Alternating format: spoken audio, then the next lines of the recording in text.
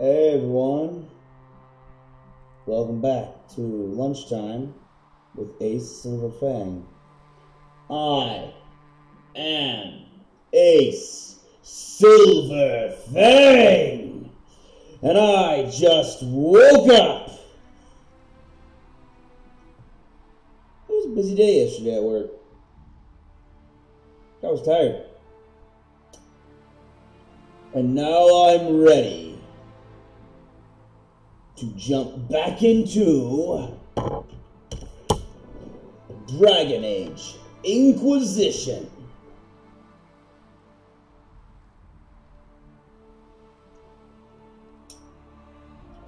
Yeah. Today we're finally at a point where it should update my character.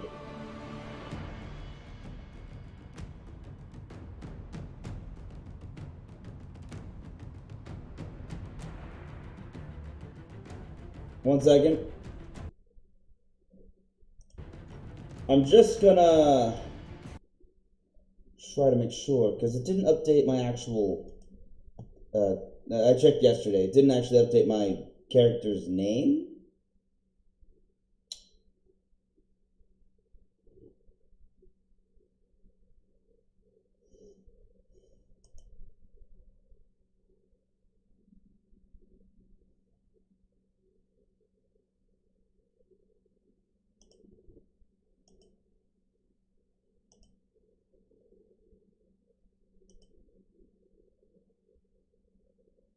No. Never mind, it did. Velowin Lavalon.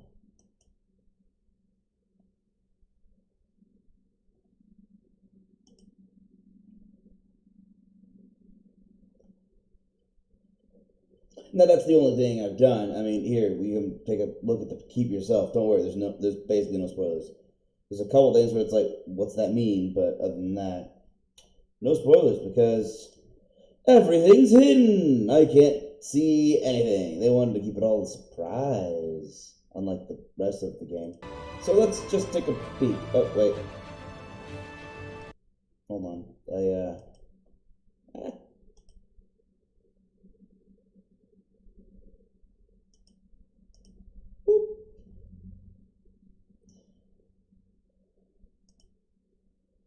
Just had to make sure I get back here. Okay, let's pick up where we left off and actually get something done today.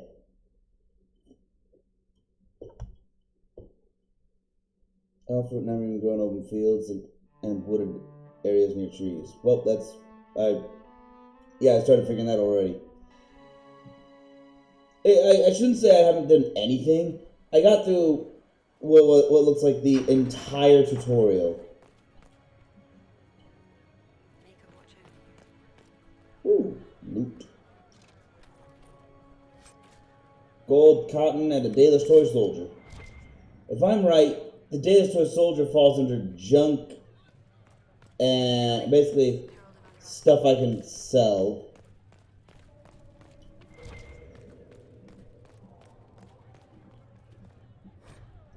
The Fade.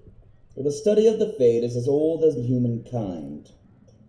For so long as men have dreamed, we have walked its twisting paths, sometimes catching a glimpse of the city at its heart. Always as close as our own thoughts, but impossibly separated from our world. Its Vinter Imperium once spent vast fortunes of gold, lyrium, and human slaves in an effort to map the terrain of the Fade. An ultimately futile endeavor, although portions of it belong to powerful spirits. All of the Fade is in constant flux. The Imperium succeeded in finding the disparate and ever-shifting realms of a dozen demon lords, as well as cataloging a few hundred types of spirits, before they were forced to abandon the project. The relationship of dreamers to the Fade is complex. Even when entering the Fade Through the use of lyrium, mortals are not able to control or affect it.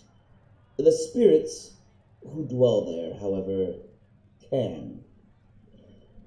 And as the chantry teaches us, the great flaw of the spirits is that they have neither imagination nor ambition.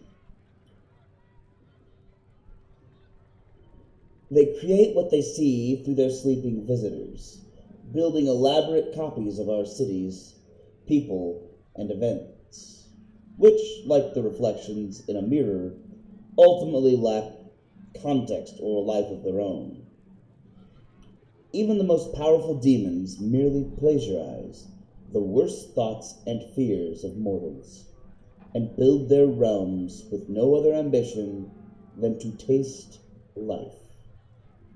From Tranquility and the Role of the Fade in Human Culture by First Enchanter Josephus.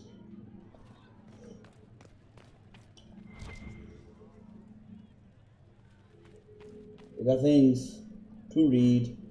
A chant for the departed. The light shall lead her safely through the paths of this world and into the next. For she who trusts in the Maker, fire is her water. As the moth sees light and goes toward flame, she should see fire and go towards light. The veil holds no uncertainty for her, and she will know no fear of death, for the Maker shall be her beacon and her shield, her foundation and her sword. Transfigurations 10:1, often sung by mourners as they light candles. Have you got completely mad? She should be taken to Val Royo immediately, to be tried by whomever becomes divine. I do not believe she is guilty. The elf failed, Seeker. The breach is still in the sky. For all you know, she intended it this way. I do not believe that.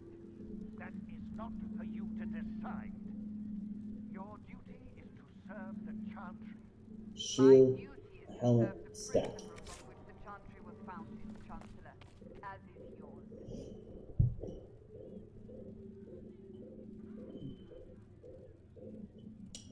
Okay, you guys can wait just a second, right? I'm gonna check out this room.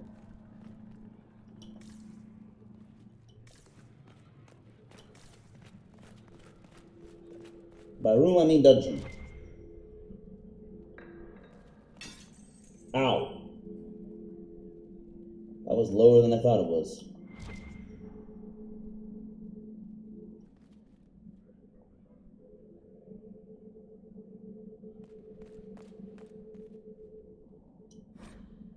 Founding of the Chantry. Cordilis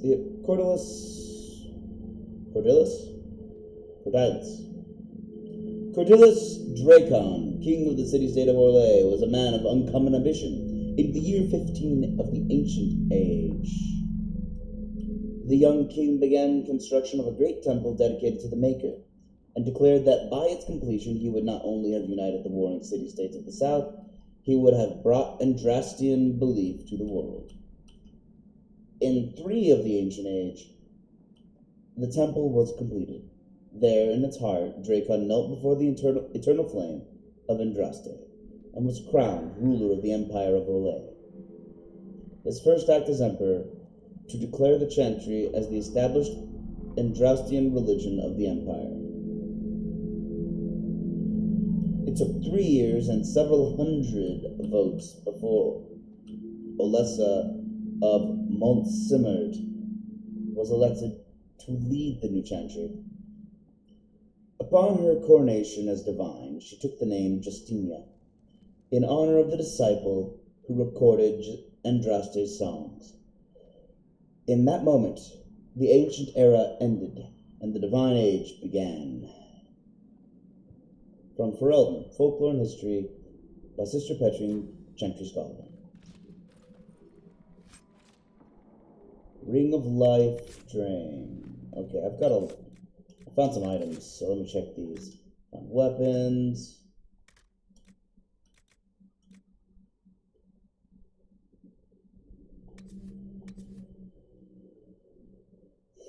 This is tough. On the one hand, it's slightly less DPS, but on the other hand, it's a greater critical chance, increase in magic, and an increase in willpower. But that's only because it has 2 runes on it. I'll save this. I might be able to give this to Solus. What? Oh, shields count as weapons. Interesting. Intense Blight Wasp Vitar. I can't wear that. Kunari only.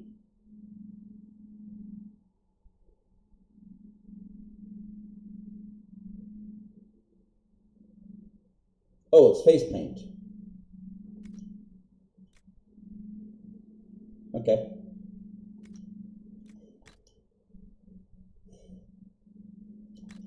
Ring of Life Drain. What's it do? Heal on kill. Cool.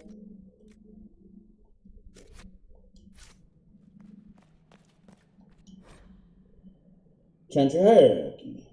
The Divine of the titular head of the Chantry. Although since the schism split the Imperial Chantry into its own faction, there are now in fact 2 Divines at any one time. One Divine, informally called the White Divine, is a woman housed in the Grand Cathedral in Valfrail. The other, known as the Black Divine, is a man housed in the Argent Spire in Minrathus. Neither Divine recognizes the existence of the other, and the informal names are considered sacrilegious. No matter the gender, a divine is addressed as Most Holy or Your Perfection. Beneath the rank of divine is the Grand Cleric. Each Grand Cleric presides over numerous chantries and represents the highest religious authority for their region. They travel to Valhalla when the College of Clerics convenes. So remember, most of the Grand Clerics were lost in the big explosion at the thing. Some sort of thing. Oh, I leveled up apparently. But otherwise remain where they are assigned. All Grand Clerics are addressed as Your Grace. Beneath the Grand Cleric is the mother, or in the Imperial Chantry, the father. If a mother is in charge of a particular chantry, revered is appended to her title. These are the priests responsible for administering to the spiritual well-being of their flock. A mother, or revered mother, is addressed as Your Reverence. Brothers and sisters form the rank and file of the chantry and consist of 3 main groups: affirmed, initiates, and clerics. Affirmed are the lay brethren Affirmed are the lay brethren of the chantry. This is a long one. Of the chantry, those regular folk who have turned to the chantry for succor. Often they are people who have led a difficult or irreligious life and have chosen to go into seclusion, or even orphans, and similar unfortunates who were raised into chantry life. The affirmed take care of the chantry and are in turn afforded a life of quiet contemplation. No questions asked. Only those folk who take vows become initiates. These are men and women in training, whether in academic knowledge or the martial skills of a warrior. All initiates receive an academic education, although only those who seek to become Templars learn how to fight in addition. Clerics are the true academics of the chantry, those men and women who have dedicated themselves to the pursuit of knowledge. They are often found in chantry archives, sages presiding over libraries of books and arcane knowledge. The most senior of these clerics, placed in charge of such archives, are given the title Elder, although such a rank is still beneath that of Mother. All brothers and sisters are addressed simply by All other brothers and sisters are addressed simply by noting their title before their name, such as Brother Genitivi. From a guide for ambassadors from Evane. That was a lot of reading.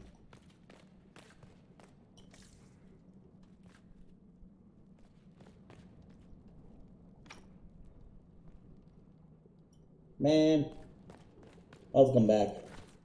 General Grievous? No, a skull.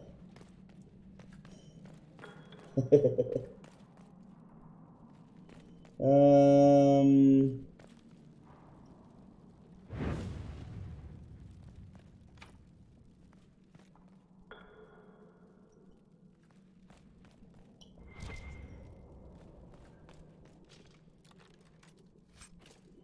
Hat of the Inquisitor. Scout mail legs.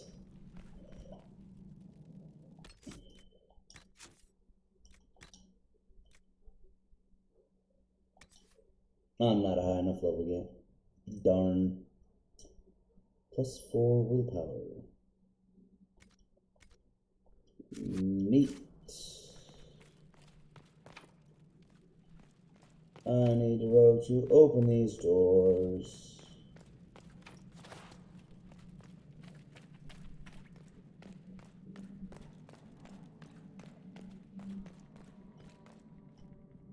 Alright, I'll come back here when I have a rope.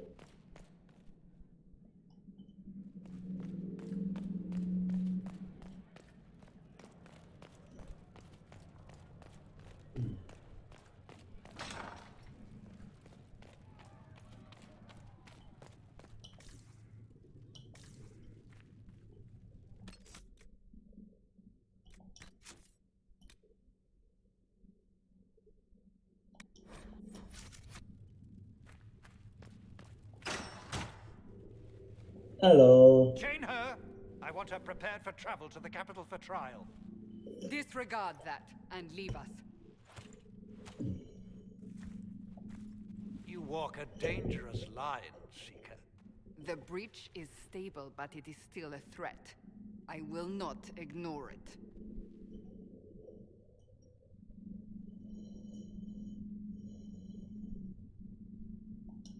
I did everything I could to close the breach. It almost killed me. Yet you live. A convenient result insofar as you're concerned. Have a care, Chancellor. The breach is not the only threat we face. Someone was behind the explosion at the Conclave. Someone most holy did not expect. Perhaps they died with the others, or have allies who yet live. I am a suspect? You, and many others. But not the prisoner. I heard the voices in the temple. The Divine called to her for help. So her survival, that thing on her hand, all a coincidence. Providence. The Maker sent her to us in our darkest hour.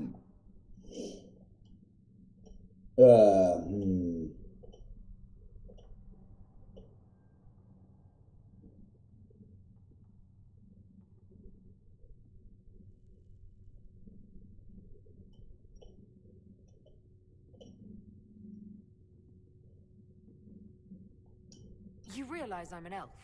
A Dalish elf. I have not forgotten. No matter what you are or what Yeah. you believe, you are exactly what we needed when we needed it.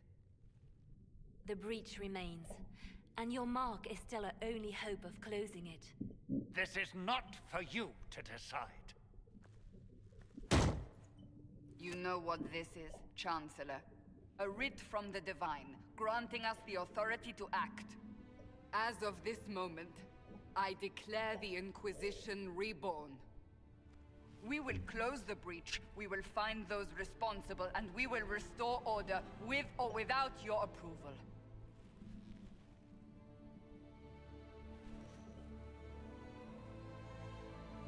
This is the Divine's directive. Rebuild the Inquisition of old. Find those who will stand against the chaos. We aren't ready. We have no leader, no numbers. And now, no Chantry support. But we have no choice. We must act now, with you at our side. Investigate. The Dalish Elf would like to know why you think I should help the Chantry. What is the Inquisition of old, exactly?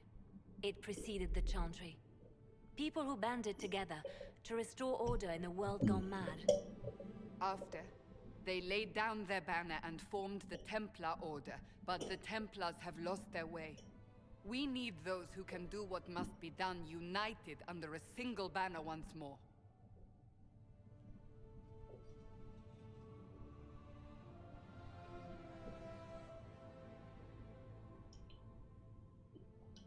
You're trying to start a holy war. We are already at war. You are already involved. Its mark is upon you. Literally. As to whether the war is holy, that depends on what we discover. What if I refuse? You can go if you wish. You should know that while some believe you chosen, many still think you guilty. The Inquisition can only protect you if you are with us. We can also help you. It will not be easy if you stay, but you cannot pretend this has not changed you. What is the Inquisition of old, exactly? It preceded... After, we need those who can do what must be done, united under a single banner once more. But aren't you still part of the Chantry? Is that what you see? The Chantry will take time to find a new divine. And then it will wait for her direction. But we cannot wait. So many Grand Clerics died at the Conclave. No, we are on our own. Perhaps forever. This is rather strange. When I woke up, I certainly didn't picture this outcome. Neither did we. Help us fix this before it's too late. Alright, I'll fix the world. Although I agree with her with one aspect. She's like, I'm not the chosen one. I'm a Dalish elf.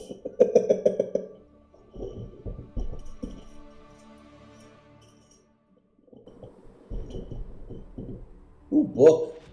Ooh, book closed. Ooh, they stressed. Who are these people?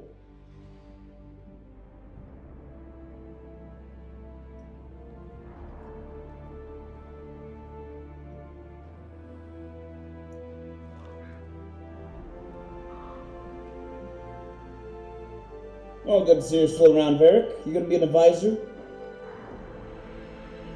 Because I'm pretty sure he doesn't become my companion again.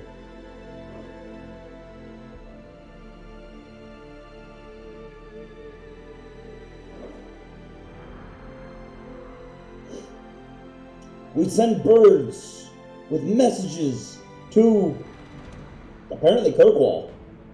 That really did look like Kirkwall.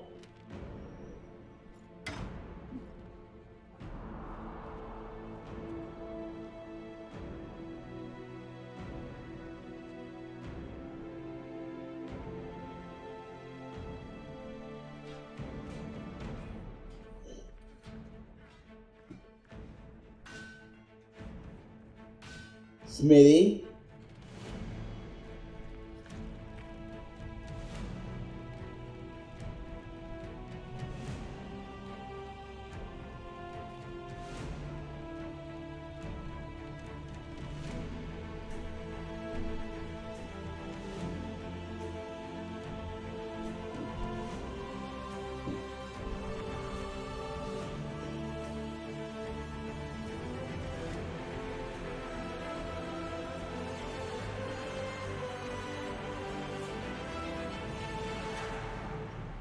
Dragon Age Inquisition. We're finally in it, people. You know, because they put the title screen up. Report to Evan Chandler. I already did that. Influence?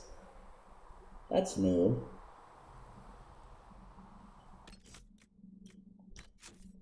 Power 1. Points to spend. What does all it mean? What is this? You use your staff's energy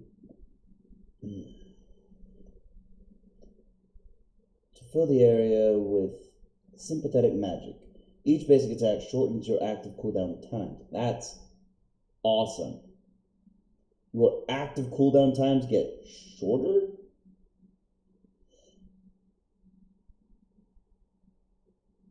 Okay, so... Oh.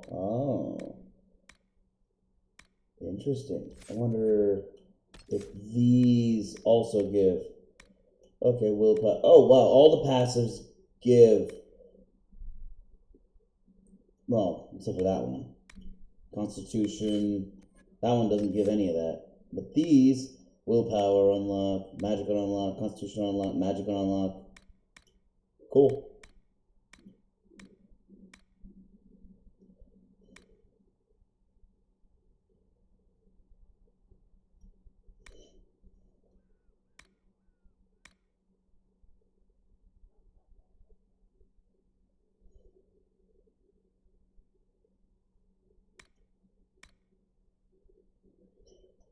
Choose yourself in lightning while casting spells. Enemies that attempt to interrupt your casting with attacks are struck by arcs that leave them paralyzed. This one does more damage based on missing mana.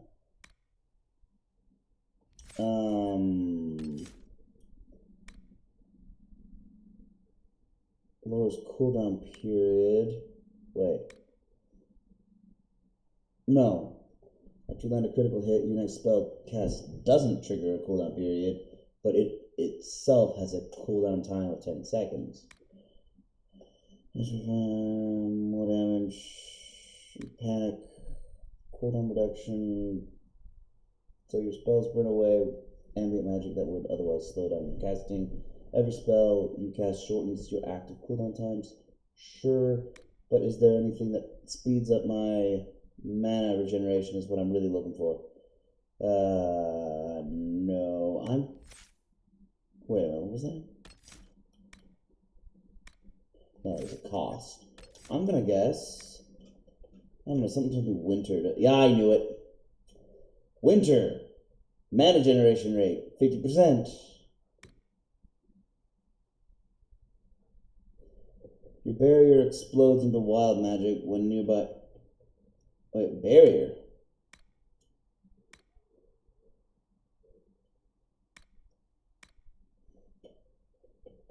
When enemies destroy it, the blast freezes all nearby enemies and allows you to cast your next spell without consuming mana. Okay, so if you go winter, you really have to go spirit as well, because it uses barrier.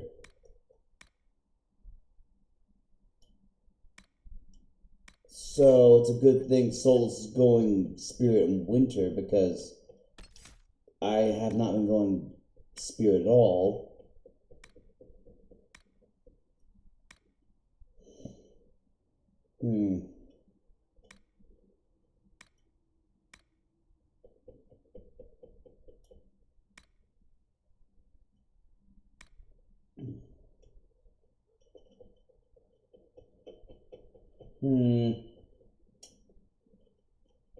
I'm hesitant at getting a new ability because it costs extra mana. And this one costs even more. At least this one lets me cast 2 spells.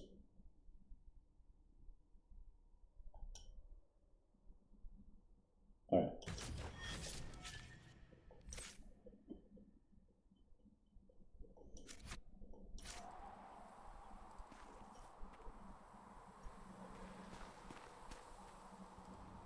What the? Glowy over here?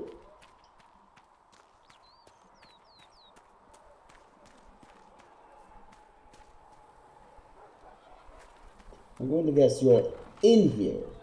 Apothecary. Find recipes through exploration or by visiting merchants. Visit an apothecary with herbs you gather in the wilderness to upgrade potions.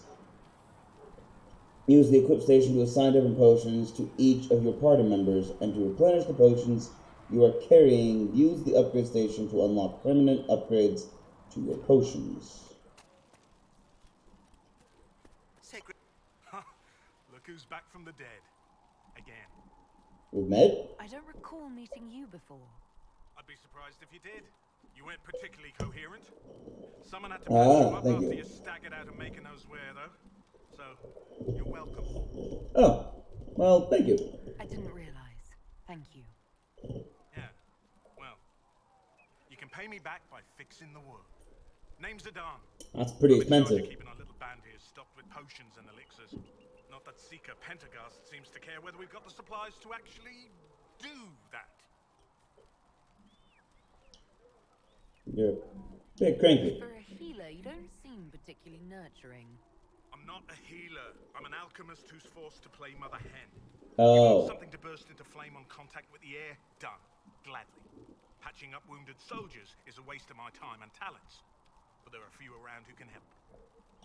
Well, how are things? How are your people holding up? There's no shortage of work. That's for damn sure. Need help? Is there anything I can do to help out? We're fine as far as raw labor goes. You've more important things to do than tend to me. I only wish I'd been able to find Master Tajin's notes. Old bastard was working on something special. He died at the Conclave, and his notes weren't here. Been too busy dealing with the wounded to look for them. How do I order How do I go potions? about having potions made? Just take a look there and tell me what you'd like. Find a recipe for something better, I can make that too. Awesome. Already opened that. Equip potions. You can equip or replenish potions for each party member, which is handy. Healing potions are at the top of the radial menu. At the top of the radial menu are replenished for free automatically, but all other potions require herbs for replenishing.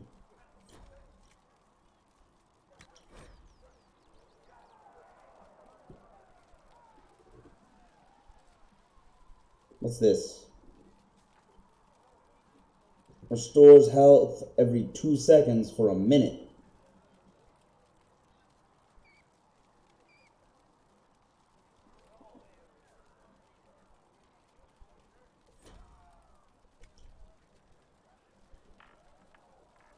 To replenish potions, you must have enough herbs of the appropriate type.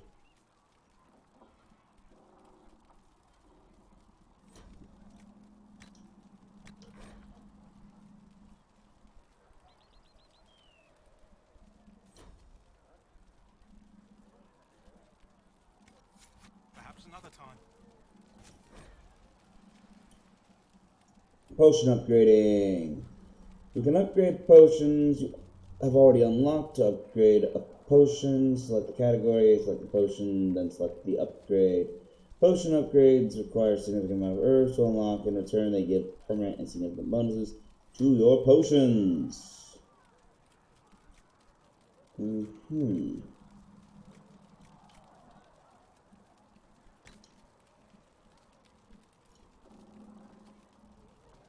That is a lot of elf fruit.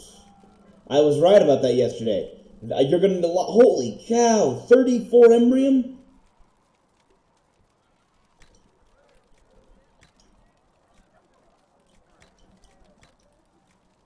Increase healing, then increase healing. So there's only 2 upgrades for the healing potion. There's a ton for the regeneration potion. So that's going to be... Let's see. Do I have enough of anything? I need 1 royal elf fruit to increase healing by the regeneration potion once.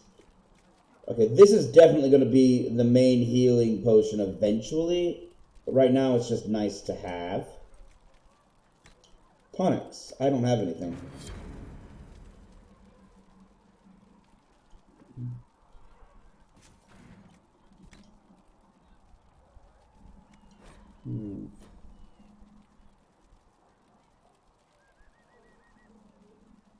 Solus!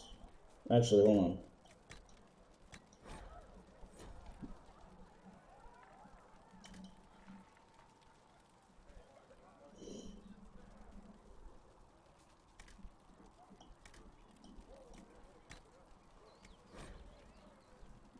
To replenish potions, you must have enough herbs of the appropriate type. Ah.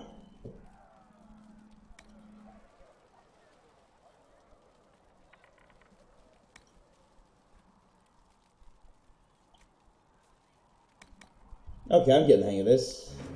Just right. These are handy, but I need to get more potions unlocked. Nothing in here. Solus! What's up, buddy? Andraste, a blessed hero sent to save us all. No.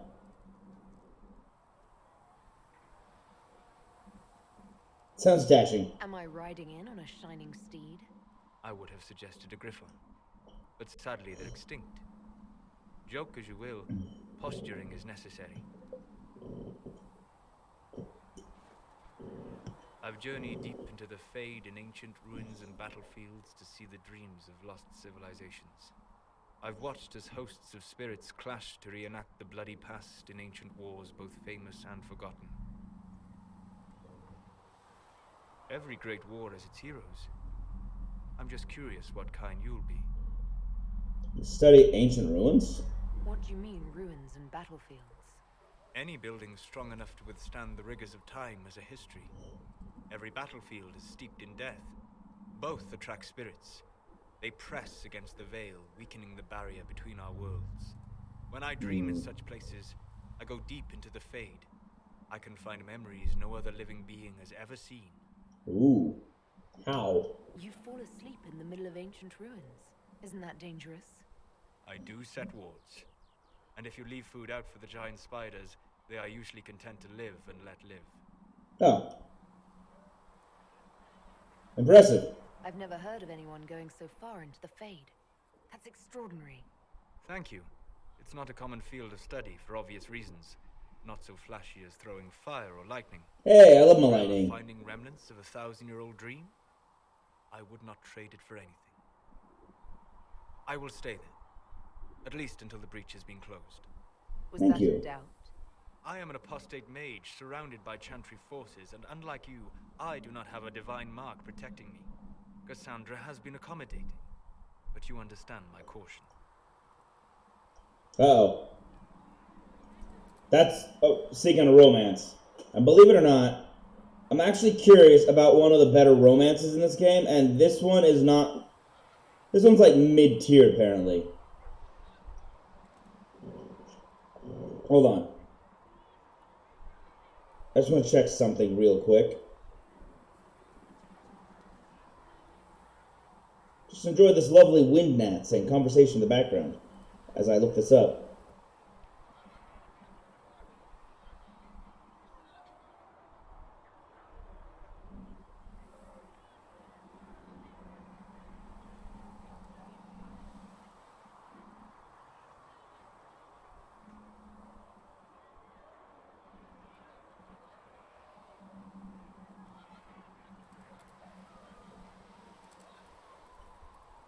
Um...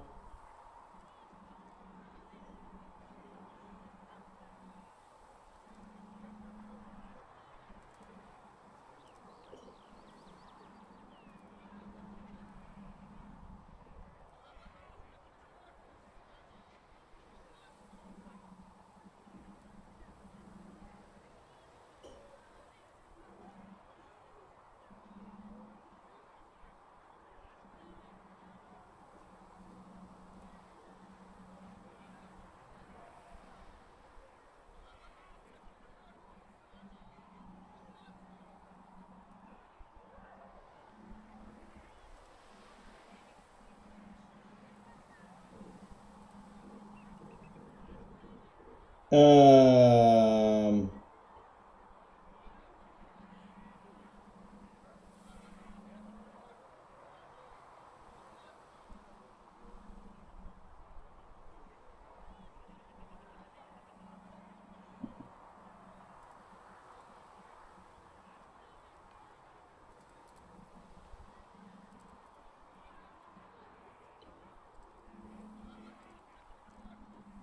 I know it's weird that I'm still looking this up. I know.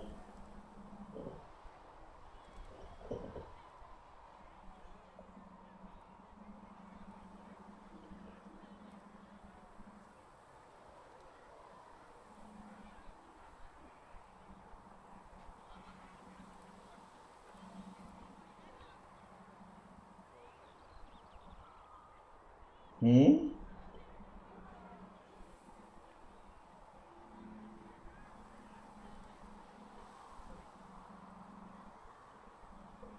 What the heck?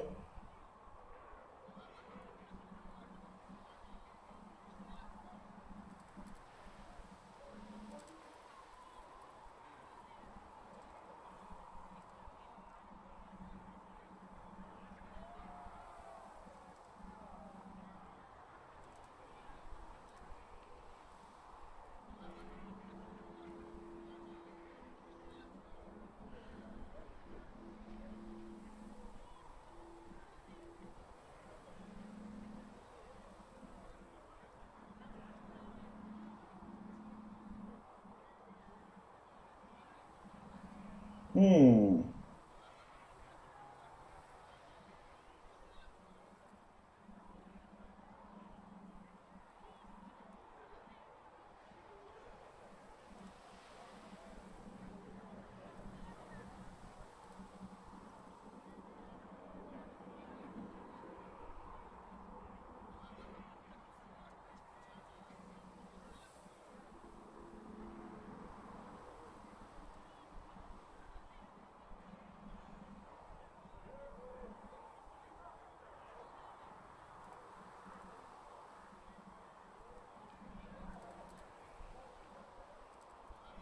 Wait a minute. Yeah. Okay.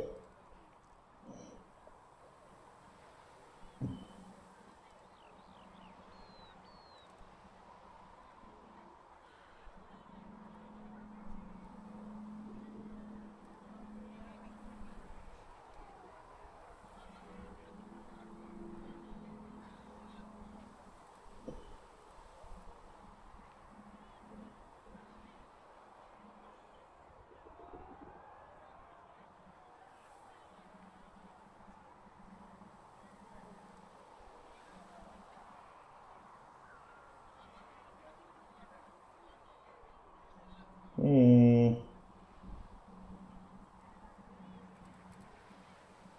Well, it's not telling me what I wanted to know. I've heard there's some sort of secret about him, about Solus.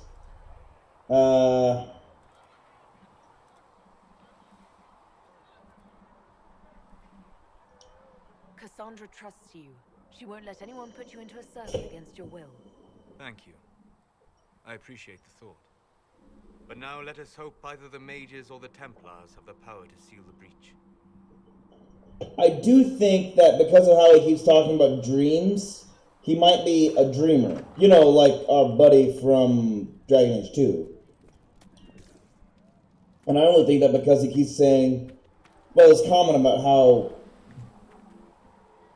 Closing the breach is our primary goal. But I hope we might... Goodbye.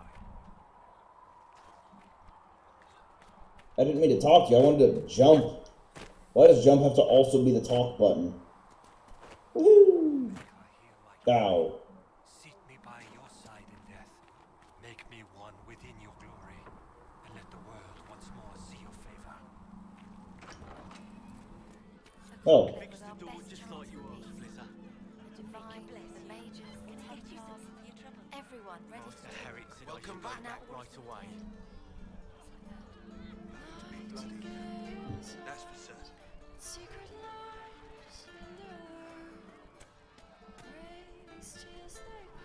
This is a busy tavern. Can I get you anything? What can you tell me about this area? Adarna's Haven's apothecary. He's been making potions and tending to the wounded as best he can. Harris is the Inquisition smith. Whatever he can, you thread the quartermaster can probably find. Okay. And for anything fancier, you can try buying from Segrit. His prices aren't too high. Yet? Oh, there's also Minave. She studies beasts and things, as I understand. Okay. Farewell. Goodbye.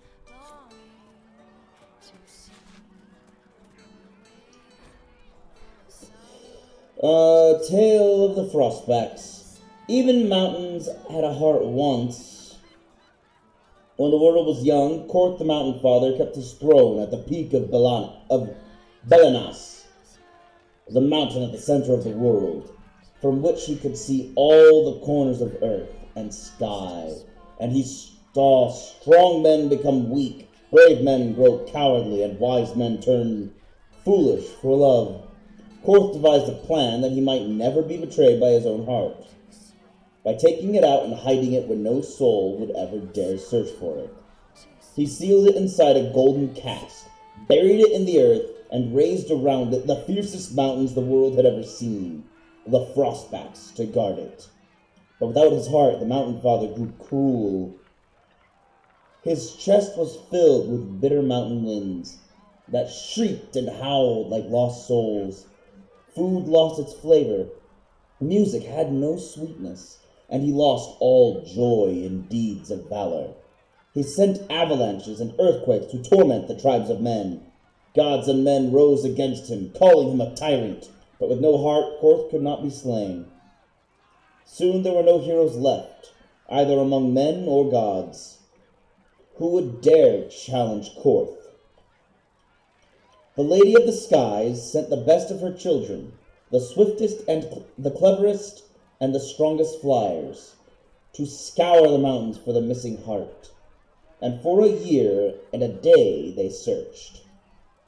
But sparrow and raven, vulture and eagle, swift and albatross returned to her with nothing. Then the ptarmigan spoke up and offered to find the god chief's heart. The other birds laughed, for the ptarmigan is a tiny bird, too humble to soar, which spent half its time hopping along the ground. The lady would not give the little creature her blessing, for the mountains were too fierce even for eagles. But the ptarmigan set out anyway. The little bird traveled deep into the frostbacks. When she could not fly, she crawled, she hugged the ground and weathered the worst mountain winds, and so made her lonely way to the valley where the heart beat. With all the gods' terrible deeds, the heart was far too heavy for the tiny bird to carry, so she rolled it little by little out of the valley and down a cliff. And when the golden cask struck the earth, it shattered. The heart was full, almost to bursting, and the pain of it roused the mountain god to come see what had happened. When Korth neared his heart, it leapt back into his chest, and he was whole again. Then Hakon Wintersbreath bound Korth's chest with 3 bands of iron and 3 bands of ice, so it could never again escape. And all the remaining gods named the ptarmigan honored above even the loftiest eagles. The ptarmigan, a Navarre tale, from Ferelden Folklore and History by Sister Petring, Chantry Scholar. That's nice. Resources found here. Elf fruit and iron. What? What, is that of resources found in the Frostbacks? I mean, I know that, but still. A chant for the departed, already read that. Wait, no, oh, the First Inquisition. The birth of the Chantry took place more than 9 ages ago. The mists of time have obscured once well-known facts. It is commonly believed the Chantry alone created the Templars and the Circle of Magi. Few recall there was ever an Inquisition. Oops. Those who do believe it predated the Chantry, hunting cultists and mages in a reign of terror ending only upon its transformation into the Templar Order. This is not quite the truth. One must keep in mind the state of Thedas prior to the Chantry's creation, a world where the only source of order, the Tevinter Imperium, had fallen apart.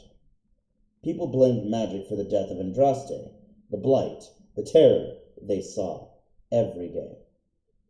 And not without reason. Abominations and demons rampaged the countryside. No one was safe. Disparate groups of men and women initially formed the Seekers of Truth, determined to re-establish order because no one else would do what was necessary. The truth they sought, the question they tried to answer, was how to restore sanity.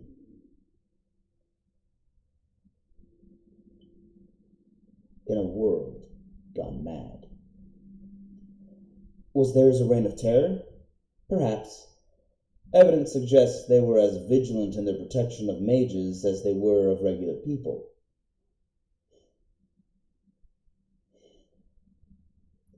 When they intervened, they convened an ad hoc trial to determine the guilty party. This even application of justice led to their poor reputation. The Seekers came down against every group at one time or another, their Inquisition gaining notoriety for being on no one's side but their own. They considered themselves good people.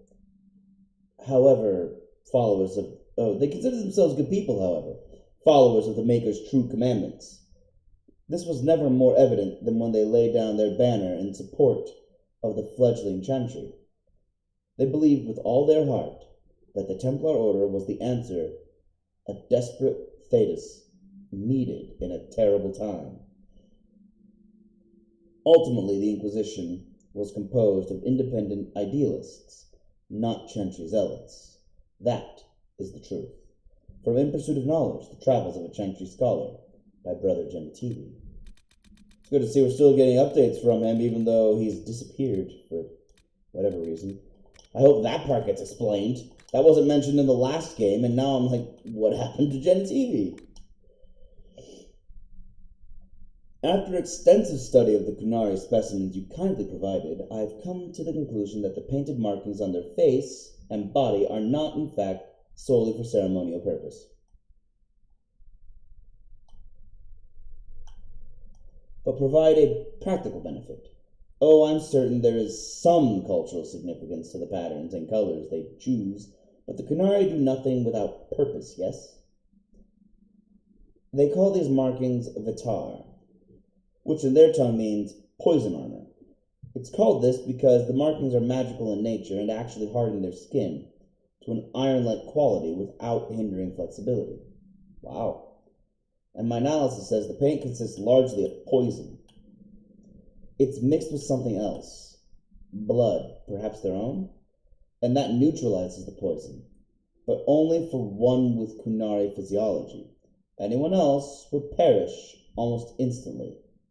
Which reminds me, I'll kindly require another body slave. What? Must be in Minrathous. The process activates the magical qualities of the poison, which provides the protective effects almost in the same manner that lyrium runes do. How this works and whether it can be used for our purposes will require further study. Perhaps some live specimens this time? A letter written by Nemeria Origanus, apprentice to Magister Varus. That's right. That makes sense. Dragon Age 932. Tales. Nightingale's eyes, what secret lies in their worth? Raven's tears they cry, but all the while they softly land and spy on you. Nightingale's eyes, what will they find left behind? Craven master spy, with heart remiss for those who could not find the truth. We're blinded, so we're hiding, dying to be. We're hiding from the fighting, longing to see. We're waiting for someone to speak and set us all free. Nightingale's eyes can free the ties on our hands. Craven master spies, can they find the key that can unlock the past? We're hiding from the fighting, longing to see. We're waiting for someone to speak and set us all free, free. As performed by the bard Meriden Halewell. But where's Phineas? Oh no, Finian. A bard! I have not seen his stuff.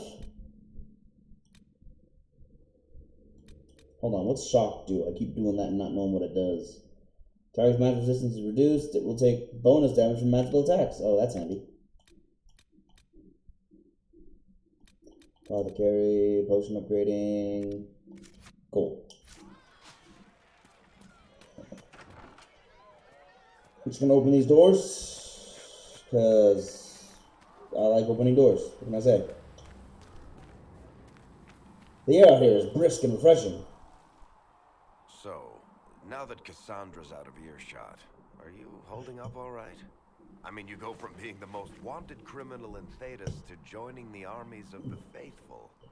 Most people would have spread that out over more than one day.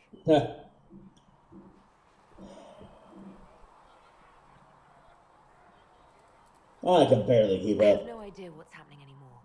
That makes two of us. For days now, we've been staring at the breach, watching demons and Maker knows what fall out of it. Bad for morale would be an understatement. I still can't believe anyone was in there and lived. Why did you If stay? it was that bad, why did you stay? Cassandra said you were free to go.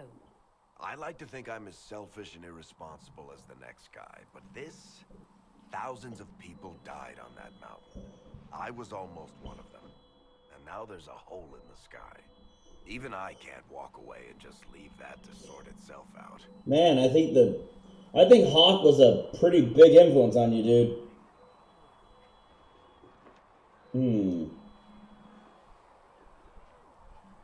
Hasn't quite sunk in I'm yet. not sure I believe any of this is really happening. If this is all just the Maker winding us up, I hope there's a damn good punchline coming. You might want to consider running at the first opportunity. I've written enough tragedies to recognize where this is going. Heroes are everywhere. Thanks. I've seen that. But the hole in the sky, that's beyond heroes. We're going to need a miracle. Remember, apparently the next game is called Dreadwolf, so exciting. Oh, this is the room where I woke up. Why is that on the opposite side of where the apothecary is? Ally with the Templars, I'd imagine. I've seen them wicked magic. What about the rebel mages? Rebel mages probably made that damn breach. No. If you're This is something clean, else. Head can get you a bucket and a broom. Anyone calls you knife here, come to me. Oh, you're her. Thrin. Inquisition Quartermaster. I'm doing what I can to supply this mess. If you find what I need to fill one of my requisitions, I'd appreciate you bringing it in. Oh, sure thing. Investigate? What is your job? What do you do here? I make sure the Inquisition troops have food in their bellies and iron in their hands. Ah. Lots of people expecting us to be heroes, marching all day to fight the demons. Turns out heroes need to dig latrines just like everyone else. Yeah. Need someone to drop a deuce, but I guess that's true. Yeah, like I need someone. Everyone needs to drop a deuce, so you need somewhere to drop a deuce. Preferably not where other people are. How did you end up How here? does someone end up as quartermaster for the Inquisition? I served for Eldon under Tenlogain MacTier. Best commanding officer this world has ever seen. Oh, After they all turned on him at Denerim, though, there wasn't much use for people who held that opinion. Queen Honora offered my services to the Inquisition. It was a kindness. She knew I supported her father and got me away from the political garbage.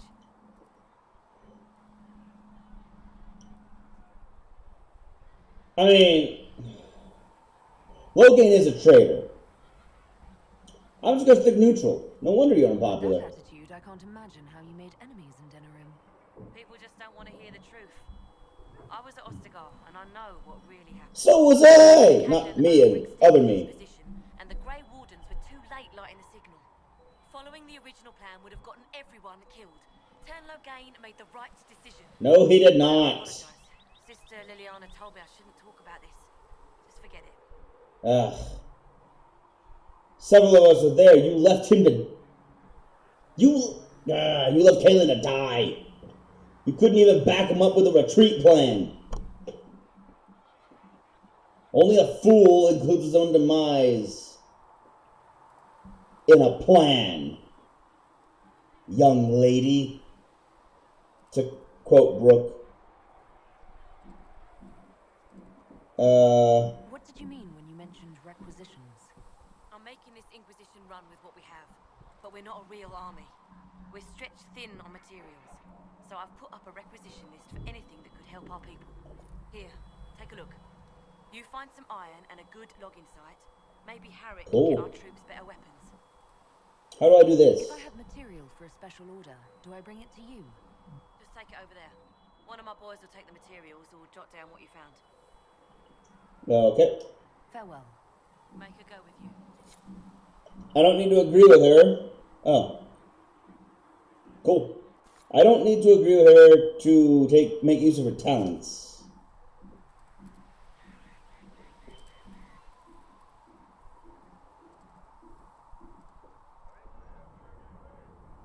I need one logging stand. If you find anything we need, let me know. Will do. I don't know where to find the logging stand. Well, I guess it's going to be somewhere around here. Surface dwarf. Hold on. Where is the blacksmith? What did dwarves do when magic Where's the blacksmith? Templars, just like the rest of you. Even down in Orzammar? Friend, I've never even seen Orzammar. But dwarves don't have mages, so magic likely isn't a big problem. True. And dwarves are magic resistant. Oh, okay, I see what I'm looking at.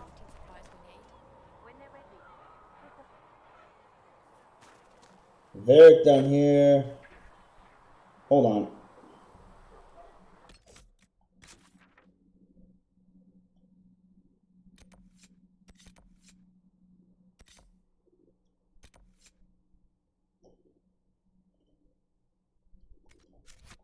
So he's this way.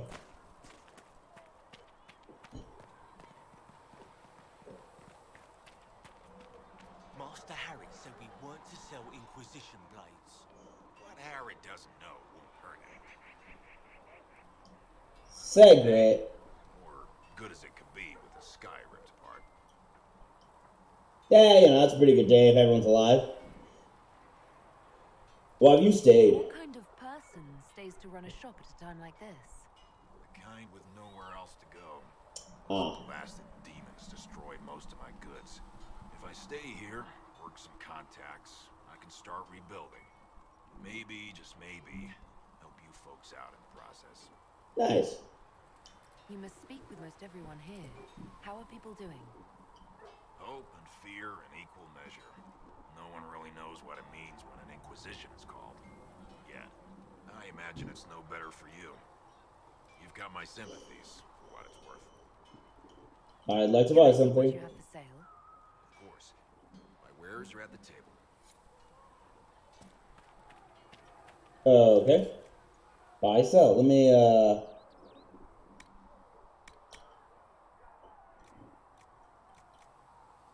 wait, hold on. Accessories, upgrades, crafting materials, no. Valuables.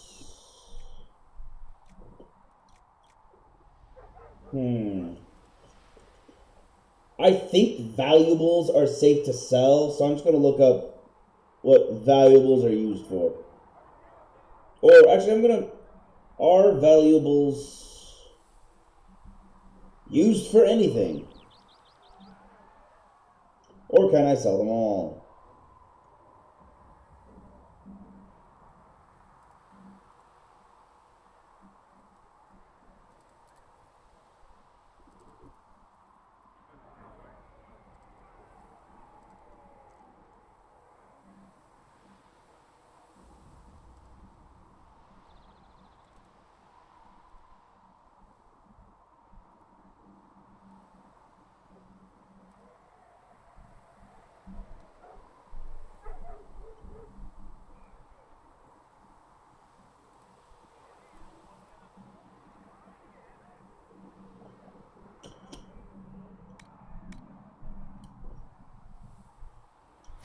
Well, blast.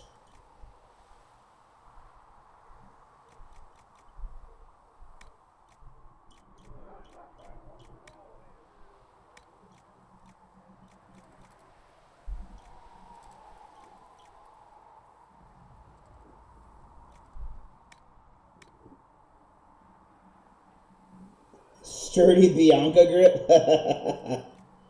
Can I make Bianca?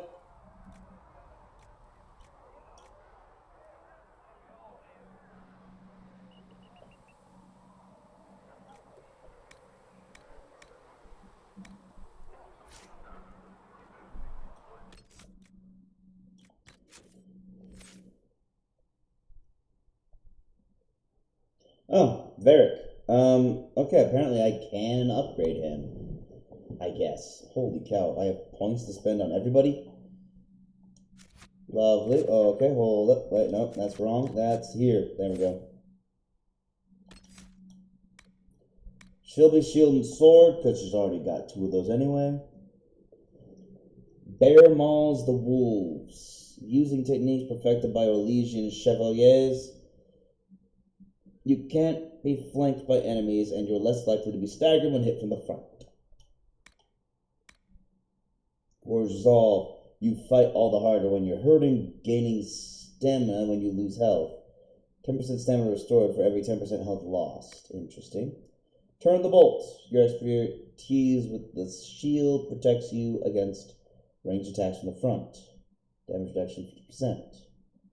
Constitution unlock plus 3. So plus 3 Constitution, plus 3 Constitution. I'll get this next.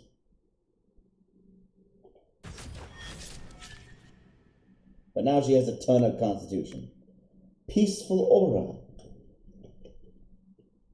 Threat reduction on him. Or Guardian Spirit.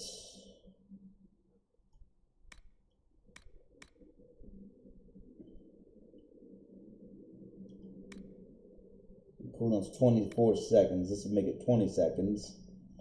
The duration... Oh no, barrier just depletes on its own, right?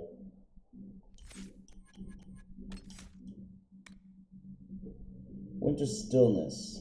By standing still, you enter into a meditative state that restores your mana at an enhanced rate and reduces all cooldown times.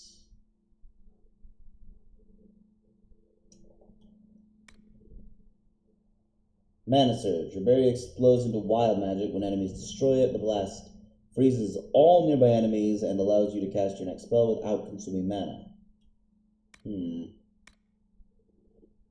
Fade Step. You let invisible waves of energy magic carry you forward, blurring ahead a short distance. Okay, it's Misty Step. So that's what the... Wow.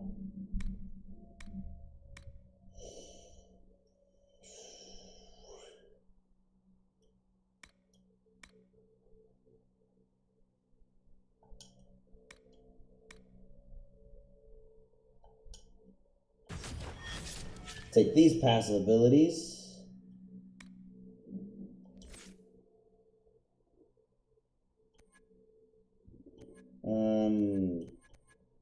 Subterfuge, Sabotage, Archery.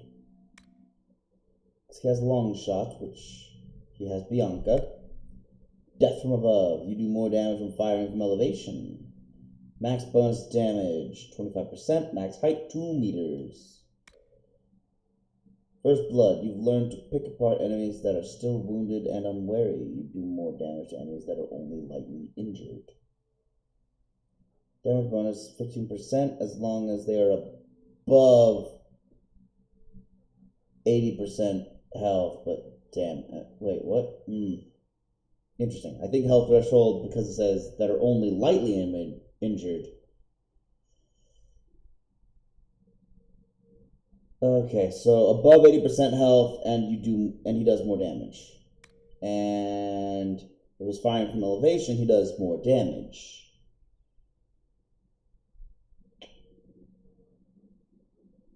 Okay, what do these upgrades do?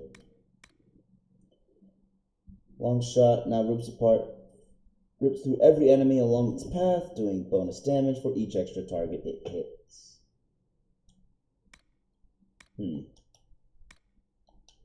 Get these.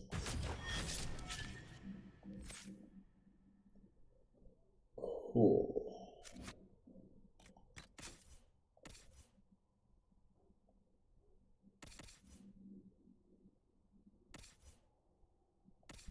Oh, there we go. Now they loaded in. I was wondering where everyone was. Okay. I got a staff and a staff. The Shocking Staff or the Disciple Fire Staff.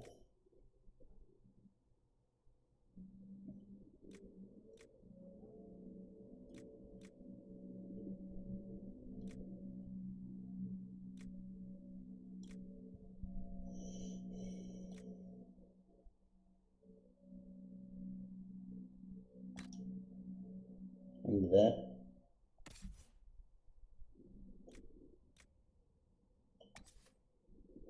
Frozen Cat and Longsword. That's good.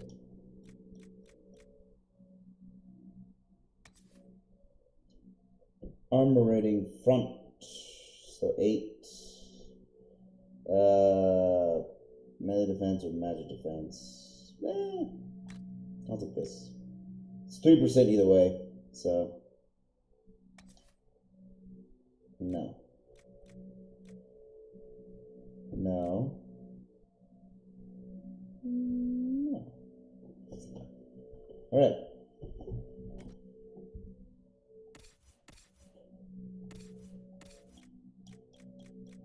Bianca.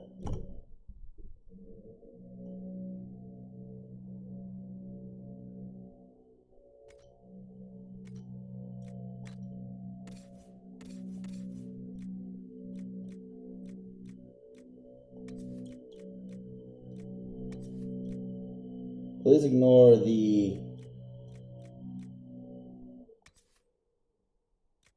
background noise of some kind of motor outside.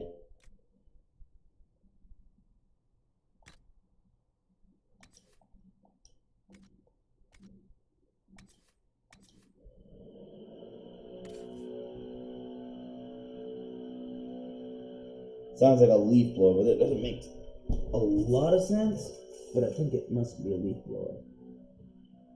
It doesn't make a lot of sense because I didn't hear any lawnmowers. That's why it didn't make any sense, but I might have missed it. Having my headset on and all.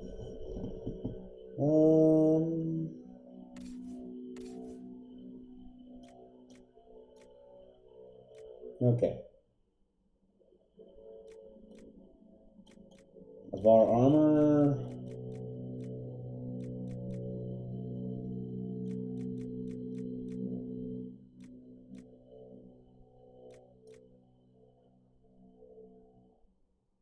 Or Antansar. This is light armor. I'll go with the Avar armor, which is much better than the common heavy armor she's currently wearing. Wow, that's loud.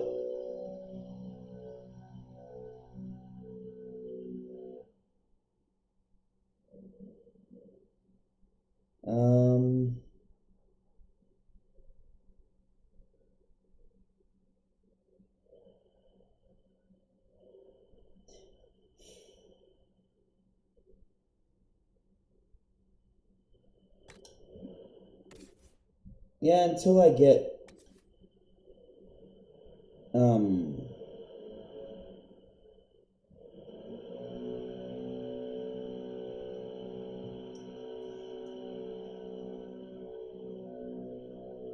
No, it's odd. It sounds like they're blowing it down my apartment building's hallway.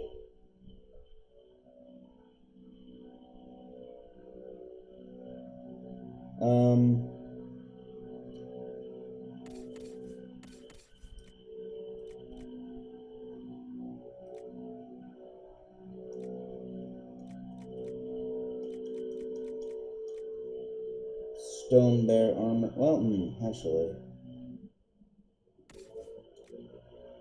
I'll give her the Stone Bear armor, and I will give him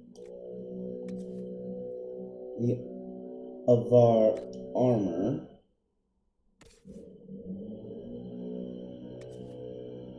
Then I'll give Varric the Antansar.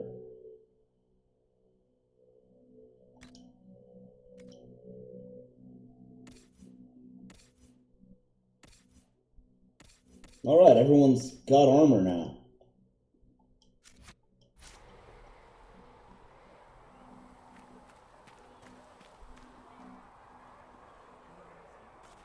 I don't know what's this way.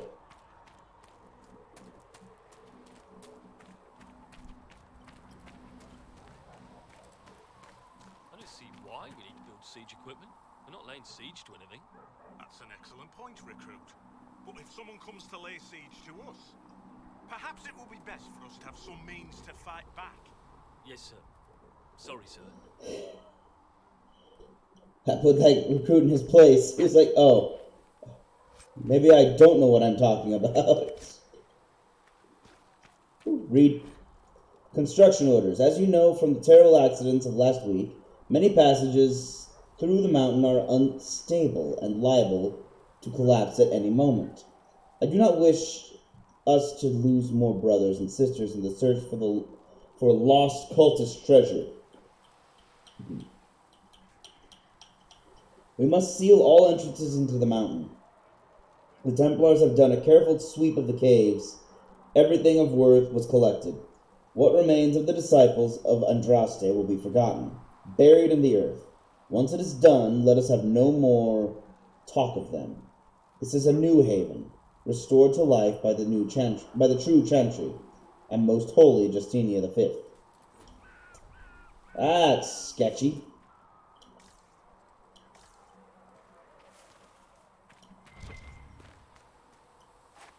Aha. Siege equipment in Thetis. Siege weaponry has been used in Thetis for centuries, with primitive equipment used as far back as the Third Blight. Nevertheless, it occupies a peculiar niche in the tools of warfare due to its requirements. Any army wishing to produce trebuchets or catapults must be funded and organized well enough to procure both the necessary materials and the military experts to construct them. Throughout history, most armies who fulfilled such requirements did not take advantage of the situation. During the Third Blight, for example, Arlessens and Montsimerd constructed catapults to fling flaming debris at the Darkspawn, but the expense of the weapons did not justify the limited damage they caused, and the Darkspawn were ultimately driven back by the Grey Wardens, not siege weaponry. Tevinter forces similarly had the resources to construct siege weapons when attacking the Free Marchers, or defending themselves against the exalted marches of the Black Age. Instead, the Imperium focused primarily upon the power of its magisters, who were less powerful but more flexible than siege equipment, and who could more easily fall back when the tide of battle turned. As a result, in the battles against the Qunari in the Steel Age, generals found to their chagrin that the great Oxman had left them behind. Qunari black powder is, most military experts agree, not magic. It is merely an advanced alchemy that makes their cannons more effective than any trebuchet could ever be. Nevertheless, there remains hope, as centuries have passed since the last blight, and mages are now safely held in the circles where they harm none. The experts of Ferelden and Relay may once again turn their great minds to learning. We need no magic, not where the minds of men survive unfettered. With our resources and our commitment to knowledge, we can easily surpass the brutal Qunari on the field of battle. From Qun, Gurns, and Steel. Military conflict in a post-Blight Thetis, written in 929 of the Dragon Age, shortly before the start of the 5th Blight. Well, that showed him. Templar Greatsword, Qunari Buckler. So a schematic and a shield.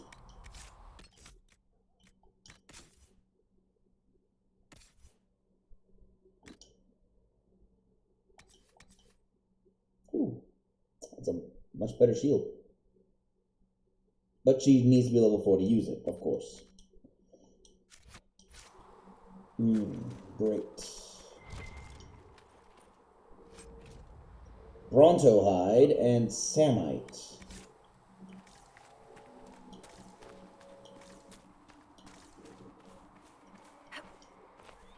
Too high, can't jump it.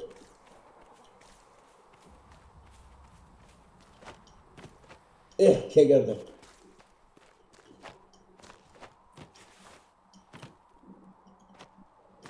Oh no, so close. Come on. Break the game. Break the game. Dang it.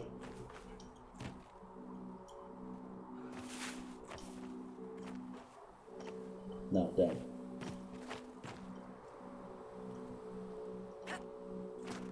I need to get a run. I need to get moving before I jump. There we go. Haha, I made it. I can't get up there. Oh well. That was worth my time. What are we fighting anyway, sir? I've heard it was mages, demons. No one really knows. That's Allega's truth. All you need to know is that we're holding this place against whoever comes to take it.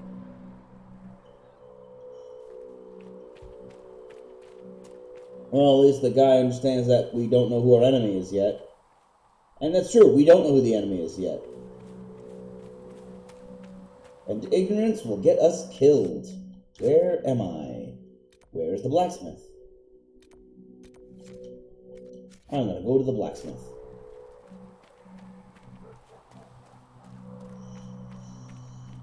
He's on the other side of this wall, apparently.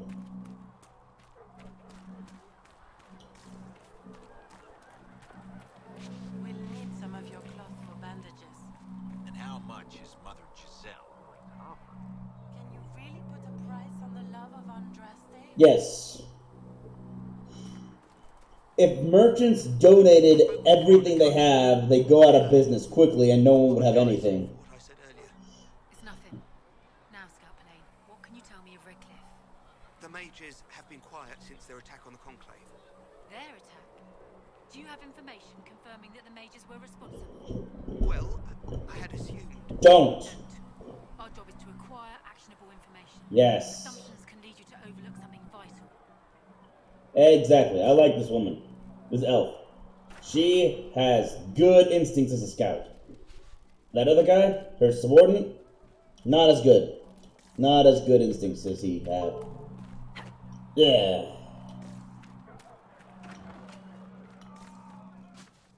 Nay. Okay, sorry, I was wrong before. This is the room where you woke up. Hi, bird.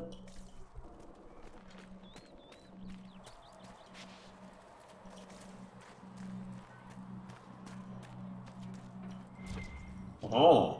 I thought I didn't check behind this house. Scout armor schematic.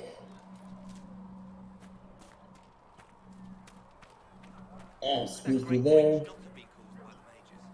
It is reasonable to believe that magic was involved, but we cannot assume it was the rebels.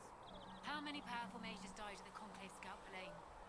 How would those deaths benefit the rebels? I'm not sure. Good. Now you're thinking. That's a start. Progress. You may call me Charter, Scalpelane. Now lower your voice. Your report is not for the world at large. Dang it, but I was enjoying listening to the report. And technically, I guess the report is for me. Can I open this door? Oh, I can. Thank you. Ooh. I admit, this place feels very filled and well lived in. It feels like an actual camp. It needs better horses. I heard Seeker Pentacast might try to acquire suitable mounts from Master Dennis. We need any horses. Oh, and who are you to be fishing around for what the higher-ups are doing? Back in Ansburg, my uncle was 5th Praetor. And what's that mean for you back in Arnsberg? Honestly, about as much as it does here. I mean, we don't have any horses, so at this point, any horses would be welcome. Thought you and your men might be working up a thirst. She sent me over to see if you needed anything. We're fine, thank you. Well, at least you said thank you. Purchase coat of arms, light arms. Where'd you go? Oh, there you are.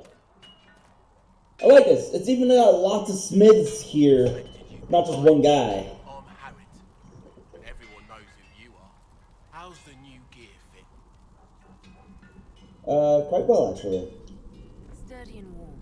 It's perfect. Sturdy and warm, this thing that bears my chest and midriff. But we're not fighting bandits. My gear will see you through demons, apostates, whatever this world throws at you. So, you need custom work, something special. You bring the materials to us, we'll make it happen. You got it. What's your story? How did you come to be here? Come from a little town called Lothring. Hey! I was in Redcliffe when the Darkspawn hit it during the Blight. Helped rebuild. Left when royalty decided it was time to hand the place over to the bloody mages. Ended up here. Just missed the boot. Can't decide if I'm the luckiest son of a bitch walking or the exact opposite. You're still walking. That's always good. True enough. And do you outfit the troops? Not me. I've got work to do. Can't be passing a sword to every blighter who signs up. If you want to help the troops, talk to Thread, the quartermaster. She'll set up requisitions. Okay, so he makes things and she deals with requisitions. He supplies for his orders.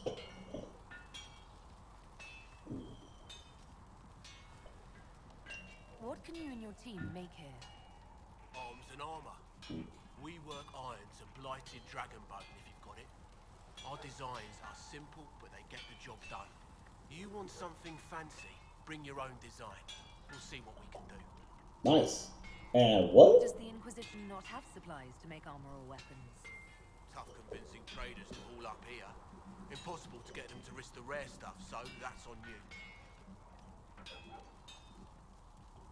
Can you help improve my arms and armor? Yes. You find a new piece, a pauldron or greaves, we'll take care of you. Cool. You can't just slap a new hilt on your sword in the field. Bring it here, we'll make sure it's done right and proper. Oh, okay. If I want something, what can you make? Start simple. Something to keep you safe. Take a look at it on the table there and we can talk. You'll need materials. We should have what you want just outside. Okay. Goodbye. Right. Modify armor. Upgrading an item has the upgrade stats to the item stats, in addition to changing its appearance. For example, attaching a hilt with a +3 cunning bonus to a sword adds this bonus to the sword. You can freely remove and add existing upgrades or exchange them between different items. New upgrades can be crafted in crafting stations. Okay.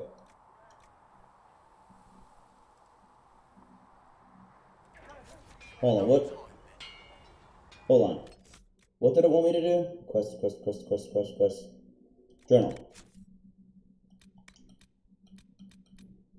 Okay, I need to find a logging stand. I need to find Tegan's notes.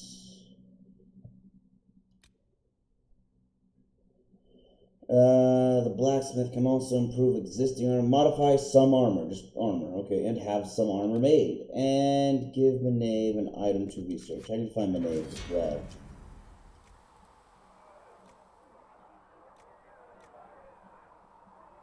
Soulless only. Mage only. Oh.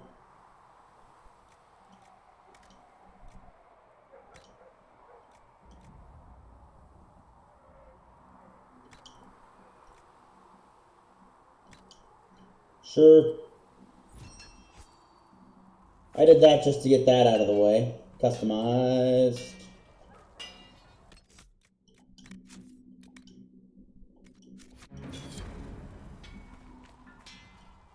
Craft weapons. Why do you put craft armor right next to the weapons mod upgrades and the craft weapons right next to the armor upgrades? That feels backwards. Crafting. To craft new armor or weapons, you need a schematic and enough materials. The schematic determines the appearance and potential power of the crafted item. The materials determine the specific stats and powers that will be added to the new item. What the?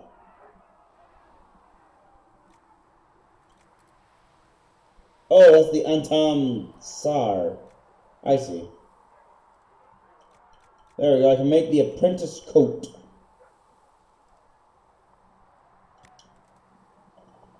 Each crafting schematic has one or more slots. Each slot accepts a specific number of materials of either metal, cloth, or leather. Fill all available slots to craft an item. There are 5 different types of crafting slots: utility, offense, defense, damage, and armor. The type of slot determines the stat that will be generated from the material placed in it. For example, placing iron in a defense slot gives a bonus to melee defense, while putting it in the utility slot gives a bonus to strength. Experiment with different combinations of materials and slots to create unique items that fit your needs. Handy that. Crafting. Each crafting material has a predetermined stat value for each possible slot type, which you can view by examining the material. The final value of the stat coming from a slot is determined by multiplying this value by the number of materials placed in the slot. Well,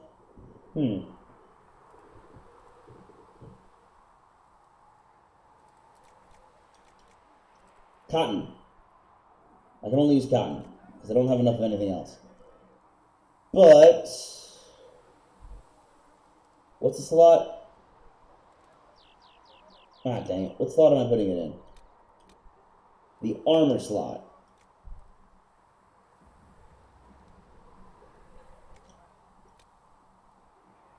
And this is the defense slot, which will give 4% magical defense. And this is low armor rating?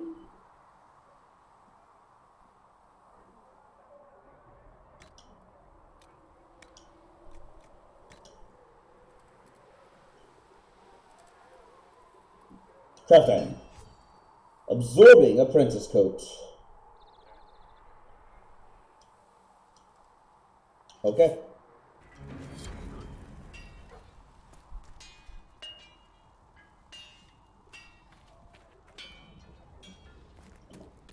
Now we have officially made things. Know that enemy. I will go here. Oh, I will loot here. Thank you for supply. Holy cow. 16 samite, 10 onyx, 16 cotton, and an apprentice staff schematic. Alright, let's make some weapons.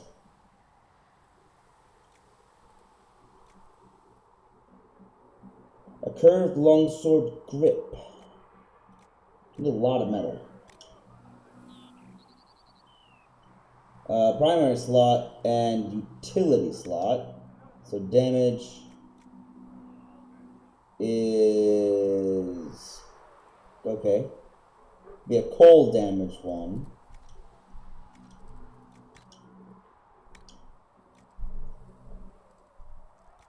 Plus 6% armor penetration. Plus 3% attack. 3% stagger on hit. 3% attack.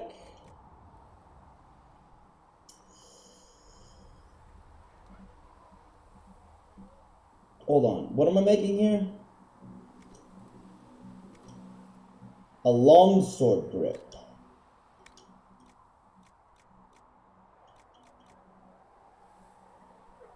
Drakestone's really good. I'm going to save that.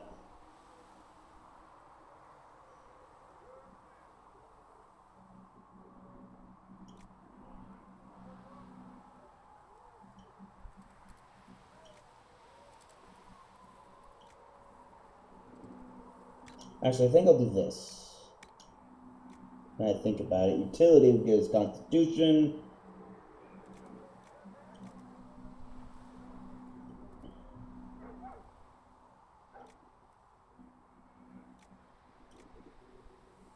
Strength it is.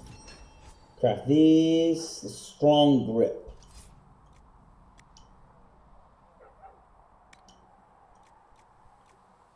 I can make a staff. This would be a cold damage staff, and it would gain 6 willpower. It gains 6 willpower.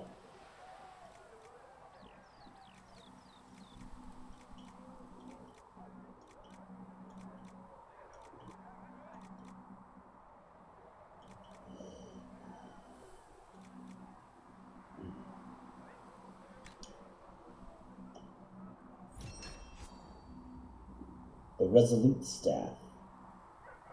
Okay.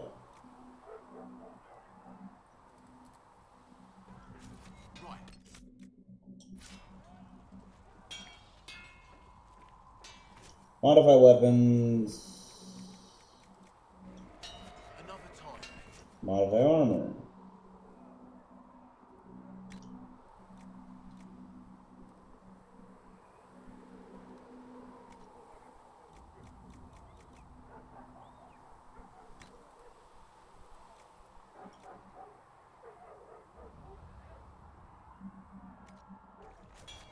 time then. What's this?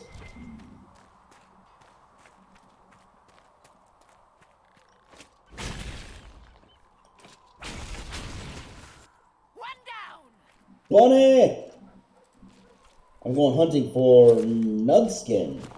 Sorry, not a bunny, Nug. But I got Nugskin.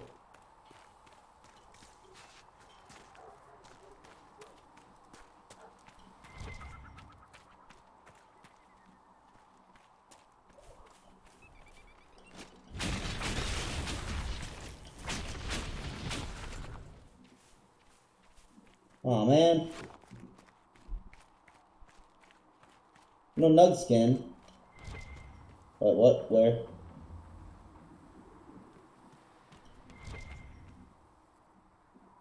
Where? It's saying there's something.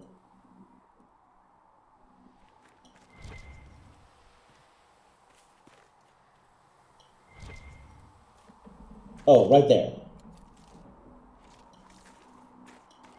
The sunset makes it a little hard to see things. The orange outline against the orange rocks and the orange grass. Oh, I do get... Okay. Weird that it didn't show up earlier. I got more Nugskin. There it is. Iron.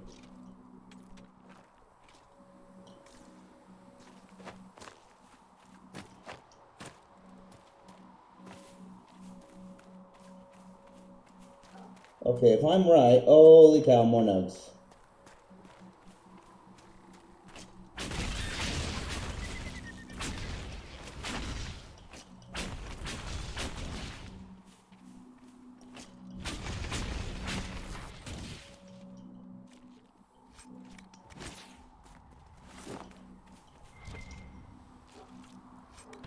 Sigil of the Nug. You found a sigil. Sigils can be attached to armors and give special bonuses along with unique hindrances. Interesting.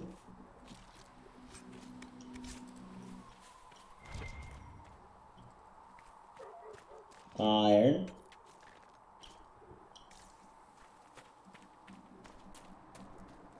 I don't think I can even leave the map this way, so this is fine. I can just keep exploring. Or maybe I can leave. Whoa.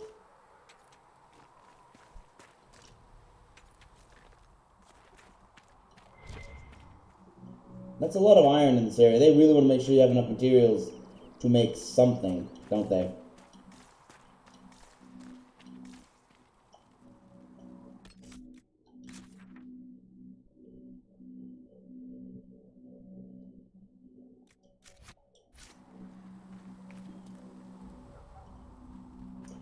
Okay, I will, I guess, go up to this door. Oh. What do you know? The Penitent's Crossing. Pilgrims seeking to visit the Temple of Sacred Ashes are allowed to ride as far as the bridge known as Penitent's Crossing. Then, whether they be sick or healthy, young or aged, the pilgrims are expected to walk by the temple sisters who supervise the bridge.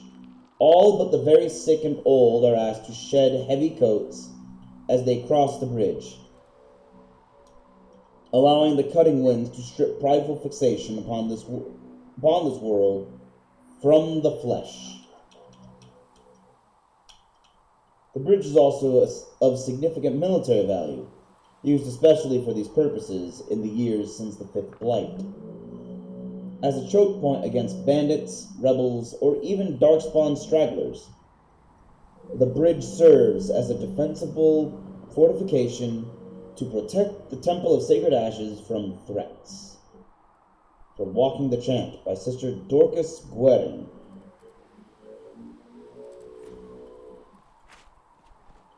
Why does Guerin sound familiar?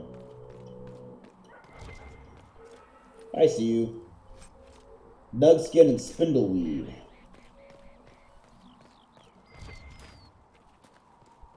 What did I find? Oh. Apparently there's a way down there, because there's something I can hunt down there.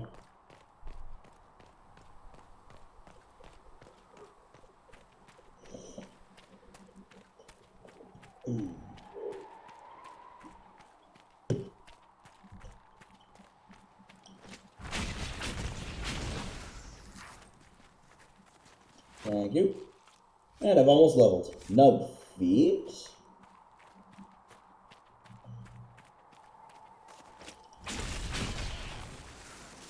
They're kind of like pig rabbits.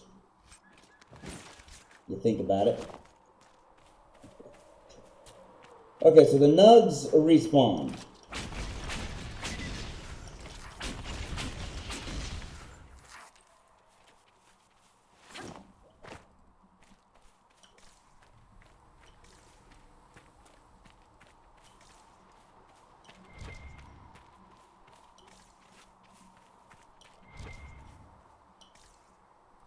Aha.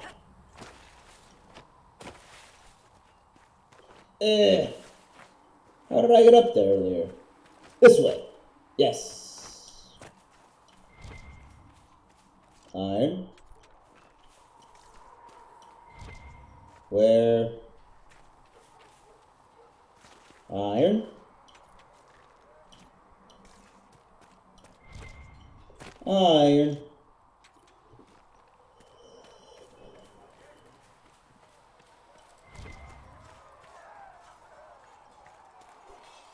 Aha.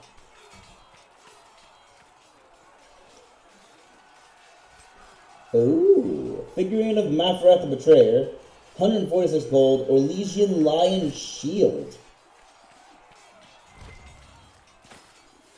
Where? This way? Ah, L3. I need those.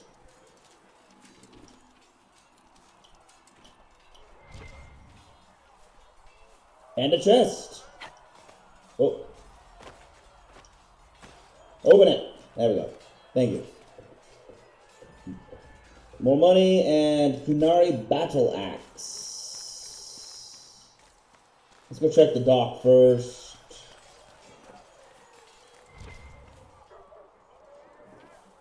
Maybe run up to the bridge and find more nug.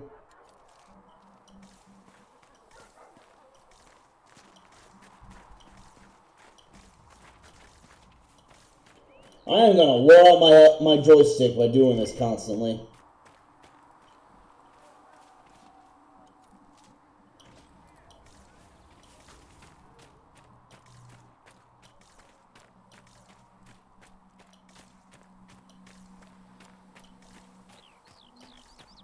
Wow, this area is big.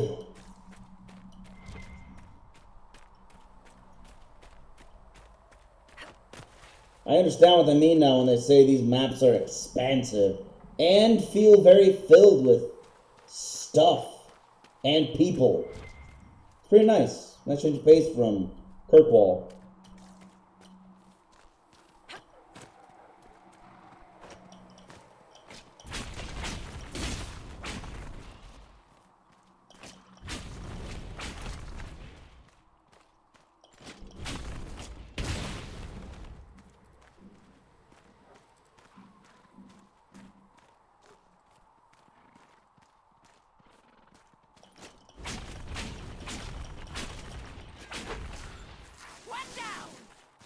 Got it.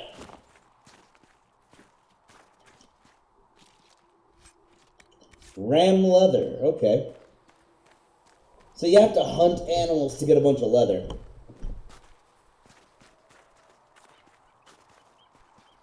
How am I still running places? Whoa.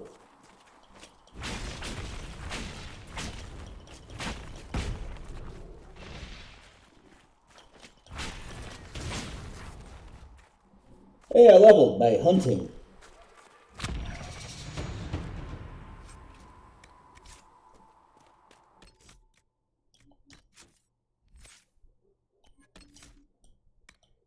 Handy. Not yet. More damage. Yes. More damage.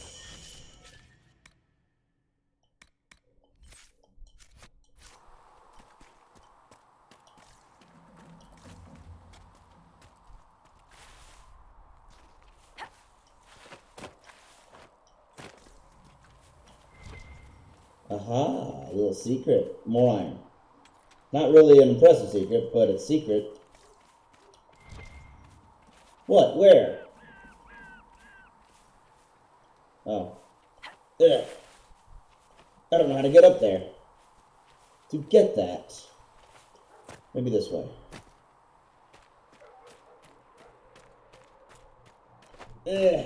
Nope. Over here. Haha! Nope, okay.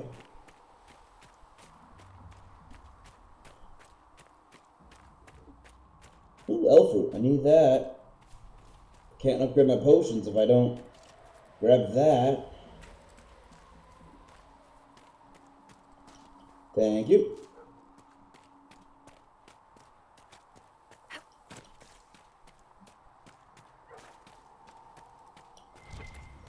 And more iron.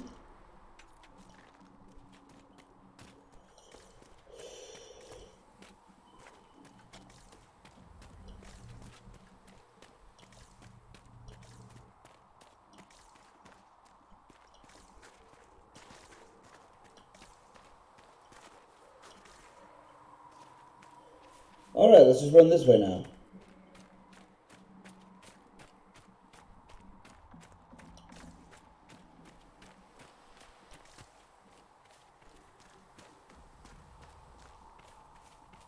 I believe this is where I entered the lake.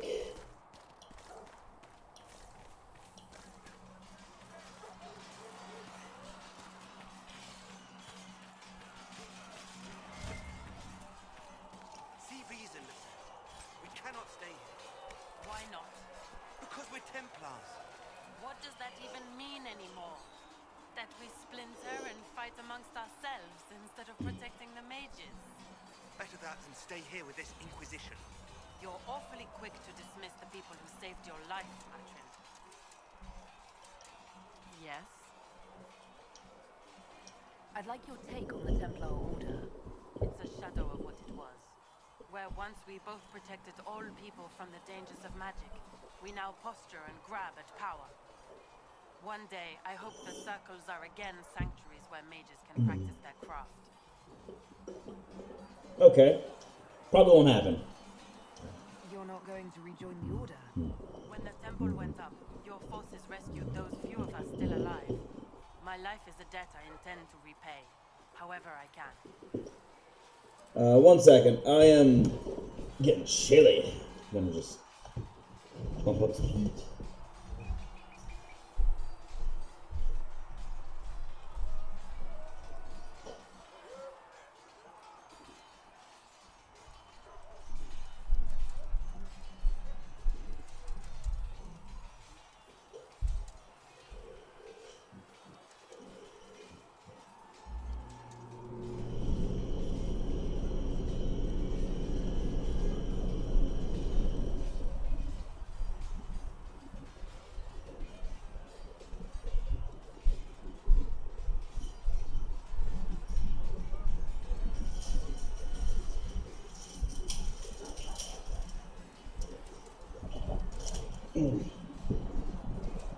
Got myself a snack too.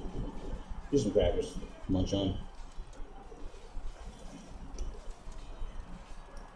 Just a bit of a snicker snack. What about the conclave? Wait, maybe. Yeah, there we go. Do you have any idea what caused the explosion? No, I'm just a recruit. Belief and faith doesn't get you closer to the important meetings. Though that distance did save my life. I will talk to you later. Walk in the Maker's grace.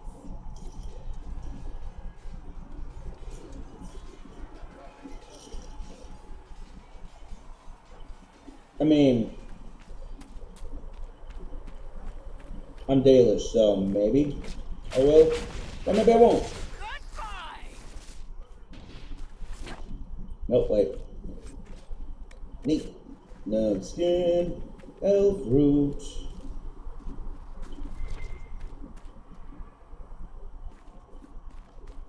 Elf root. Whoa. I was not going to be able to see all this in this grove of trees.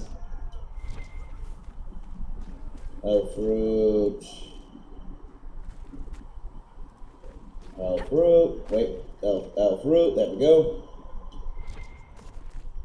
Wait. What's that? Elf roots. What's this place? Search. When the compass pulses, use that to search. I've been doing that. What do you think I've been doing this entire time? Searching indicates the direction of an object with an additional pulse on the ground. If you're close enough, it reveals them. Yeah, you gotta be close. So you basically just spam it the entire time. Better take a closer look. Wait, oh, this is different.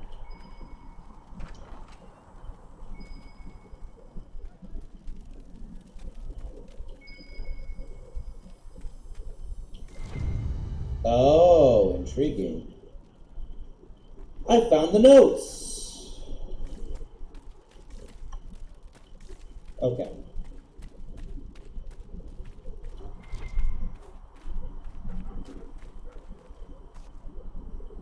Oh, iron.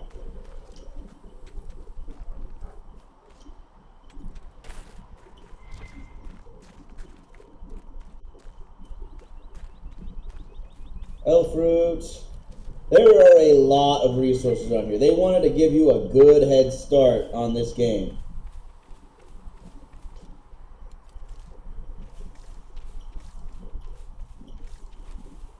Oh, I saw something this way. Yep, I thought so. Whoa, 5? Okay, we got 3, I'm guessing irons here. And I think 2 more elf root in there.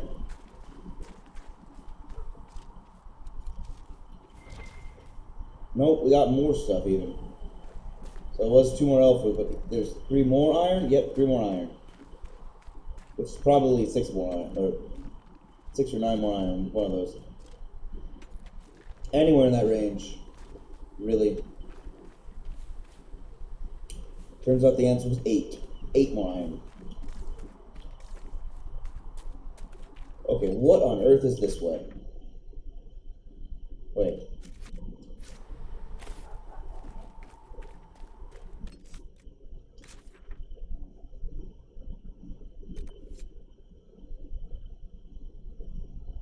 Oh, I need to go here apparently to find.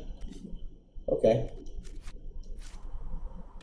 I'll continue down this road first. Grabbing more armor or iron on the way because you need a lot of iron. You need a lot of materials for everything. Wait. I'm gonna have a lot of iron armor. I'm going to have a lot of iron everything.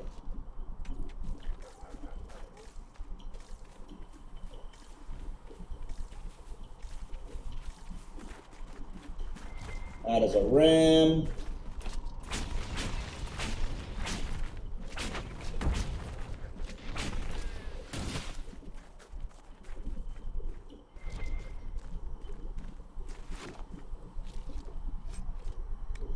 And home run leather. There it is.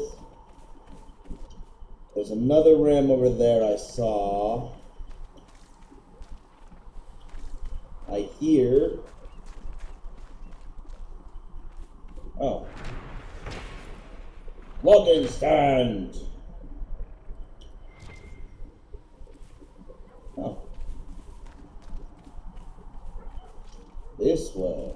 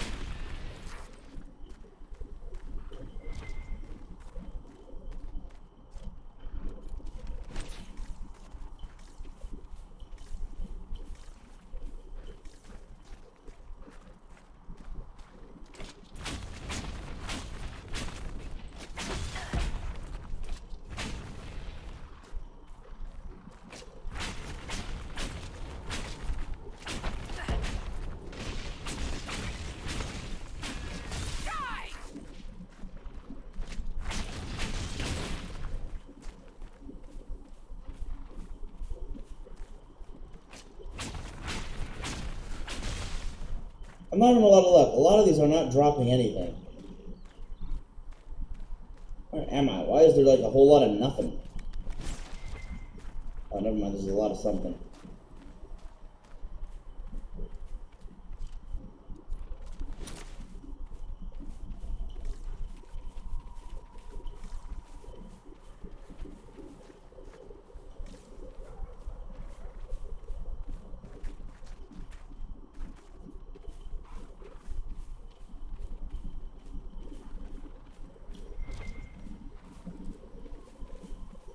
Okay, more elf root.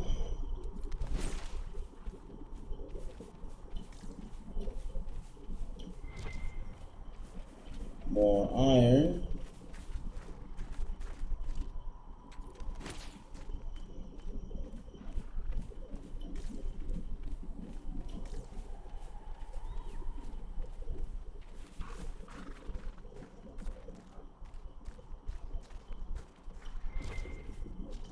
More elf roots.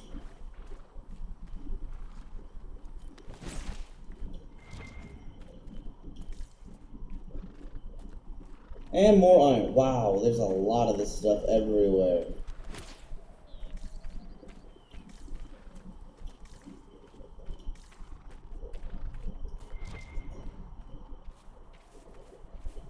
Iron. Elf root, iron. And I'll take it. It's nice to have something to work with.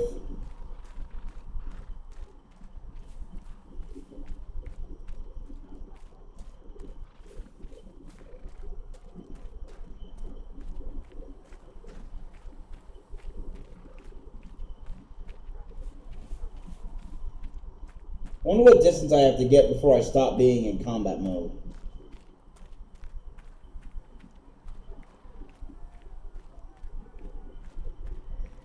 I mean, I can still hear the thing somehow, so that's kind of weird.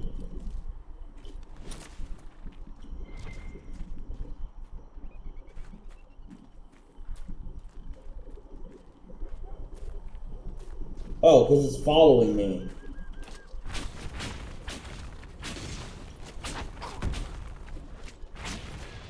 It's not going to stop, apparently. It was just following me the entire way.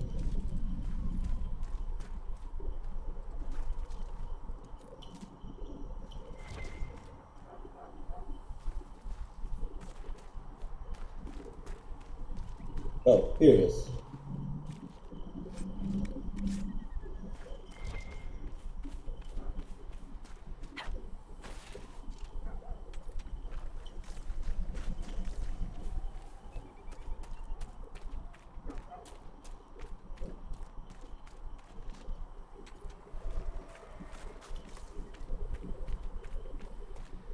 That was a lot of stuff.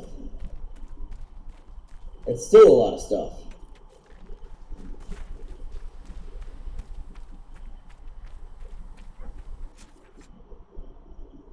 Oh, like back.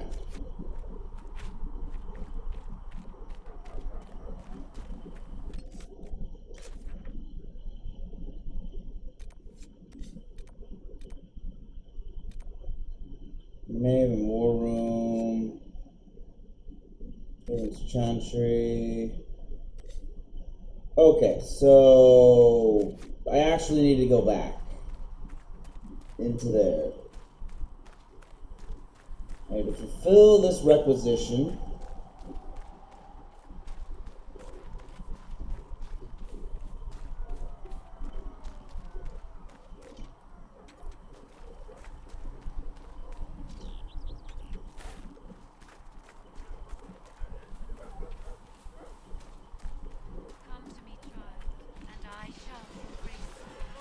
Wow. Very loud there. Come on, you've seen our mounts. Most of them should be pulling plows. Did not grow up with fancy noble horses, Oxford. You'll ride whatever holds you. Why are you here with the scouts instead of following around with the nobles anyway? My uncle died because the maker has revealed to me, as there is but one God. I thought I'd be more useful here. Ah, There is but we'll one see. God, and he is our maker. Research him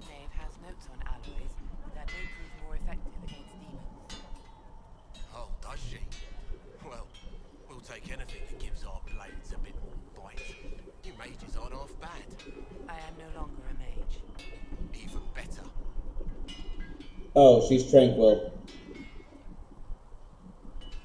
Great.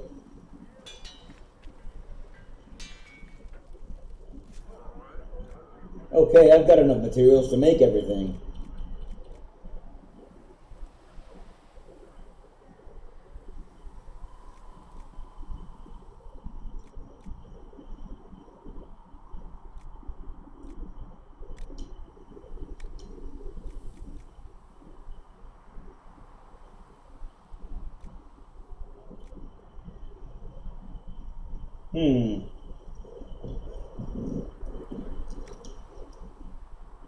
Range defense and a heal bonus.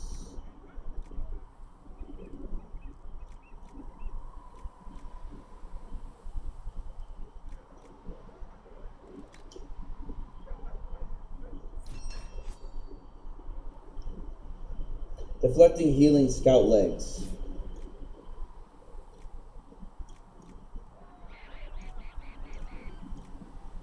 What was that?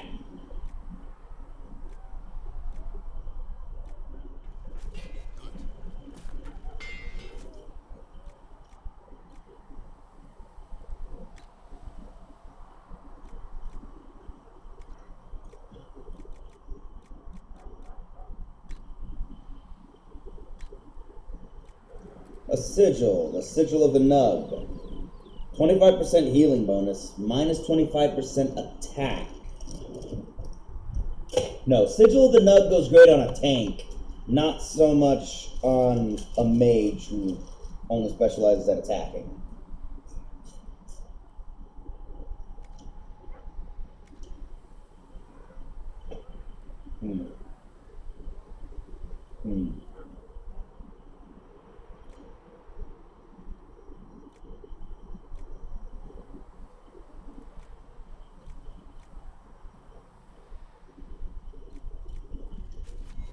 Hold on, what is Cassandra wearing? Although I like that I can do all these upgrades without having to have her with me at all times. She's got the stone bear armor, okay.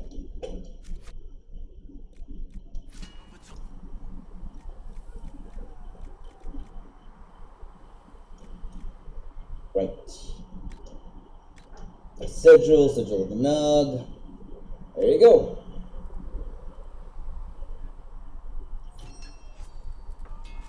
Looks fine. Modify weapons.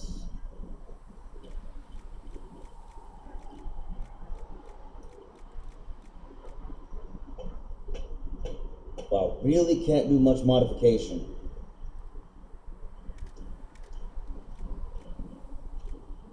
Only this for some reason, don't know why. Oh, because I have a pommel.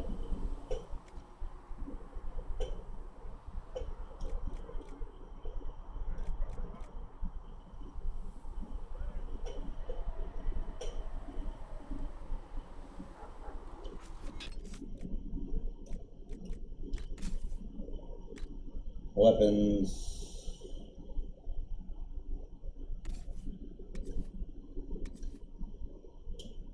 Right, can't wear that yet.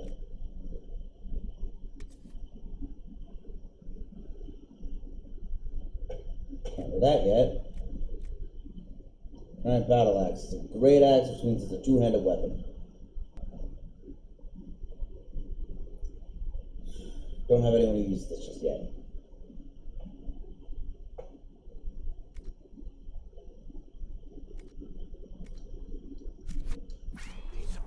Let me know.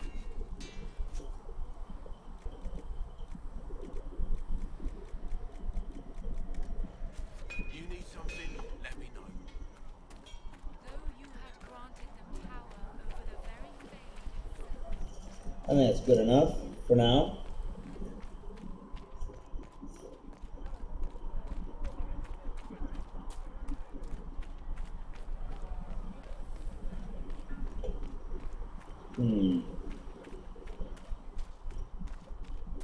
Oh, loot. Dragon wings. How did I miss that? The Maker has revealed to me. Are we going to have new verses in the Chant of Light now? But the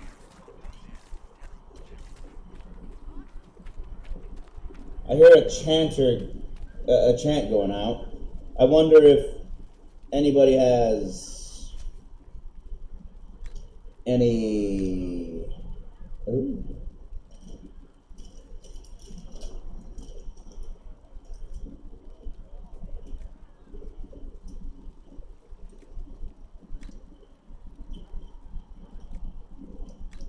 I was gonna say, I wonder if there's any Chanter's board with stuff for me to do. But now I can upgrade my healing amount by 50.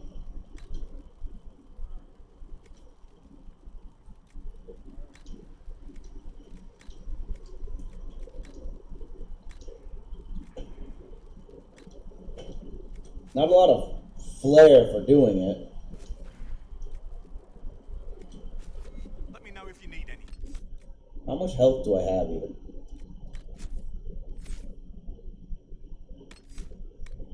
Attributes. Health.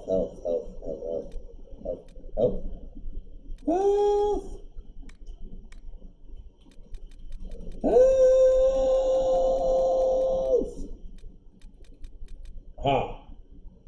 468 health. And my potions heal 435 health. Good. They heal me almost to full health from nothing.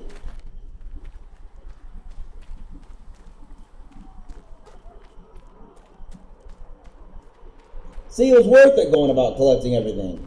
I needed 20 some odd elf fruit to do that. Can I help you with something? No, hold on. Wait, hold on. Wait, hold on. Farewell. Make a go with you. Inquisition weapons!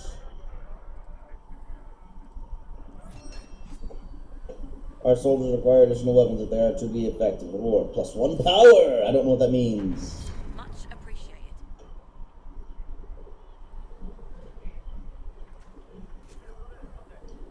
Thanks for checking anyway. Cool, I got power. Don't know what that means. Character record.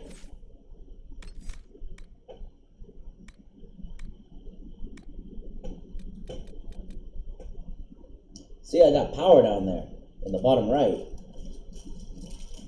And something about Inquisition perks. No idea what any of that means. We're going inside.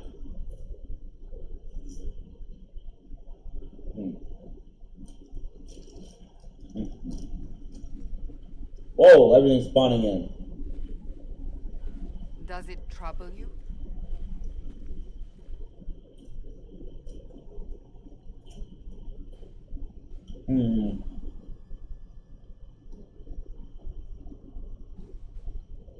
If you wanted, you could play this entire game as a sad sack. It's kind of funny. I'm so sad all the time.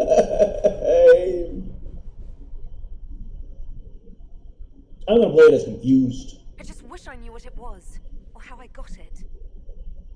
We will find out. What's important is that your mark is now stable, as is the breach. You've given us time, and Solas believes a second attempt might succeed, provided the mark has more power. The same level of power used to open the breach in the first place. That is not easy to come by.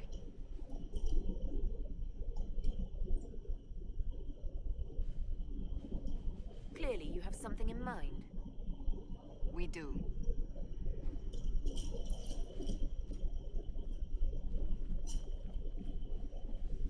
May I present Commander Cullen, leader of the Inquisition's forces. Such as they are, we lost many soldiers in the valley, and I fear many more before this is through. This is Lady Josephine Montelier, our ambassador and chief diplomat. Anderan Adishan. You speak Elven? You just heard the entirety of it, I'm afraid. And of course, you know Sister Liliana. My position here involves a degree of... She is our spy master. Yes, tactfully put, Cassandra.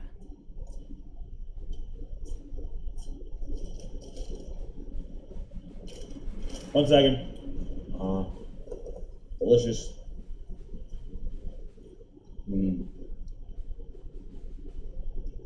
That's an impressive bunch of titles. I mentioned that your mark needs more power to close the breach for good. Which means we must approach the rebel mages for help. And I still disagree. The Templars could serve just as well. We need power, Commander. Enough magic poured into that mark. Might destroy us all. Templars could suppress the breach, weaken it, so... Pure speculation. I was a Templar. I know what they're capable of. It's Colin. Sound familiar? Even speak to us yet. The Chantry has denounced the Inquisition, and you specifically. Colin is from... Oh, hi. Welcome to the chat. Inquisitor. But yeah, Colin was a,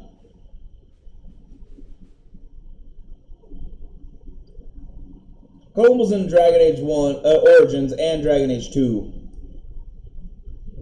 Constantly showing up. Constantly hating mages. Quite a bigot.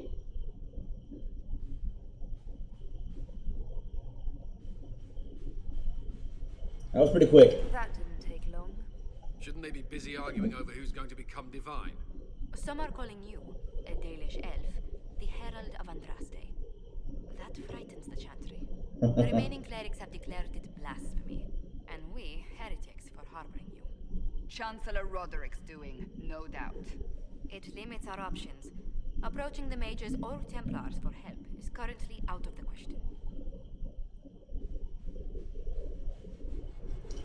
Just how am I the Herald of Andraste? People saw what you did at the temple, how you stopped the breach from growing. They have also heard about the woman seen in the rift when we first found you. They believe that was Andraste. Even if we tried to stop that view from spreading. Which we have not. I bet it's Plymouth. Everyone is talking about you. That's quite the title, isn't it? How do you feel about that?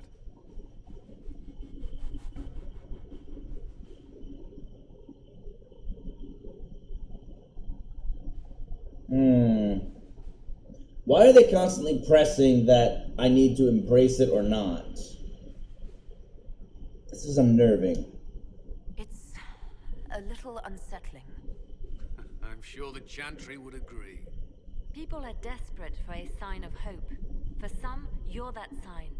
And to others, a symbol of everything that's gone wrong.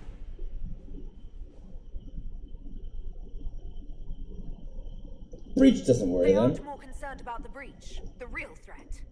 They do know it's a threat. They just don't think we can stop it. The Chantry is telling everyone you'll make it worse. There is something you can do. A Chantry cleric by the name of Mother Giselle has asked to speak to you. She is not far and knows those involved far better than I. Her assistance could be invaluable. Alright. Why would she help us? Why would someone from the Chantry help a declared heretic? I understand she's a reasonable thought. Perhaps she does not agree with her sisters. You will find Mother Giselle tending to the wounded in the hinterlands near Redcliffe. Look for other opportunities to expand the Inquisition's influence while you're there. We need agents to extend our reach beyond this valley, and you're better suited than anyone to recruit them. In the meantime, let's think of other options. I won't leave this all to the Herald.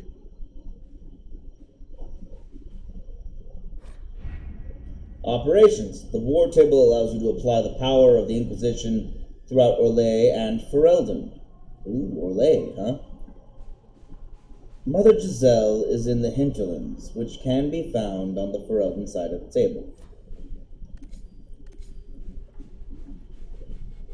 Known for its culture of extravagant nobility, yet There's nothing to do also... with fairness. We simply can't accommodate them if they bring that many servants. I will speak to the Duchess. She can be reasoned with after a fashion. Yet also as the birthplace of the Chantry. Orlais is the most powerful human nation in Thedas. Conquered by Orlais, torn by civil war, ravaged by the Fifth Blight, Ferelden is no stranger to hardship. No kidding, and it still stands. Those are strong people. With the veil weakened, the land is more turbulent than ever. The Inquisition can unlock new areas for you to explore through scouting operations. Perform the scouting operation for the hinterlands on the Ferelden side of the war table now. Ow. What? What do I do? Oh. Available cost 1 power? I guess. Scout the hinterlands. Mother Giselle was last seen in the hinterlands, outside Redcliffe, tending refugees who fled the fighting between renegade Templars and apostate mages. The latest reports suggest that the vicious struggle between the two groups has spread to the hinterlands, catching the refugees and Mother Giselle in the middle. It is vital to protect her and, if possible, restore order to the area.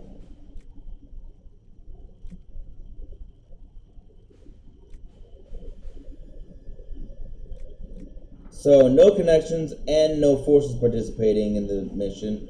Secrets. If Giselle dies, any hope of Chantry support dies with her. My scouts will slip past the fighting and find her and protect her while with their lives.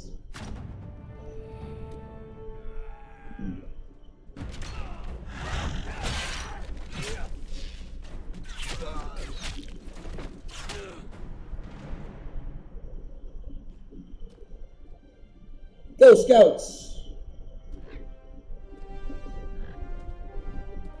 Those are wicked-looking birds when you think about it.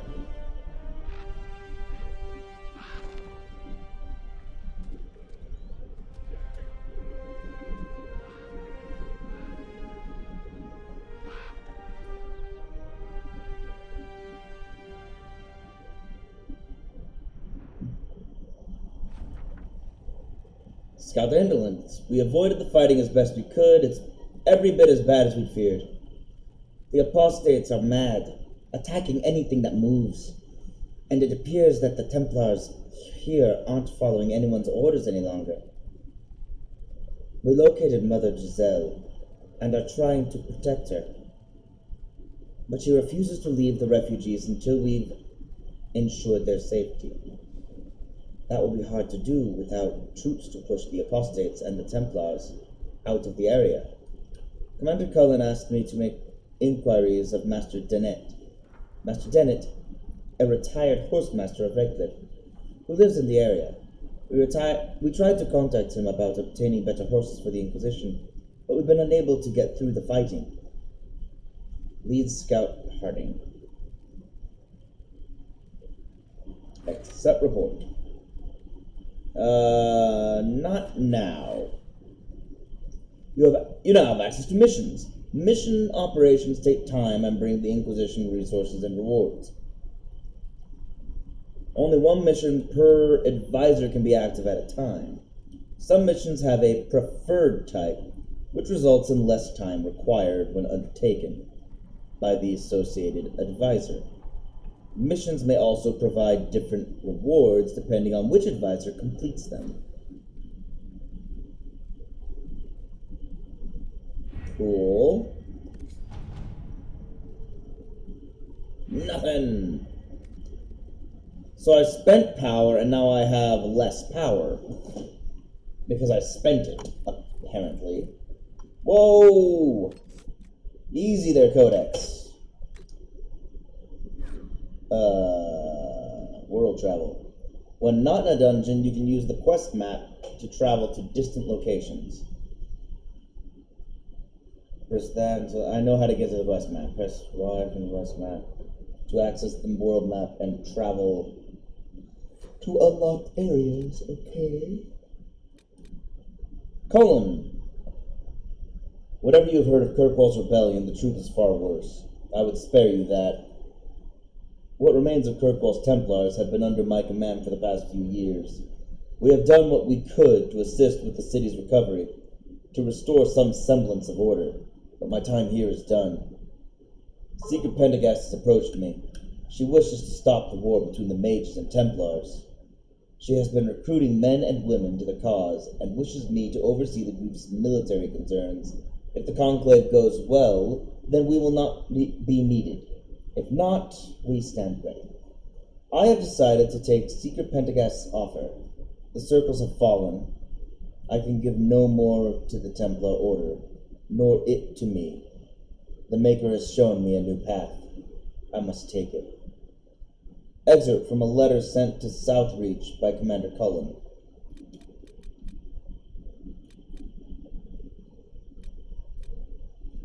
Josephine Montillet, Secret Cassandra.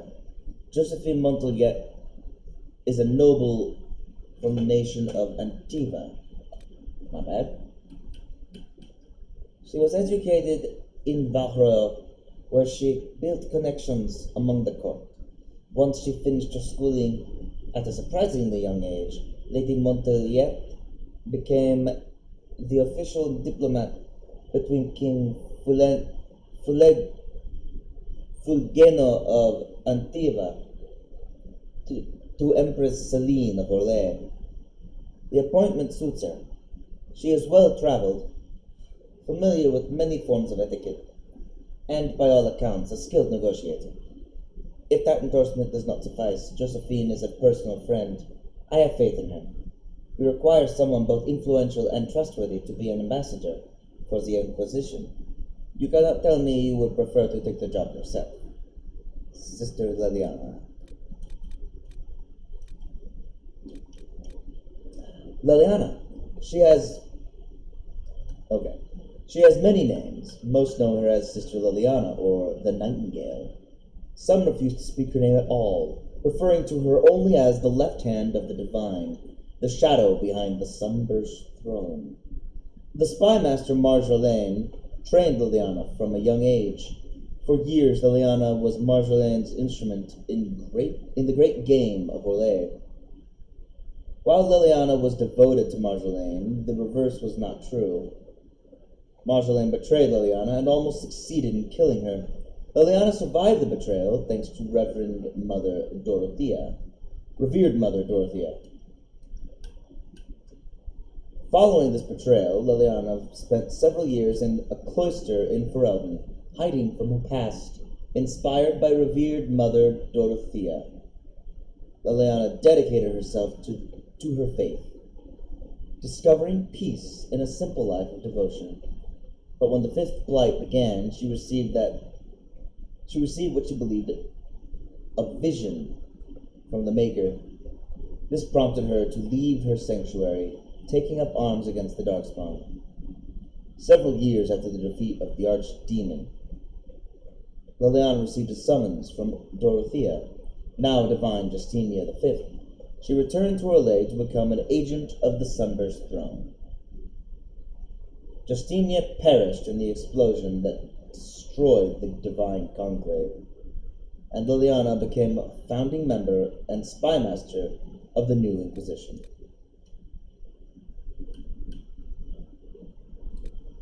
Didn't mention her relationship to the Warden, the hero of Ferelden, I should say. Spindleweed. It is an old country saying that spindleweed grows best for the sorrowful. Verdant spindleweed in a household's garden has often brought neighbors offering consolation, usually without even asking what might be wrong. This originates from the plant's use as a seasoning for dishes meant to speed the recovery of the infirm. A person who grows much of it is likely caring for the fatally ill. An excerpt from the Botanical Compendium by Inez Arancia, botanist. Creatures. Ram. The ram is a marvelous creature. Its wool makes the best lining for winter coats this side of the mountains. The horns and bones can be crushed into powder and mixed with the soil for a healthy crop, or charred and ground into ink powder. The hide makes a good cover in a window against the winds. You can burn the dung in a pinch, melt down its fat for candles. I haven't even mentioned the meat. With a full-grown ram, you could make a stew big enough for a village. and have enough left over for a week. So there'll be no more complaining about being paid in sheep for your work during the harvest. With that ram and a few ewes, you can start your own flock. You're lucky to have them handed to you instead of needing to go and tame a wild one. Listen to your father for once. Go take care of those animals, and they'll take care of you. Letter from a Ferelden farmer to his son. Okay. I was sure before the blight they were a whole lot more rare. Should ask a warden about that, if killing archdemons leaves nugs all over. And the poor things don't seem built for anywhere. I mean, they feed on anything, but they blister in the desert and freeze in the snow. And they're easier to track than your own arse. Everything eats them except me. The hands put me off. Yet they thrive. Randy bastards outpace every tooth and claw. Anyway, my point is, the ones around the farm are so inbred, they're 5 colors and can't stop peeing. I'm selling them in the capital as elusive Eastern bunny pigs. What did Father say about idiots with deep pockets? A sucker born every minute. Excerpt from the private letters of Captain Byrne, Lapnug Dealer. Produced in evidence after 7 claims of water terrors and death following bites in the Garden District. 936. I'm assuming, because it's 936 of the Dragon Age. Pretty recent, actually.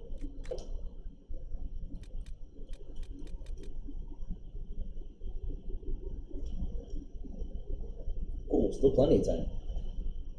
Rebel mages. Whereas the Circle was established not merely to protect the world from mages, but also to allow mages to practice their art safely and without fear, and whereas under Lord Seeker Lambert's command, the Templars sworn to protect all people, including mages, from the harmful effects of magic, have instead persecuted mages with such biased judgment as to worsen the problems they were meant to mitigate, and whereas the Rite of Tranquility, intended as a tool of last resort to stop uncontrolled mages from hurting themselves or others, has instead been used for punitive and political purposes to silence dissent and inhibit civilized discourse, and whereas Andraste herself intended the relationship between mage and Templar to be one of practitioner and protector, not prisoner and jailer, and this contract has been broken, leaving mages in fear for their lives from those sworn to protect them. Now, therefore, the Circle of Magi declares the following. We, the mages of Ferelden and Orlais, do hereby dissolve the circles and renounce our sworn submission to the order of the Templars, effective immediately. We reiterate Andraste's assertion that magic was made to serve man, not rule over him, and state unequivocally that we will use our abilities only to defend ourselves from those who would see us relinquish our lives and freedoms under the presumption of guilt for crimes we have not committed. We condemn those practitioners of magic who, through illness of mind or understandable but misguided anger at those who oppress them, would use their maker-given powers to threaten innocent lives. And we pledge to aid any legitimate and impartial government to bringing these lawless apostates to justice. We look earnestly to a future of cooperation between all peoples of Thedas, free from persecution and prejudice, and hope to build a better world alongside all who approach us with friendship instead of fear. Yours in service to Andraste and the Maker, the Free Mages of Thedas. A leaflet distributed in towns and villages across Orlais and Ferelden. The Templar Order, traditional role. Often portrayed as stoic and grim, the Order of Templars was created as the martial arm of the Chantry, armed with the ability to dispel and resist magic in addition to their formidable combat talents. Templars are uniquely qualified to act as both a foil for apostates, mages who refuse to submit to the authority of the Circle, and a first-line defense against the dark powers of blood mages and abominations. While mages often resent the Templars as symbols of the Chantry's control over magic, the people of Thedas see them as saviors and holy warriors, champions of all that is good, armed with piety enough to protect the world from the ravages of foul magic. In reality, the Chantry's militant arm looks first for skilled warriors with unshakable faith in the Maker, with a flawless moral center as a secondary concern. Templars must carry out their duty with an emotional distance, and the Order of Templars prefers soldiers with religious fervor and absolute loyalty over paragons of virtue who might question orders when it comes time to make difficult choices. The Templars' power derives from the substance lyrium, a mineral believed to be the raw element of creation. While mages use lyrium in their arcane spells and rituals, Templars ingest the primordial mineral to enhance their abilities to resist and dispel magic. Lyrium use is regulated by the Chantry, but some Templars suffer from lyrium addiction, the effects of which include paranoia, obsession, and dementia. Templars knowingly submit themselves to this treatment in the service of the Order and the Maker. It is the sense of this is a long one, guys. It is this sense of rootless piety that most frightens mages when they draw the Templars' attention. When the Templars are sent to eliminate a possible blood mage, there is no reasoning with them. And if the Templars are prepared, the mage's magic is all but useless. Driven by their faith, the Templars are one of the most feared and respected forces in Thedas.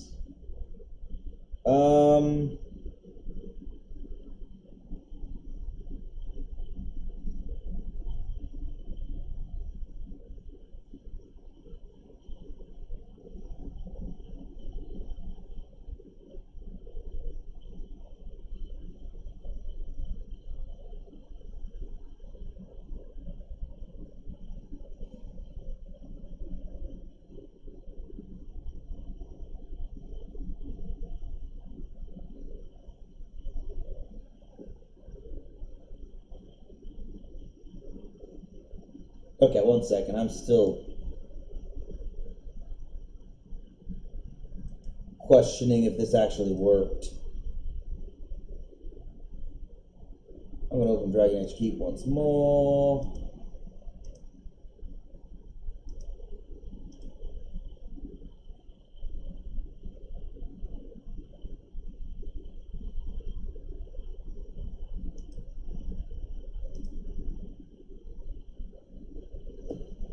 Opening, there it is. Head over to Inquisition.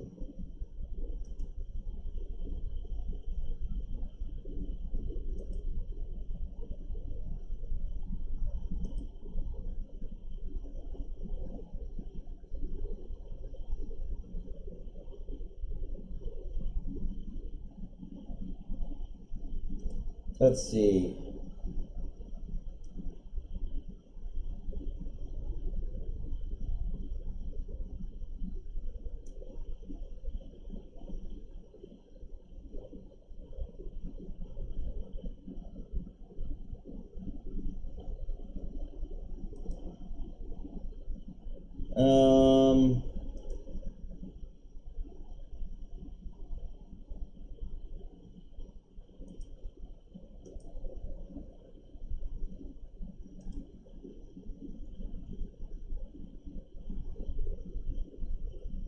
It must have worked. Yeah, because I've got my title here. Okay, yeah, I'm just being paranoid. It worked. It worked.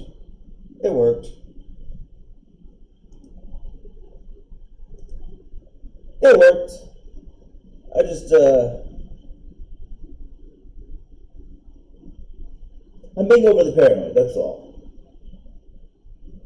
Freaking out too much about, did it work? Am I wasting my time? Ah! The Templar Order, end of an accord. In the 20th year of the Divine Age, the Navaran Accord was signed. The Seekers of Truth lowered our banner and agreed to serve as the Chantry's right hand, and together we created the Circle of Magi. With the Circle no more, I hereby declare the Accord null and void. Neither the Seeker... Wait, hold on.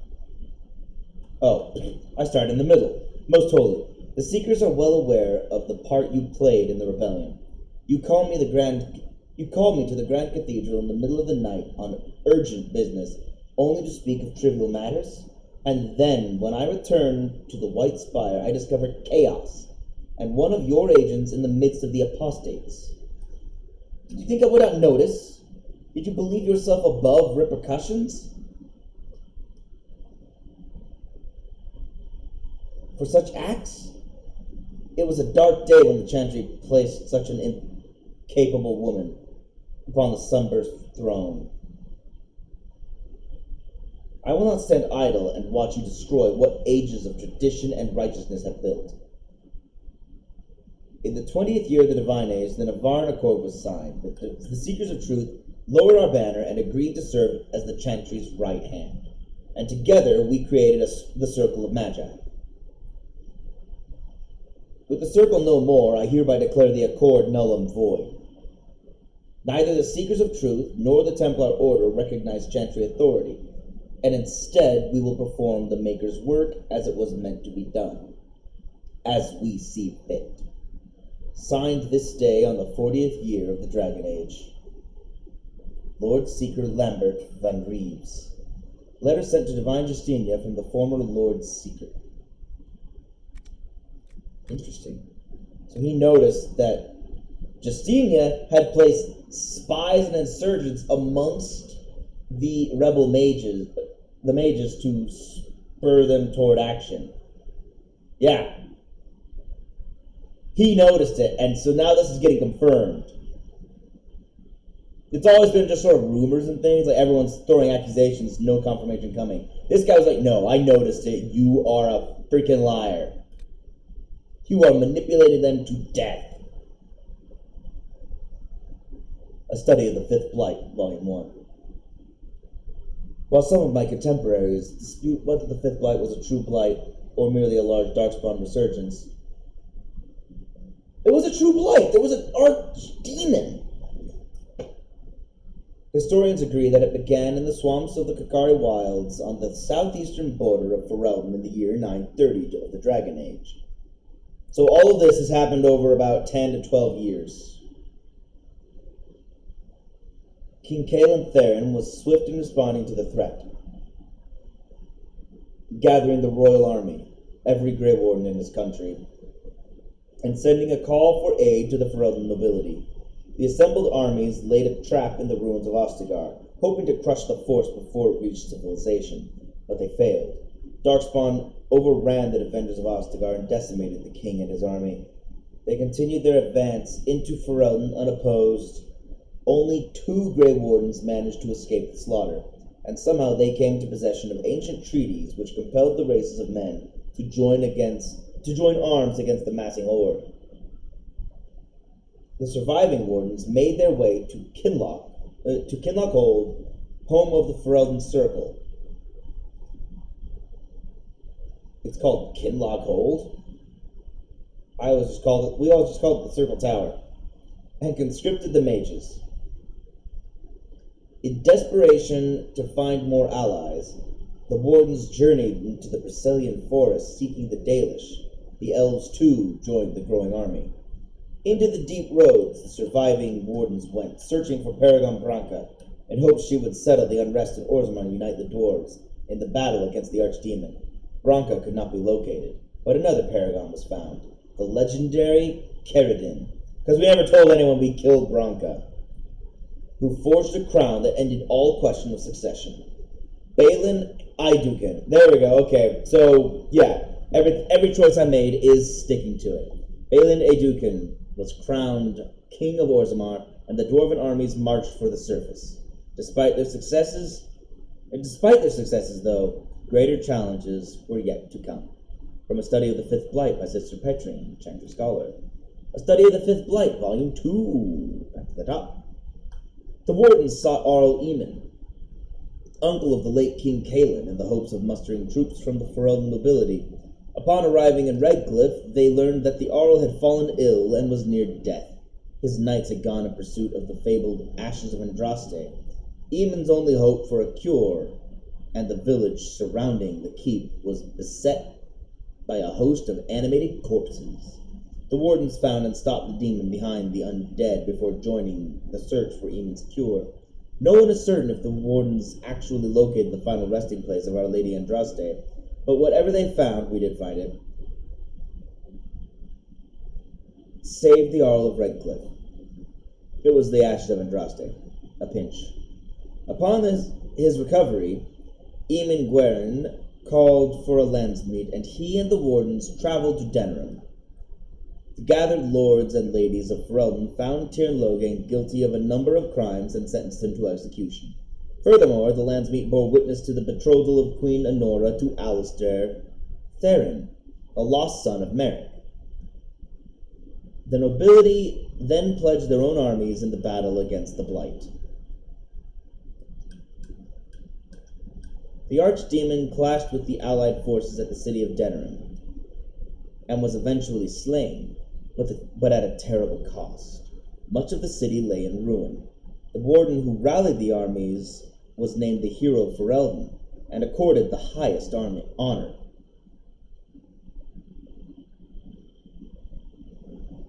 The Fifth Blight ended before most of Thedas knew it had begun, but it left a terrible wound on Ferelden. The losses suffered at Ostagar and Denerim greatly compromised the security of the kingdom. Southern Ferelden, from the Kakaria wilds to the edge of the Banorn, are, to this day, a wasteland. It's uncertain how far the ripples from this event shall travel, or what waves it has already stirred.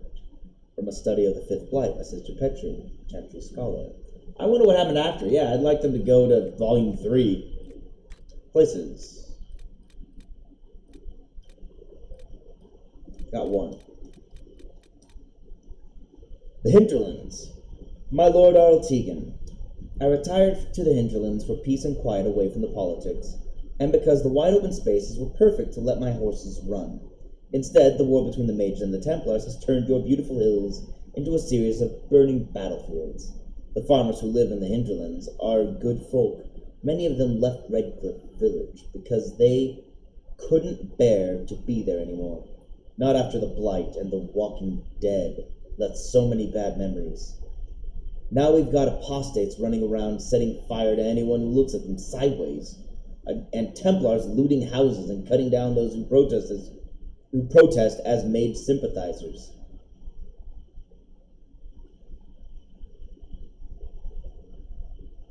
My wife Elena sent off our field hands to stay with her family in the east. But there are a lot of poor people here with nowhere to go.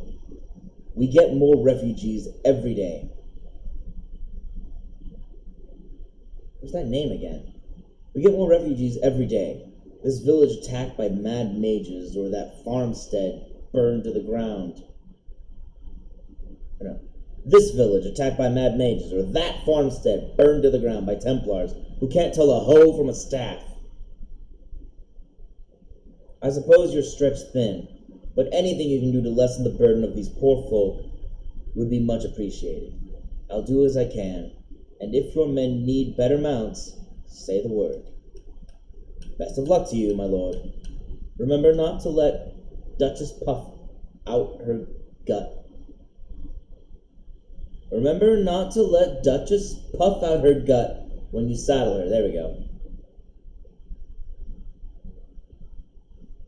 Yours in service, Dennett. A letter from Redcliffe's former horsemaster to Arl Tegan of Redcliffe. Undelivered. Undelivered? Resources found here. Elf roots. So the hinterlands have elf root, spindleweed, Blood Lotus, Crystal Grace, Royal Elf Fruit, I can get that finally. Deep Mushroom, Embrium Iron, Drakestone, Onyx, and Obsidian. Pendulum's Crossing has nothing apparently. The Fade, nothing. Temple of Sacred Ashes, nothing.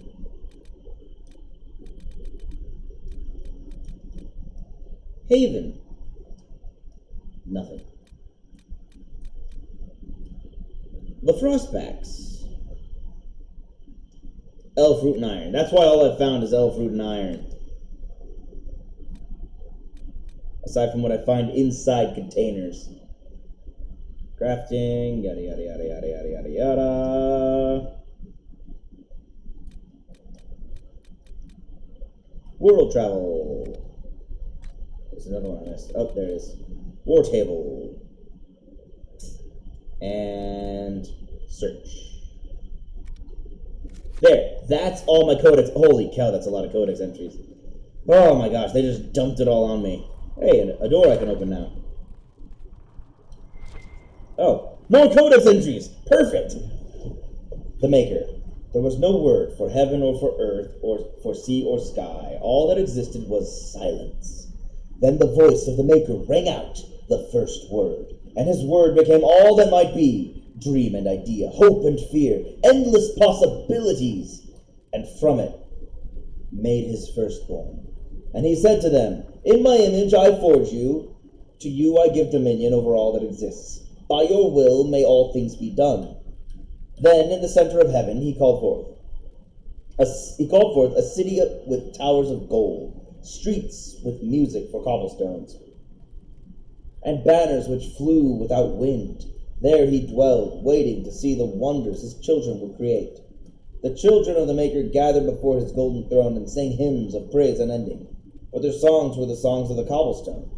They shone with the golden light reflected from the Maker's throne. They held forth the banners that flew on their own. And the voice of the Maker shook the Fade, saying, in my image I have wrought my firstborn. You have been given dominion over all that exists. By your will all things are done, yet you do nothing.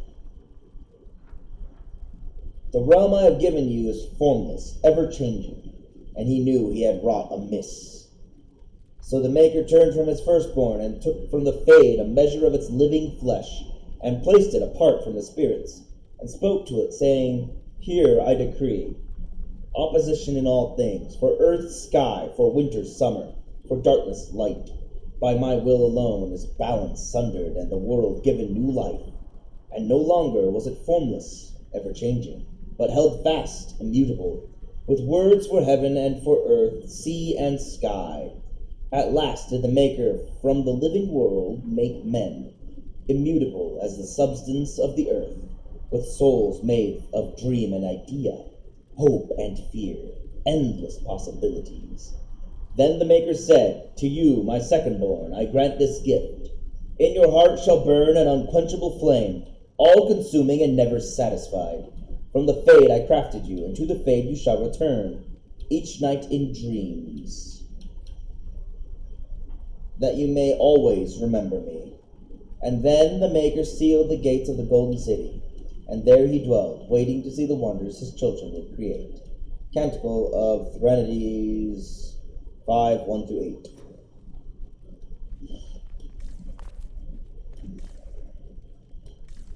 I guess this is Liliana's room. Why are you chanting right outside the war room? Hello? The Inquisition cannot remain, Ambassador, if you can't prove it was founded on Justinian's orders. This is an inopportune time, Marquis. More of the faithful flock here each day. But allow me to introduce you to the brave soul who risked her life to slow the magic of the breach. Mistress Lavelan, this is the Marquis Durelion, one of Divine Justinia's greatest. Holy cow, they referred to me by name! Of Haven. How Durelion lent Justinia these lands for pilgrimage? This Inquisition is not a beneficiary of this arrangement. This is Ferelden! This is the first I've heard of Haven having an owner outside the Chantry.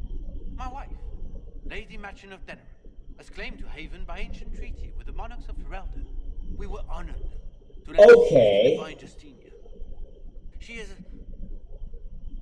was a woman of supreme merit. I will not let an upstart order remain on her holy grounds.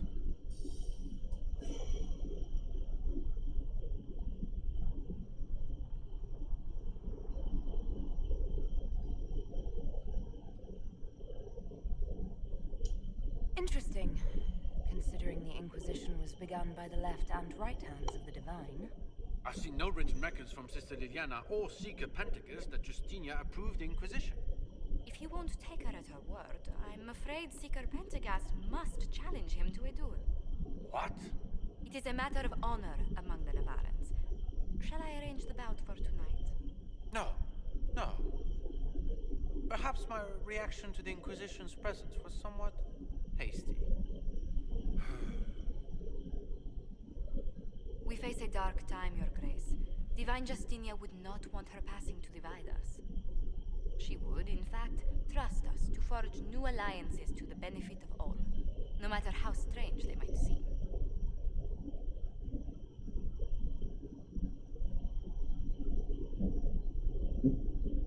I'll think on it, Lady Montillier.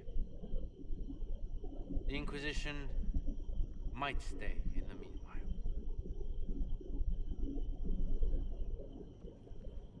Okay. Does the Marquis own Haven? The Durelions actually have a claim on this place. His Grace's position is not so strong as he presents it. Despite our Ferelden relations, the Durelions are Orlesian. If the Marquis wishes to claim Haven, Empress Selene must negotiate with the Ferelden on his behalf.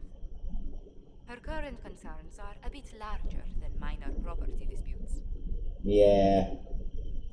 That's pretty tenable claim.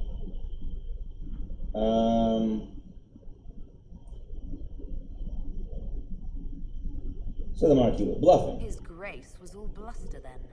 Even should he leave, the Marquis will share his thoughts on us upon his return to Val Royal. Every guest we receive, and we will receive them, will spread the Inquisition's story.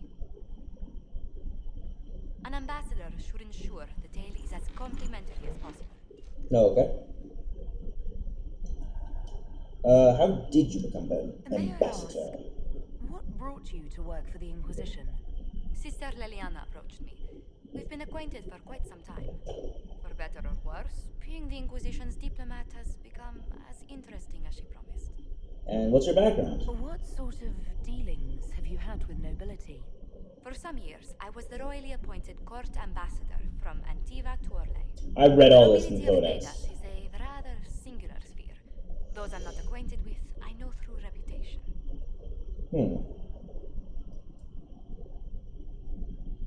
Oh, I'm glad you're here. The Inquisition is lucky to have you as an advocate, Lady Montillier. Thank you. Let us hope so. Thedas's politics have become agitated as of late. I hope to guide us down smoother paths. But please excuse me. I've much work to do before the day is done. Okay, was it you I needed to talk to about... I got a read thing. What the... Aha, turn research. The children of Andraste. There are many misconceptions regarding Andraste's bloodline, monsieur. This is due, I should think, to a general lack of knowledge regarding Andraste's mortal life. Understandable, considering the many cults that are following her death, that arose following her death. Everyone sought to claim Our Lady for their own culture, or claimed some aspect of her existence was a lie. All of them complete fabrications. My order has done considerable research to ascertain the truth. We all know Andraste and the betrayer raised 5 children. The eldest 3 were sons, Isarath, Evrion, and Verald. The rule of what was once southern Tevinter was split among them. Isarath was given the west, what is today Orlais. Evrion was given the east, what is today the Free Marches. Verald was given the central Plenacine, what is today Navarra. What became of these men and their legacies is the stuff of legend, and the majority of claimants to Andraste's bloodline link back to one of them. None of the three sons, however, were born of Andraste. Oh. They were born of this betrayer's concubine, Gillivan. Oh, that's interesting. People choose to overlook the fact that Andraste came from the Alamari tribesmen and that they were barbarians, not the Fereldans we know today.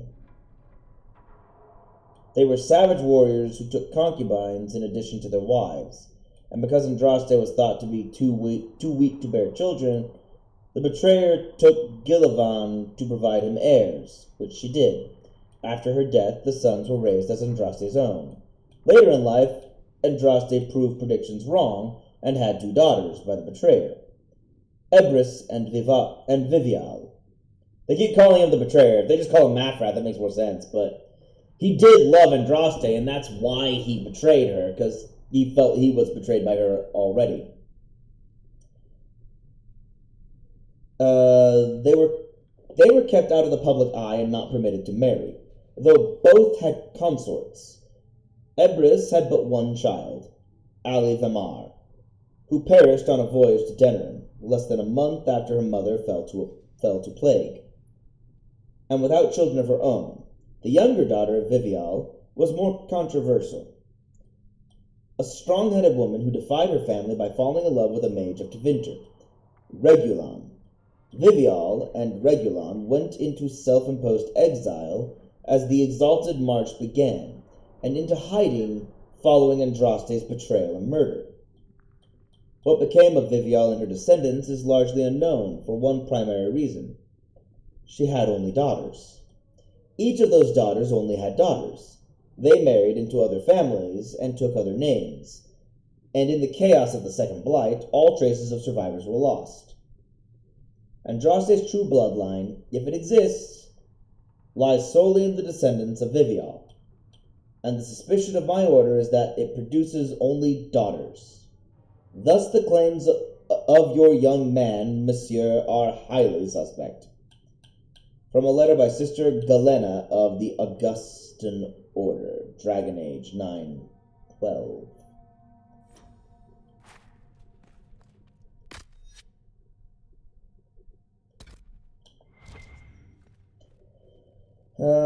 Wait, what are you doing out here in the corner? You're the Herald. Or, well, the one they're calling the Herald, anyway. It's Thank you odd for to see acknowledging them that. accepting a mage as their hero, especially a Dalish elf. One look at your face and it's clear you were never part of a circle. My name is Maeve. I research demons and other creatures. Seeker Pentagast and I use what I find to help the soldiers fight them.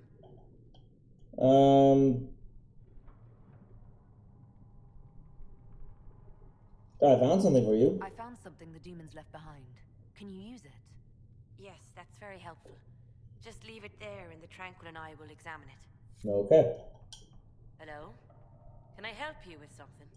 So you're a mage. You said you were a mage. No, just an apprentice. Circle mages must prove themselves in a ritual called the Harrowing. I was never very good at magic. I've got just enough talent to be a danger to other people. But when the mages rebelled, people like me had nowhere to go. The Templars would have killed us. Luckily, Seeker Pentagast took me in, along with the Tranquil I was protecting. Had to protect the Tranquil? I'm surprised that even an apprentice mage wouldn't join the rebellion. I don't like using magic to fight. I'm not good at it either. I liked studying. I liked performing rituals that helped us unlock the secrets of the Veil. I liked having the Templars around to keep us safe. One second. Okay.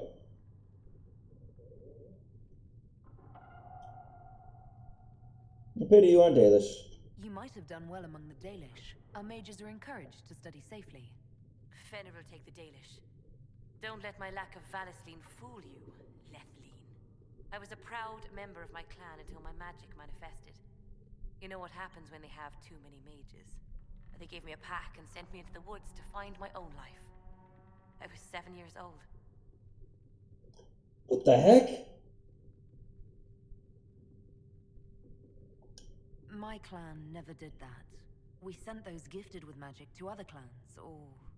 I stumbled into a village, starving and cold a few weeks later. I started using magic to scare predators away. The villagers saw me make fire in my fist. They were terrified and wanted to kill me. Templars saved me from them. They gave me food and clothes and took me to the Circle. I've seen what life is like without the Templars, and I want no part of it. I just want to study. You said that you were keeping some of the Tranquil safe. Yes. The mages took some of them when my Circle rebelled, but the rest were forgotten. Most Circle mages look down on the Tranquil, or try to pretend they don't exist. They don't have any emotions. They can barely take care of themselves, can't defend themselves at all. It's a shame. I like them better than most people. I'm glad they have someone who cares about them. They deserve better. They're polite, they're rational, and they'll never get angry at you. When they study, they have a focus no normal person could ever match. But the Templars, even some of the mages, mistreated them just because they could. The Tranquil never fought back. If not for that, I don't know. Doesn't really matter now. You said Cassandra has you researching creatures. Yes. If you find anything interesting in your travels, I'd appreciate you bringing it to me. I may be able to find some weakness our soldiers can exploit when fighting various creatures. At the least, some materials are useful for making potions or gear for the Inquisition. Why did you decide to research dangerous creatures? I like the outdoors. The idea of the outdoors, anyway. Yeah. When some monster is coming at you, glowing eyes and burning claws, it's terrifying. But once you know how it works, you can deal with it. It's just another part of the world. So much of this world is only frightening because we don't understand it. I'll speak with you later. Travel safely. Oh, that was the most interesting conversation we had with a materials person. Yes. Good. Turn in research.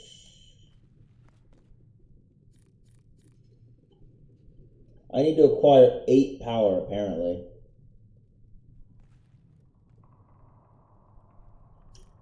Please tell me if you find something. You've brought back some fascinating things. We're putting them to good use. I'll speak with you later. Thank you again for what you've brought back. I don't know what that unlocked.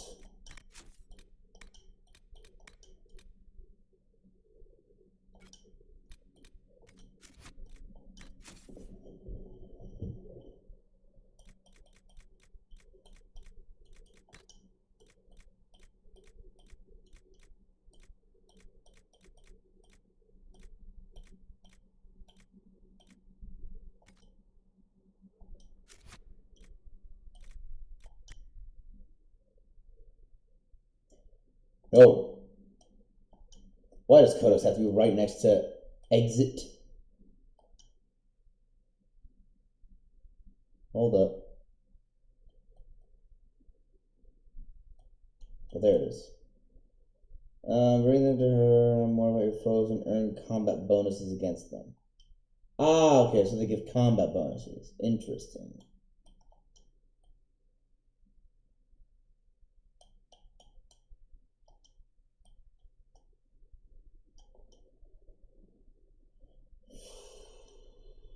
I mean... What one man gains, brothers and sisters,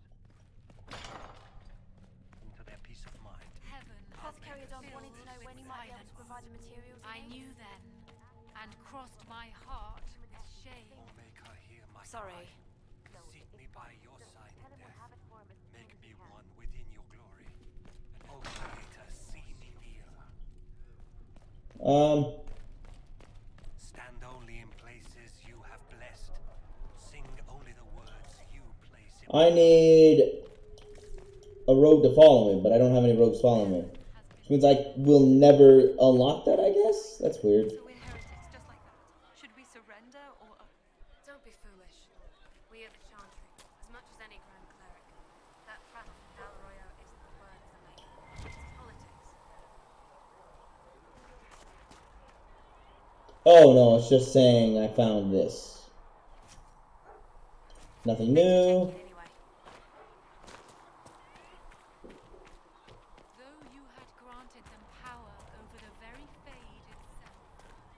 Oh, I remember. I forgot. Okay. I was in there with him. I was doing stuff with my potions and forgot to talk to... I forgot to talk to him. If you're not... You're back. And in one piece.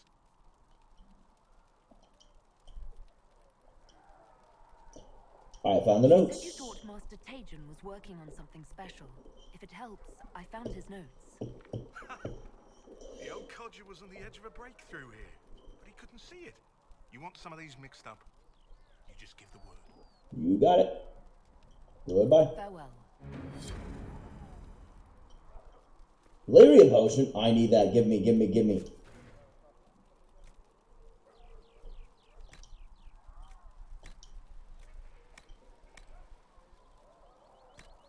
Lyrium potion out of elf root? How do you do that? Just right.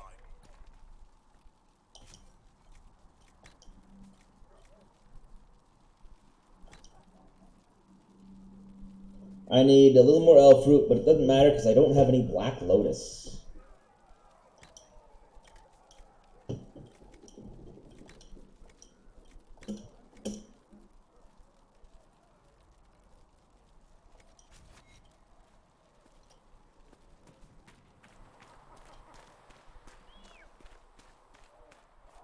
I have lyrium potions. Ow. My ankles. Wait, what am I doing? Why am I running around like a maniac? Wait, hold on. First I need to look at a quest. That. Okay. The fallow mire. I need to acquire more people. And more power. That's a lot of power. Okay. I need more power. Well.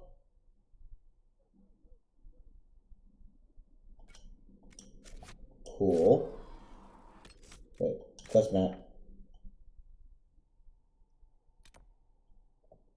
World map. The hinterlands. Holy cow. It's an actual map. Impressive. Look at this. We're going back to Ferelden after such a long time of not being there. I believe, yep, this is Kirkwall, I believe.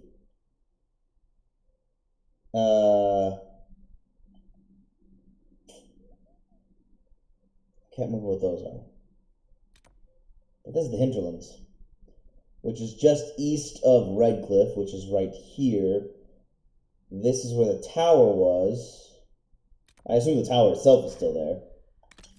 Travel to the hinterlands. And away we go. I have a text message. From vote.org. Wow. Who'd have thunk? It's almost like it's an election year. Holy cow. I've already read that.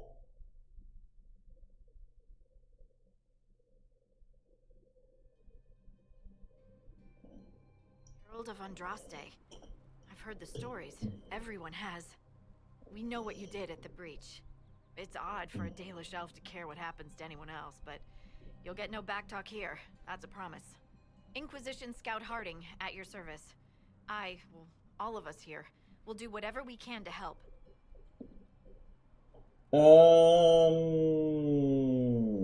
You've heard stories about me? I'm starting to worry about these stories that everyone's heard. Oh, there's nothing to worry about. They only say you're the last great hope for Thetis. Oh. Oh, wonderful. That's all, okay. The hinterlands are as good a place as any to start fixing things. We came to secure horses from Redcliffe's old horsemaster. I grew up here, and people always said that Dennett's herds were the strongest and the fastest this side of the Frostbacks. She's got a permanently With cocked the Mage eyebrow. Templar fighting getting worse, we couldn't get to Dennett. Maker only knows if he's even still alive. Mother Giselle's at the crossroads helping refugees and the wounded. Our latest reports say that the war's spread there too. Corporal Vale and our men are doing what they can to help protect the people, but they won't be able to hold out very long. You best get going. No time to lose. Alright, we need horses. Because we don't even have any. Everyone's like, oh man, we need to get some horses. No, I mean, what is that? We need to get better horses. It's like, no, we need any horses. Forget the better horses. We don't have any. Okay, so I can do this. I can't do this. I can speak to Dennett. Clear threats at the crossroads. I need more power. Holding the hinterlands. No, can't hold the hinterlands.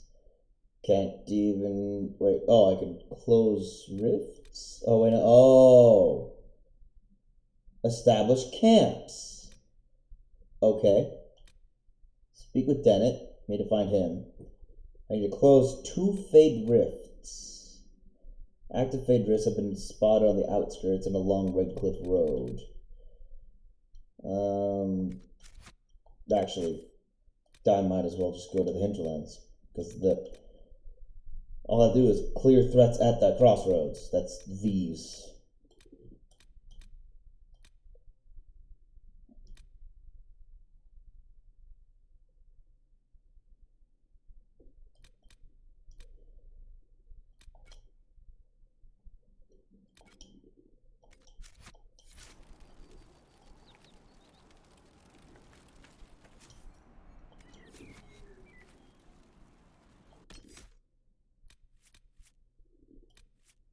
Ferric, Cassandra, and Solus. Look at these cards. That's a cool art style. I love this. Apparently, the creators are always obsessed with Herrick's chest for some reason. I don't know. They always take pictures. Every shot of him is always like, oh yeah, he's got his chest bared. Because, you know, that's all he's got. They even made jokes about it in Dragon Age 2 with Cassandra like, oh, I can rub my hands through your chest hair. Like, what?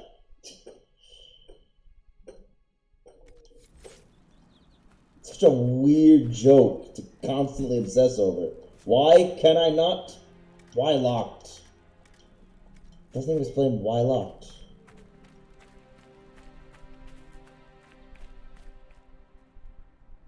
Dispatch for you. Oh, thank you. Report. What is it? Could prove useful, sir. Oh. Alright then, I'll get field tents. Nope. I was just wondering about this.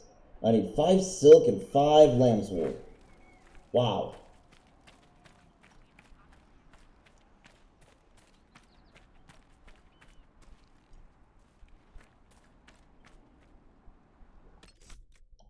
Map? Okay, those are 2 rifts. That's a camp over there. Where am I? I'm here.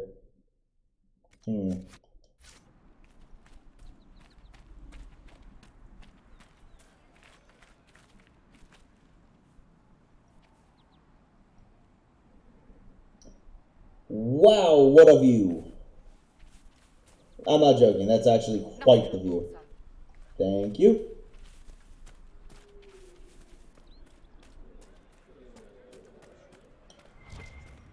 Oh.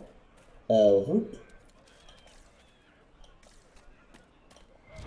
What was... Oh, just that, okay. The Hinterlands discovered the outskirts.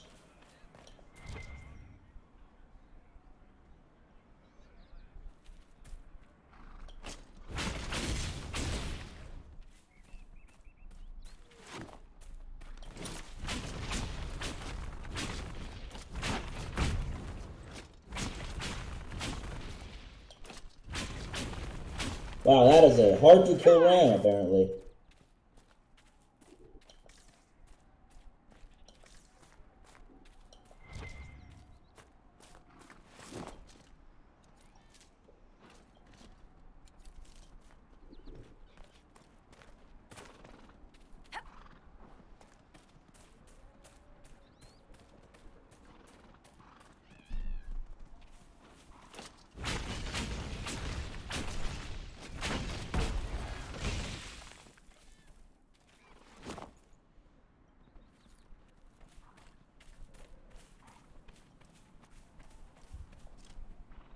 Huh. You think those would drop things for me? What is that?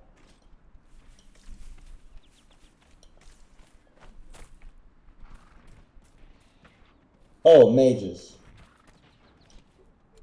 And Templars.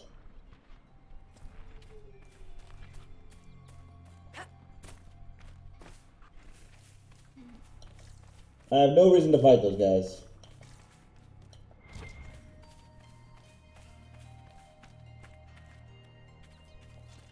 Cool music.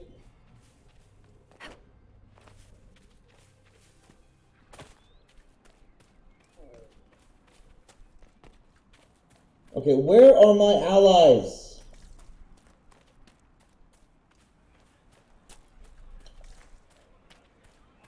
How do I get them to form up with me?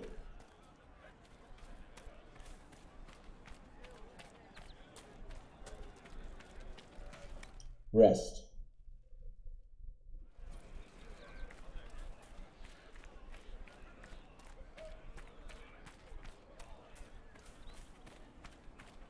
This really does feel much more open world than the previous two games.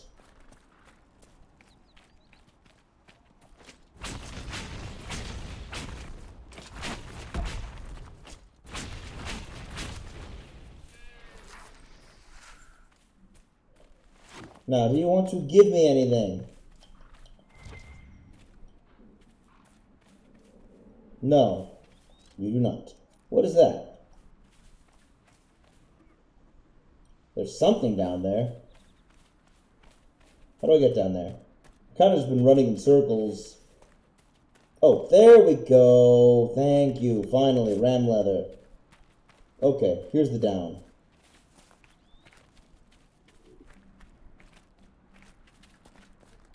What is that?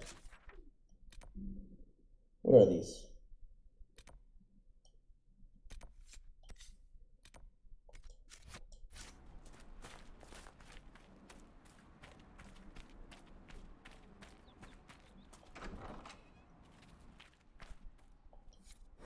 Letter in an empty home.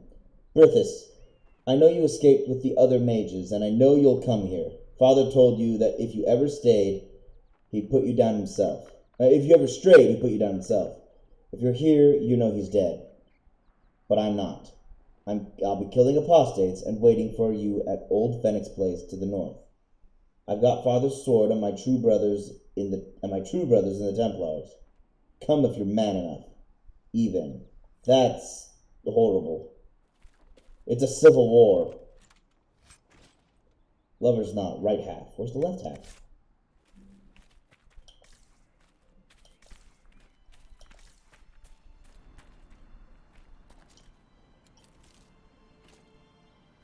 Royal fruit.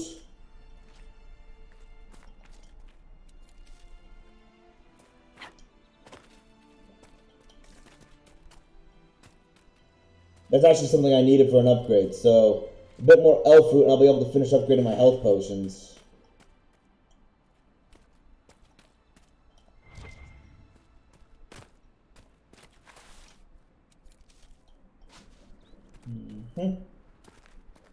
Almost. Mother Giselle should be somewhere nearby. Maybe. Redcliffe Village. Calenad's Foothold.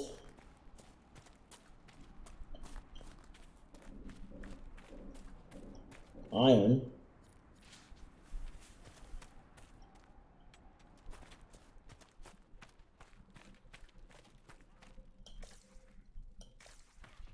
Lovely.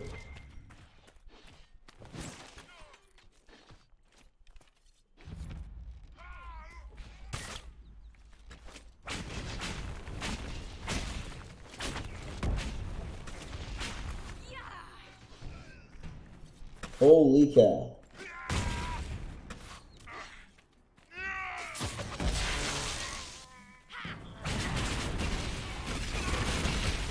Dude!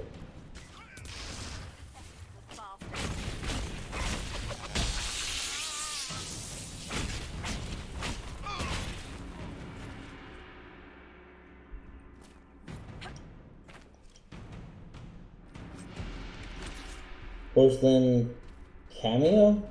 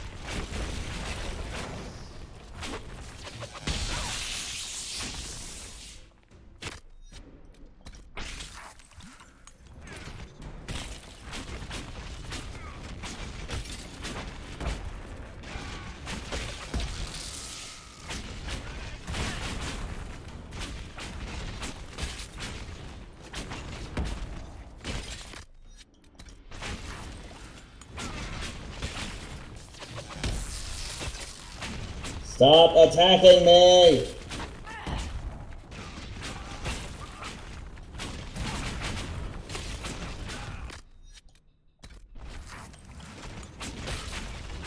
Why can I not? Oh my gosh, am I missing something?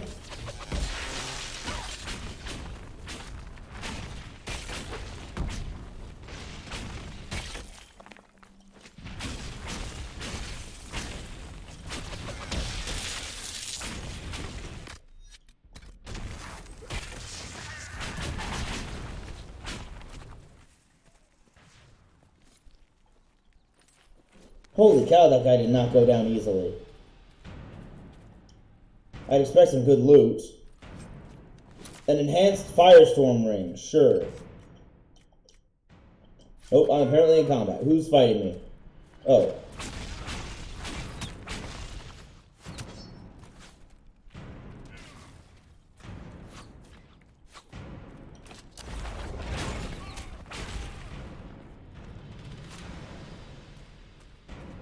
And I'm running!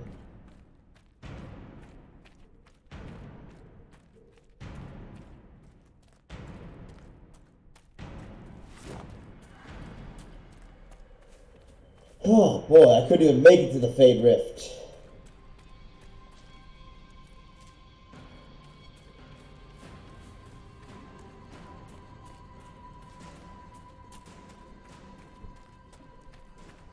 I'm going to rest and figure out why it is I don't have my party with me.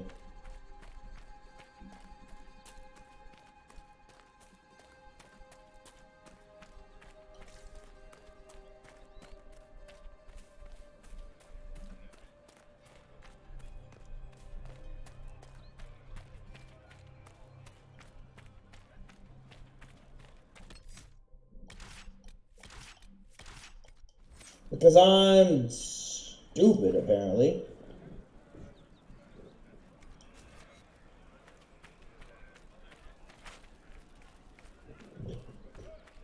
Maybe? I just equipped them all. Yet, they're not here. Well, once again, it says I'm on my own. Where is my party?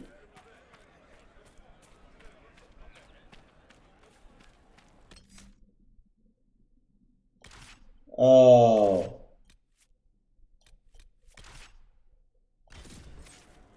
There they are. I got a party now. Okay. Gotta remember that X is confirmed, not A.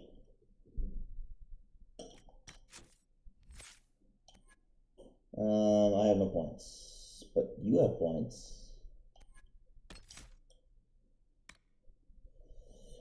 Leaping shot. You dive out of trouble and fire a hail of arrows at enemies that were trying to close with you. Requires a bow. Projectiles 12. That's pretty cool. What's this one? Explosive shot. That's cool. I'm gonna get explosive shot. Ooh, this is a nice... This is a good evasion ability because it gets him away from the trouble. This one just blows up. Yes, I get it, Netflix. You're annoying and always will be, and will never stop being. Leaping shot it is.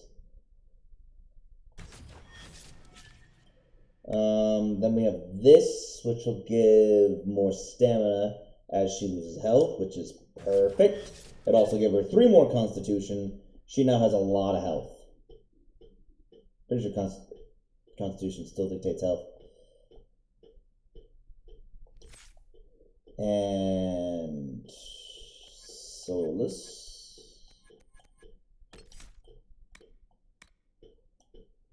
Peaceful Aura. Or Guardian Spirit keeps him alive longer. And that gives him more health. This, we've already given him the mana stuff. This gets him...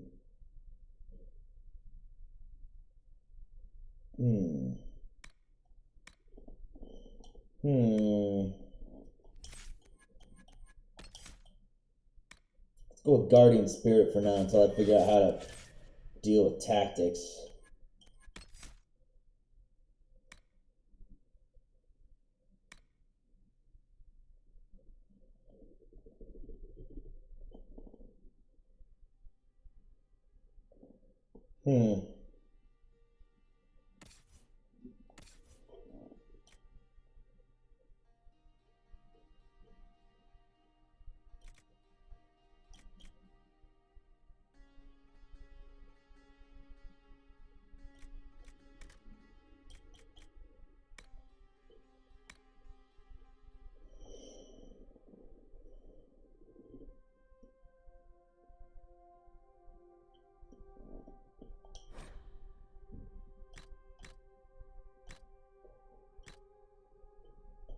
Are used more frequently and are favored over enabled abilities when both could be used.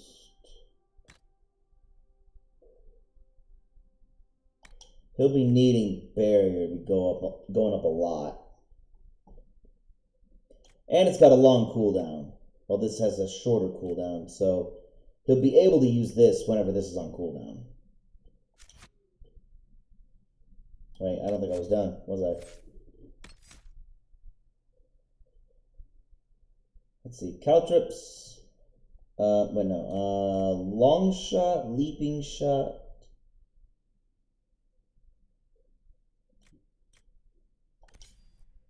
Oh, wait, never mind. Cancel.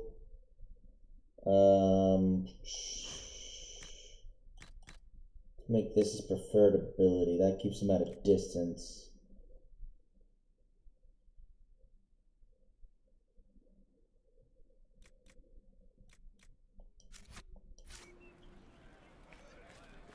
Wait.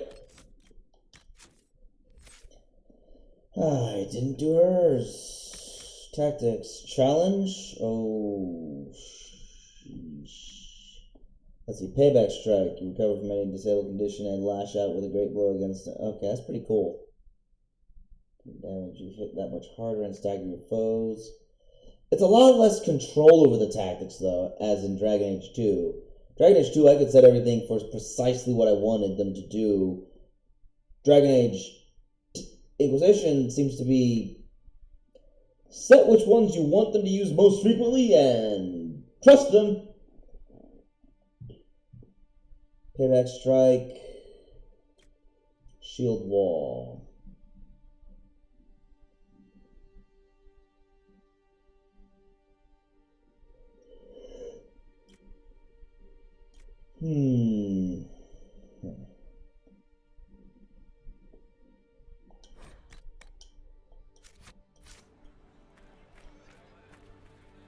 There you all are. Okay, now I feel better going after these guys.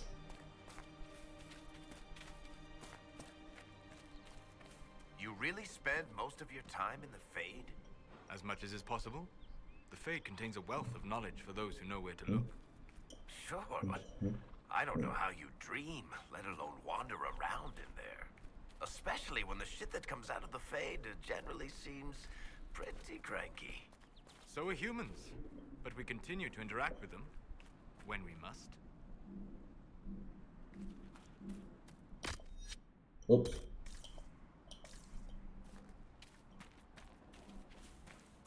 Alright. There's something going on up there. I think that's the portal. Wait, no. That can't be the portal. The portal's this way. What did I see up there? I'll check that out later. Right now I have more Templars to kill. Sounds horrible. But I have to kill more Templars.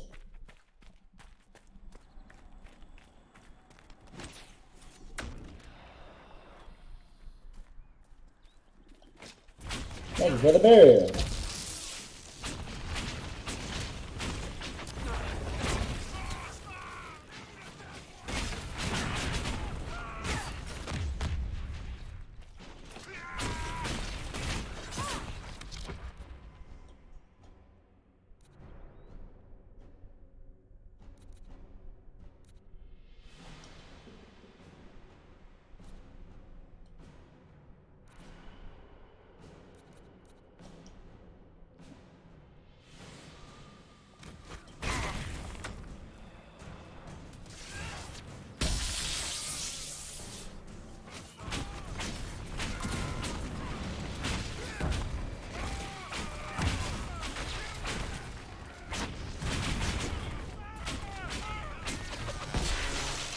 Nice.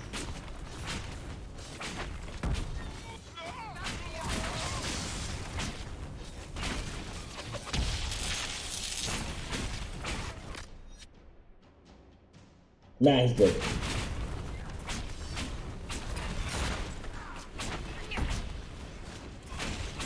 I like how their profile pictures get more and more injured as they take damage. It's a good visual cue. We are victorious once more.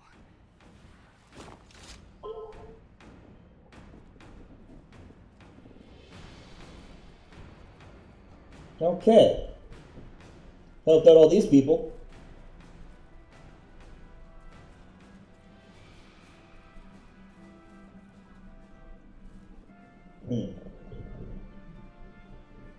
Hello? Oh, thank you for showing your support.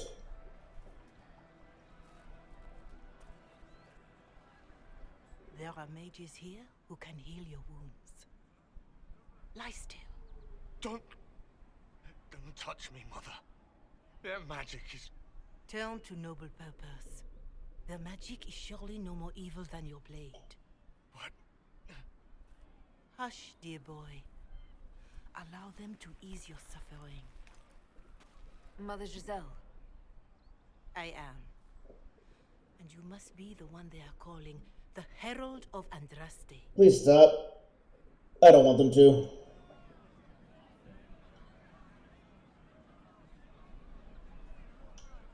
Not through any choice of mine.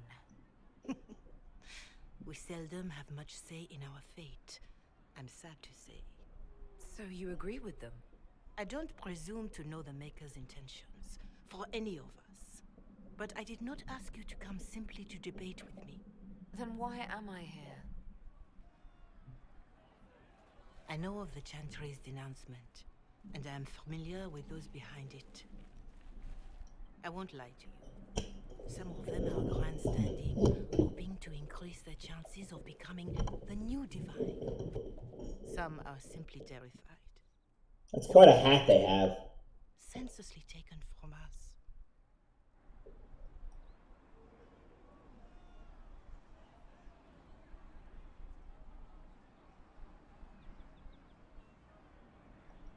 What happened was horrible.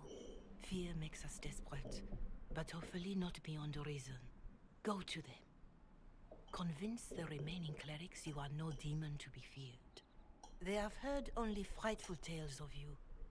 Give them something else to believe. Will that work? That won't just make it worse. Because you are a mage? That too. Let me put it this way. You needn't convince them all. You just need some of them to doubt. The power is the unified voice. Take that from them and you receive the time you need. Won't be easy. You make it sound simple. I honestly don't know if you've been touched by fate or sent to help us, but I hope. Hope is what we need now. The people will listen to your rallying call as they will listen to no other. You could build the Inquisition into a force that will deliver us or destroy us. I will go to Haven and provide Sister Leliana the names of those in the Chantry who will be amenable to a gathering. It is not much. Okay. But I will do whatever I can. Oh, thank you. I only wanted to go and deal with all the quests I have here, but then they just gave me Corporal Vale is coordinating the Inquisition's efforts in more the area. stuff to do. We should speak with him. Not right now. Oh.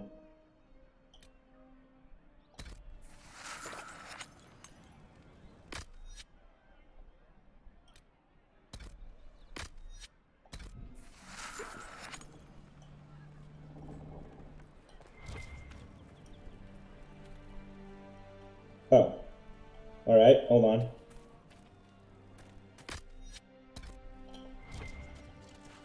Loot! A brilliant staff and a Vartoy soldier. Alright, new staff.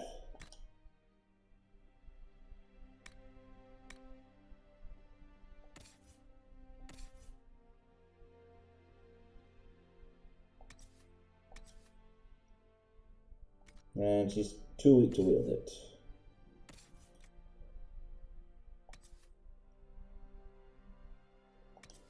But she can wield this. Okay.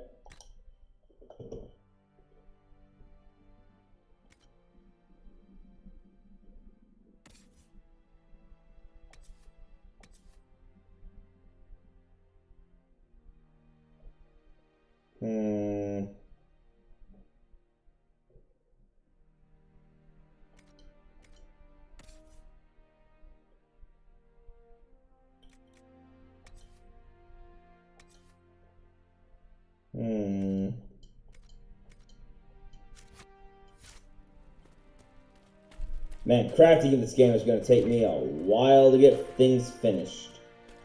Codex! A letter to revered Mother Giselle. To my friend and faithful servant, revered Mother Giselle. The Grand Clerics tell me you have requested more aid in tending the refugees who are gathering in and around Redcliffe. Your efforts are indeed most appreciated. Although in the future, when you are asked how many refugees will be helped by your efforts for requisitioning purposes, it may help you if you provide an actual numerical answer, as opposed to the worthy but unspecific as many as we can. It breaks my heart to see this war cross the Maker's land, Giselle. I would that you were here with me in the Temple of Sacred Ashes. Your words have calmed many irate minds over the years, and we will not lack for those at the conclave. Still, I am glad that the refugees have you to care for them. Too many in the halls of power have forgotten our faithful. If any pressure you to accommodate their views, you must let me know at once. Maker willing, this war shall all be over soon, Giselle. Be well and go with my blessing. In service of the Maker, Divine Justinia V. More loot! Elf root!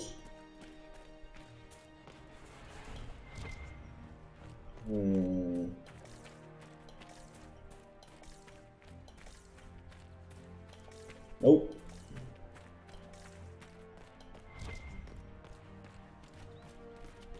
I'll ask around again tomorrow. It's good to have commerce restored.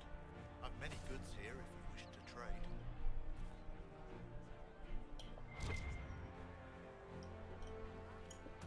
Oh, thank you.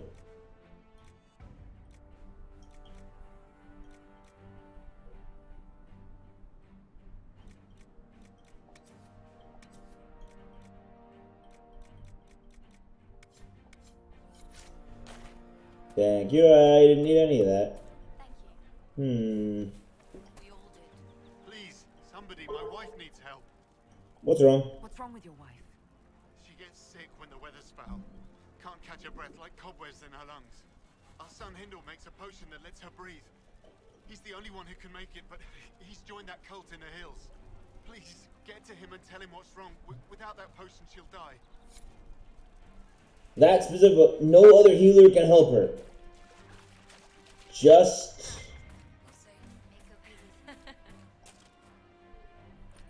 your son. Bowstring.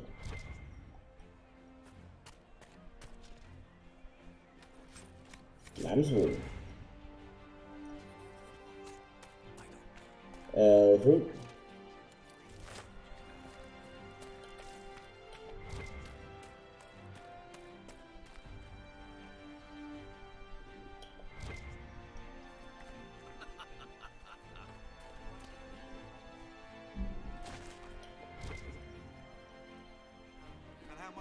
Well, that's weird.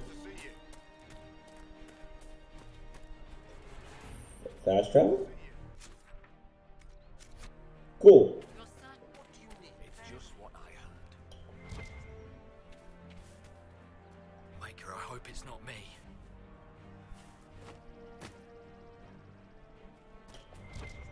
Okay, so these are just points of interest, not necessarily things I can pick up.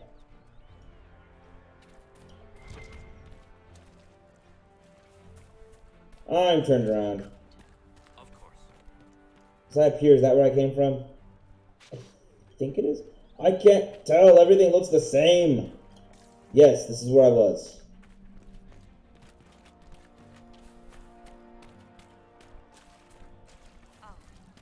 Do you have the potion? No, I haven't even left yet.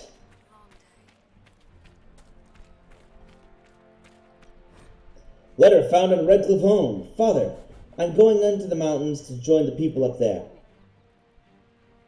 They're making sense right now, when the rest of the world is not. We can't tend the fields since Master Dennett and his wife sent us all away for safety, and I can't just stay here and watch the refugees starve outside our home. You and Mother should come, Father. You'll be safe up there. The mages have no quarrel with the people in the mountains, and even the Templars don't harass them. Nowhere else outside of Redcliffe is safe from this maker-cursed war, or the demons pouring out of the sky. But you won't come, will you? You'd rather stay on our tiny bit of land, because it's ours. So be it. It's yours until those madmen catch you in their fight, and then you and Mother will just be 2 more charred corpses in a burned-out village. I'm not staying to watch you die like a fool. Hindle. That's that man's son. She does not look well. She also looks to be clipping into the bed.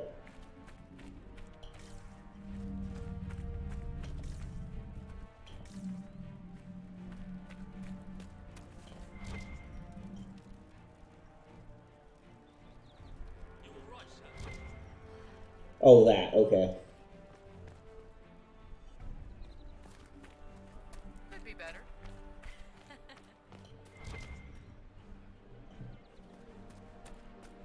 There's so much stuff in this village. And I still have so much stuff I have to do.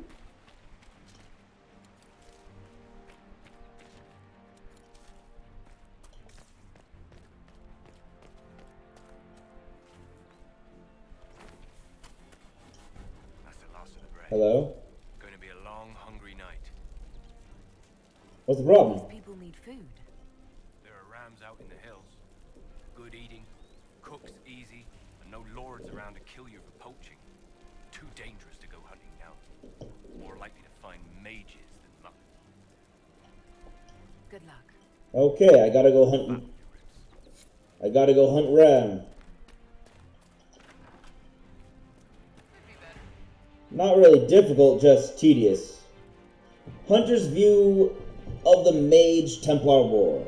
The words in this note have many misspellings and are scrawled in a clumsy hand.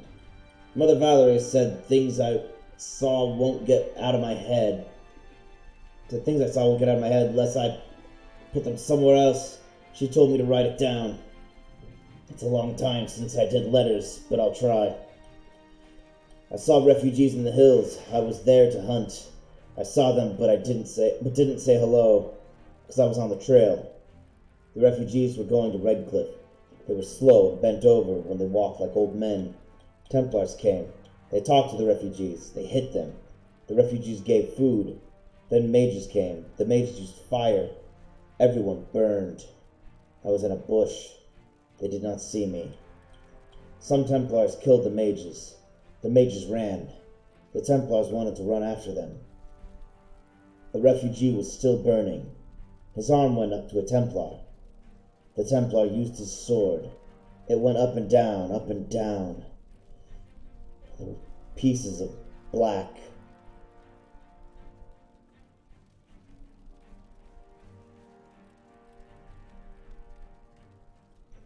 He stayed while other Templars ran after mages. He took things from bodies. One body was moving. It had long hair and burned dress. The Templar started to take off his armor, and I shot him. I went down to the lady. She made little noises, and her eyes looked at me. Then she died. I want it to go out of my head. Please make it. I've been good. I want it to go out of my head.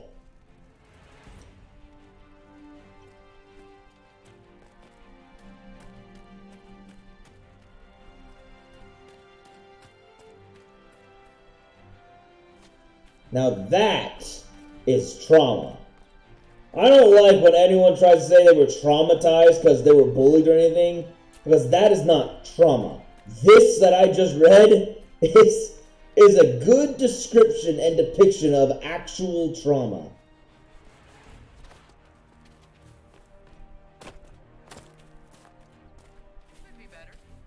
What's this?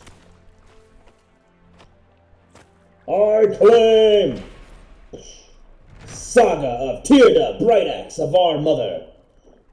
Tyrda Brightaxe, dwarf friend chieftain, and with her leaf-eared lover lay. Woke she did to love sweat morning, lover gone in light of day. Dream words whispered, spoken soft, still, the silence crushed and crashing. Dead her tribe, unless a child could keep her line in warrior faction. Avalvar, so named the lover, called our journey yours and mine. One day child of Tyrda's blood, Morriganan in strength must shine. Lovers whispers to obey. Hendir, dwarf prince, friend in passion. Babe pronounced to serve the line. The Avar tribe, her name, our taking.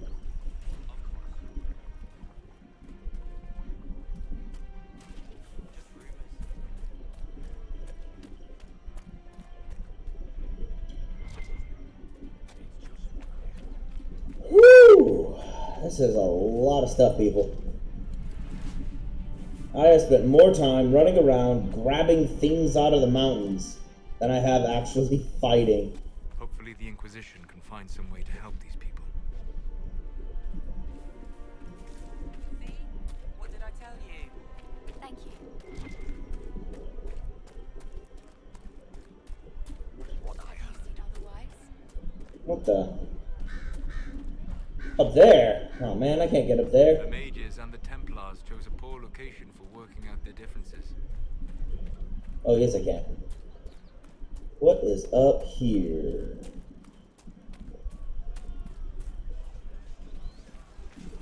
A quest? Hello. You're welcome. The mages and Templars don't seem to care who gets caught in their war. Solus, what are you doing? Need of help. If the war doesn't kill them, cold or starvation will.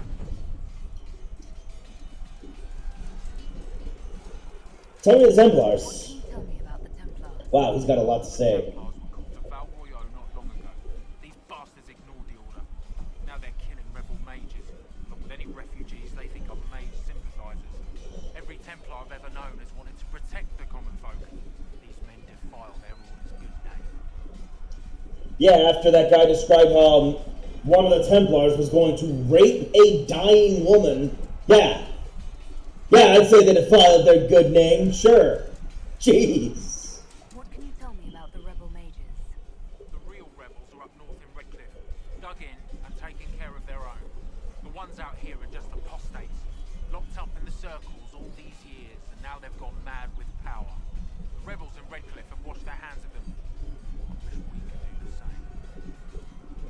Okay, you said people might starve. Concerned about refugees starving. Yes. Many of them brought food, but they expected to be home by now, or safe in a city. There's a hunter up the hill who had some ideas. I already talked to him. People are cold? Is there anything we can do to help people deal with the cold? I asked the Inquisition to send blankets. You'd think I was asking for a wagon of raw lyrium. A recruit named Whittle is trying to make what we can bring in last. If you have any ideas, talk to him across the road. Any other concerns? What other problems do these refugees face? We've got some injuries that go beyond stitches and elf fruit. I know healers are in short supply, but if you can find someone in Redcliffe to help us, it would save a lot of lives. Tell me of the Horsemaster. Tell me about the man who's supposed to be getting horses for the Inquisition. Horsemaster Dennett. He lives on a farm to the west. Tough old fella. We haven't heard from him. Best we can tell, he's holed up until the Mages and Templars are done killing each other. That's usually what you do in these situations. And you as well. Power. Stabilize areas by sealing fade rifts. Expand the reach of the Inquisition by setting up new camps, and complete quests to gain power and influence. Spend power on scouting operations at the war table to unlock new opportunities. Gaining enough influence increases the rank of your Inquisition and grants you access to unique perks. Okay.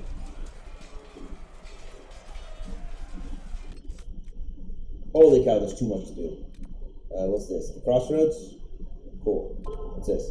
Departure of her lover. What? It's close. Whatever that is, it's close.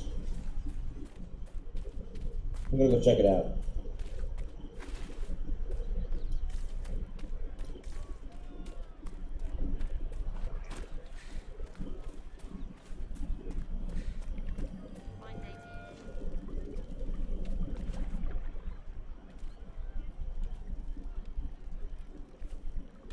It's the thing I already found. Got it. Merchant, Crossroads. There's the fade up here, the rift up there. The outskirts camp. Hunger pangs. I need to hunt rams. Astarium. I wish I had a key. I don't know what those exclamation marks are. Oh, here we go. Legend. New quest. Landmark. Unclaimed camp and clan. Wait, really? Oh, unclaimed camp and camp. The compass is fast travel point. The wagon is a merchant. The diamonds are quests. Active quests. What about a glowing diamond? What's the difference between a regular diamond and a glowing diamond? I do not know. I can't tell. Primary quest is... holy jeez. Can I zoom out? Ah, there we go. Now I can see that there's everything. Redcliffe. Which is where they want me to go to get a lot of the stuff.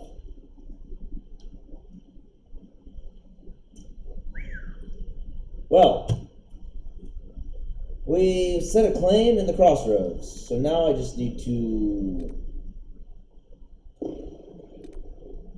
Got two quests over here. What's this symbol? I don't know what that means.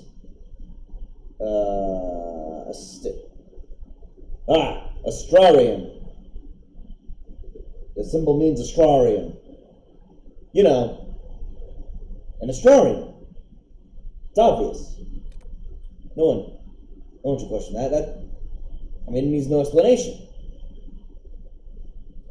Yeah. Holy cow, that's such a distance. Oh my gosh.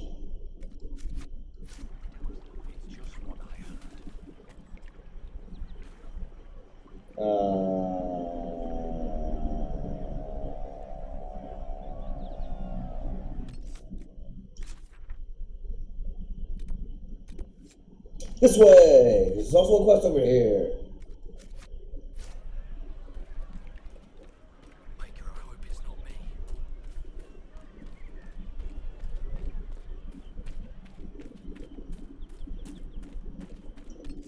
I'm going the right way, right? Yeah.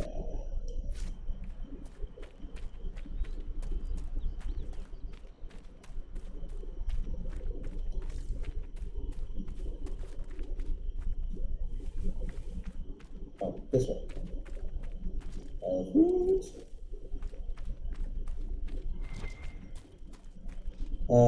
And I'm not gonna have an apothecary until I go to Redcliffe and get an apothecary from there. I'm probably going to have to save.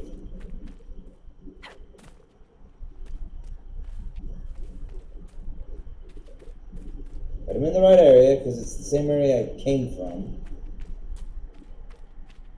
I think.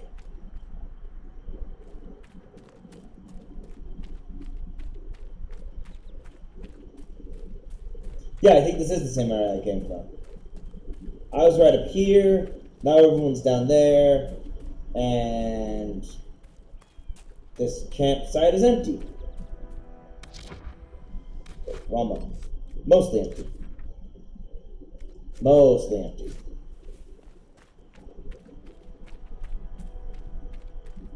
Nothing to report, sir. You've got it. I mean, thank you. This has been bugging me. Hold on. You, then you, no, you, then you, then you, just because I feel like doing it that way.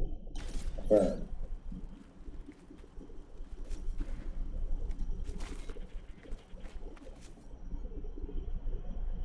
Man, what do I need? Silk? Man. Yes, I haven't made any changes.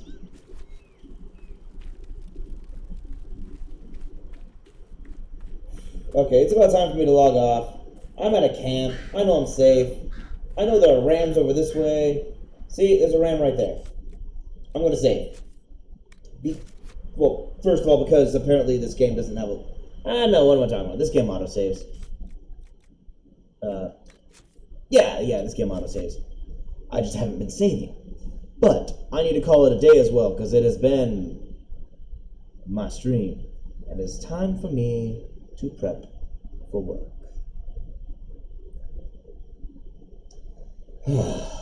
Also, I'm very hungry.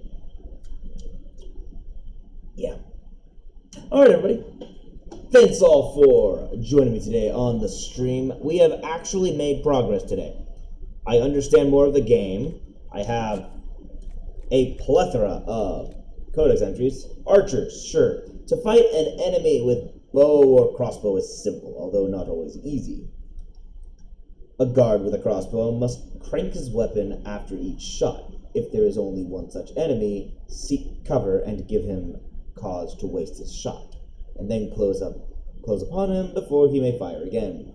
If there are many, close to their flank, so you face one guard directly, using him as a second shield, and no other guard has a clean shot at your unprotected back. Do not move to the middle of their ranks and rely upon them hesitating to risk hitting one another. A soldier with a short bow is a little more dangerous. Attack him as you would an enemy with a crossbow, but accept that he will likely fire again. Approach with your shield up, even if you must sacrifice speed. Few soldiers are true masters of the bow. Those who do not fumble their draw in fear will fire a shot quickly. so it is more likely to glance off your armor or shield than punch through.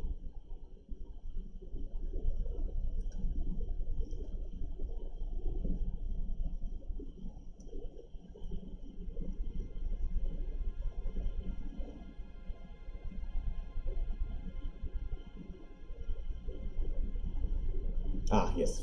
Shot quickly. They don't hold it. They don't pull back far. Few soldiers have the skill or strength to make good use of a longbow.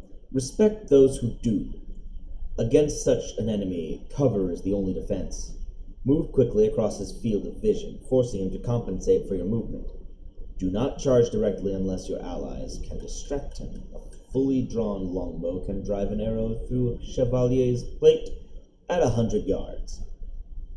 A fight between an archer and a chevalier is a test of cunning versus patience. We are too often patient, heavily armored as we are, and faced with lightly armored foes who would harass us. While archers frustrate me as they do most chevaliers, it is good that we fight them, so we remember how to be cunning, how to break an opponent's patience. An excerpt from a meditation upon the use of blades by swordmaster Massage de Jean Mien. Required reading at the Academy des Chevaliers. Fennec, my dearest and best father and lord, you are strong and fair, and obviously the most handsome Arl in all of Ferelden. What are you buttering him up for? I want a Fennec. Please, please, please get one for me. I saw a picture in a book that Brigid was carrying for Master Fergal, and it is the fluffiest and most delightful creature I have ever seen. The book says they live in the mountains and eat voles and repulsive things like that. When I get mine, I will feed it only nice things, like cake and pearls. That's a horrible diet for anything. Eat these pearls! Please, please, please send someone to catch one. I really need one right now. Ruby wants company. It's not my fault Primmy and Bobble broke. Don't believe anything Eileen says. Please? I promise I will spend no more gold on silks this month. It's too cold anyway. Your most loving and obedient daughter, Habren. A note from Habren Bryland to her father Leonis Bryland, Earl of Southreach, written in 931 of the Dragon Age. I remember a Bryland. Reports indicate that Habren did receive a white fox as a gift from her father later that month. She promptly lost it down a well. This is a brat. Why would you keep giving her things? Poor fox. Foot soldier. When engaging with such an opponent, respect his speed. His hands and feet will move a great deal. Ignore them. Watch his hips and shoulders instead. First, deny what advantage he has in his allies or environment. Unless you have trained equally in such matters, once you control his weapon, overwhelm him. He has no shield, and you need not fear a second blade. I screwed up. I have faced Antivan duelists, Ferelden Ash Warriors, and Fog Warriors, skirmishers. When we strip away the titles and tricks, they are simply men who want to see their enemies dead, but need a hand free to manage it. Duelists favor a thinner target over the offensive strength of a main gauche. Ash Warriors need a hand to guide their Mabari and a lighter weapon to take advantage of the openings their dogs leave, while Fog Warriors rely on stealth and speed too much to use a heavy shield. When engaging with such an opponent, respect his speed. His hands and feet will move a great deal, ignore them. Watch his hips and shoulders instead. First, deny what advantage he has in his allies or environment, unless you have trained equally in such matters. Once you control his weapon, overwhelm him. He has no shield, and you need not fear a second blade. If forced to fight in such a manner, you must decide whether you will fight as a duelist, one-handed, or as a chevalier. If the former, drop your back leg away to tighten your center target. As you have no shield to cover your body or second weapon to bring into range, focus on a quick attack and give ground freely when you cannot find an advantage. If the latter, rely on your vambrace and gauntlet as a shield, and try to wrench your opponent's weapon away. My left arm bears the scars of such efforts, but my opponents bear worse. Better still, do not lose your shield at all, but battles are not a place of perfection. An excerpt of a meditation upon the use of blades by Swordmaster Massage de Jean Mien. Required reading at the Academy des Chevaliers. Guardsman, return if you are protecting a... Return. Wait. I always forget it doesn't scroll up for me. A novice believes his sword of the utmost importance, and his shield there to show his family's colors. All scoff at such foolishness. But the older student, thinking his shield a sign from the Maker that he cannot be struck down, is little wiser. A warrior coming away from battle with his shield dented and ripped may be praised for bravery. A warrior coming away with his shield merely scratched should be praised for skill. I like how this guy thinks. These writers actually did research in these are actual fighting techniques. They actually did research for this. I'm impressed. Remember that every metal shield was beaten into shape and may be beaten out of it. Even a blow that does not tear a hole drives impact through your arm and shoulder, where shock and pain will wear down even the strongest warrior. In a duel against a single opponent, you may seek a quick advantage in taking a blow directly to your shield in order to strike one in return. If you are protecting another, you may have no choice. In all other cases, against one opponent or many, it is better to hide the movement of your hips and shoulders behind your shield, forcing enemies to focus on it rather than on you. This is also true when fighting an opponent so armed. Your goal is not the shield, but the man behind it. Circling or locking shields may gain you an advantageous position.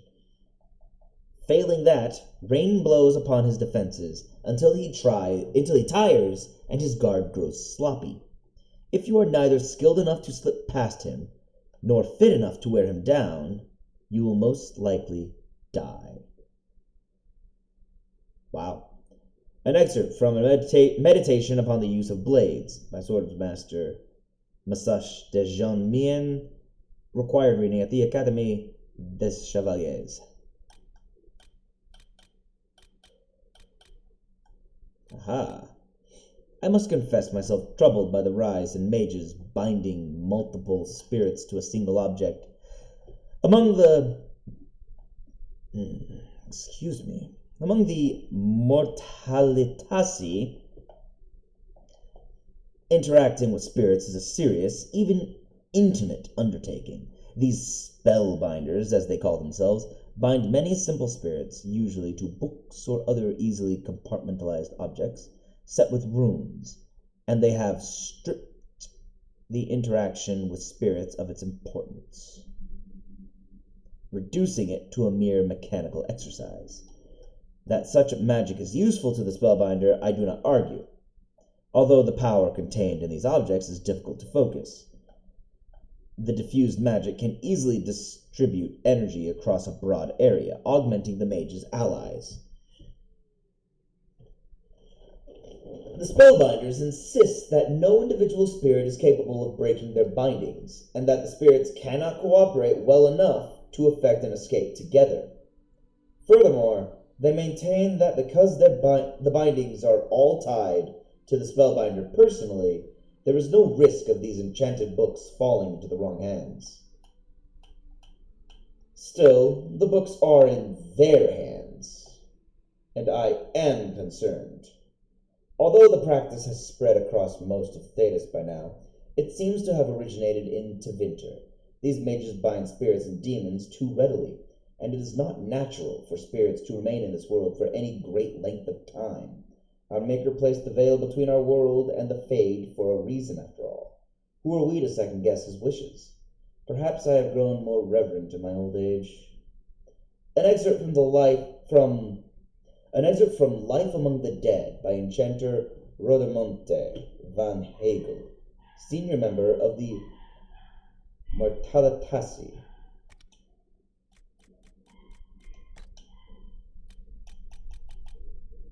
Ferelden after the Blight. One need only stroll through the Denerim market to appreciate Ferelden's resilience.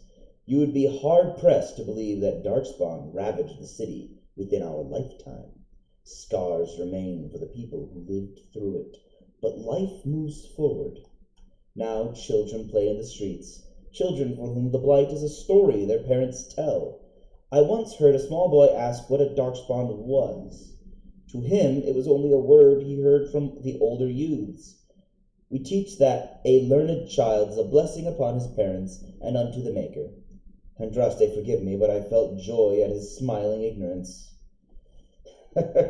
Understandable. The actions of our rulers are thus a puzzle to me. Despite the events at Kirkwall, Ferelden continues to offer refuge to the rebel mages, which will only bring trouble to our doorsteps. It already has. Rumors among the merchants suggest that Starkhaven places sanctions on trade as a sign of protest. Dang it, Sebastian! One hears of conflict in the hinterlands between Templars and mages. Mother Diana says I am to accompany her to the conclave in Haven. She says to have faith in divine Justinia, and that whatever comes, we shall see the Maker's will done. I think of those smiling children who have not grown up with death and fear, and I pray it is so. A letter from Sister Kira of the Denerim Chantry to her sister in the Free Marches.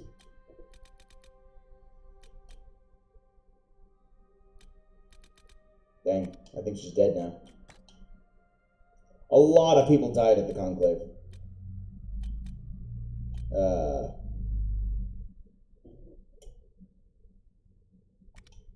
Okay, that was it. Alright, everybody. Now we're done. So thank you all for joining me for this excursion into the hinterlands. We will continue our journey throughout the hinterlands and into Redcliffe tomorrow on Hump Day. Until then, be well and have a great Tuesday evening. Peace out, all. Bye.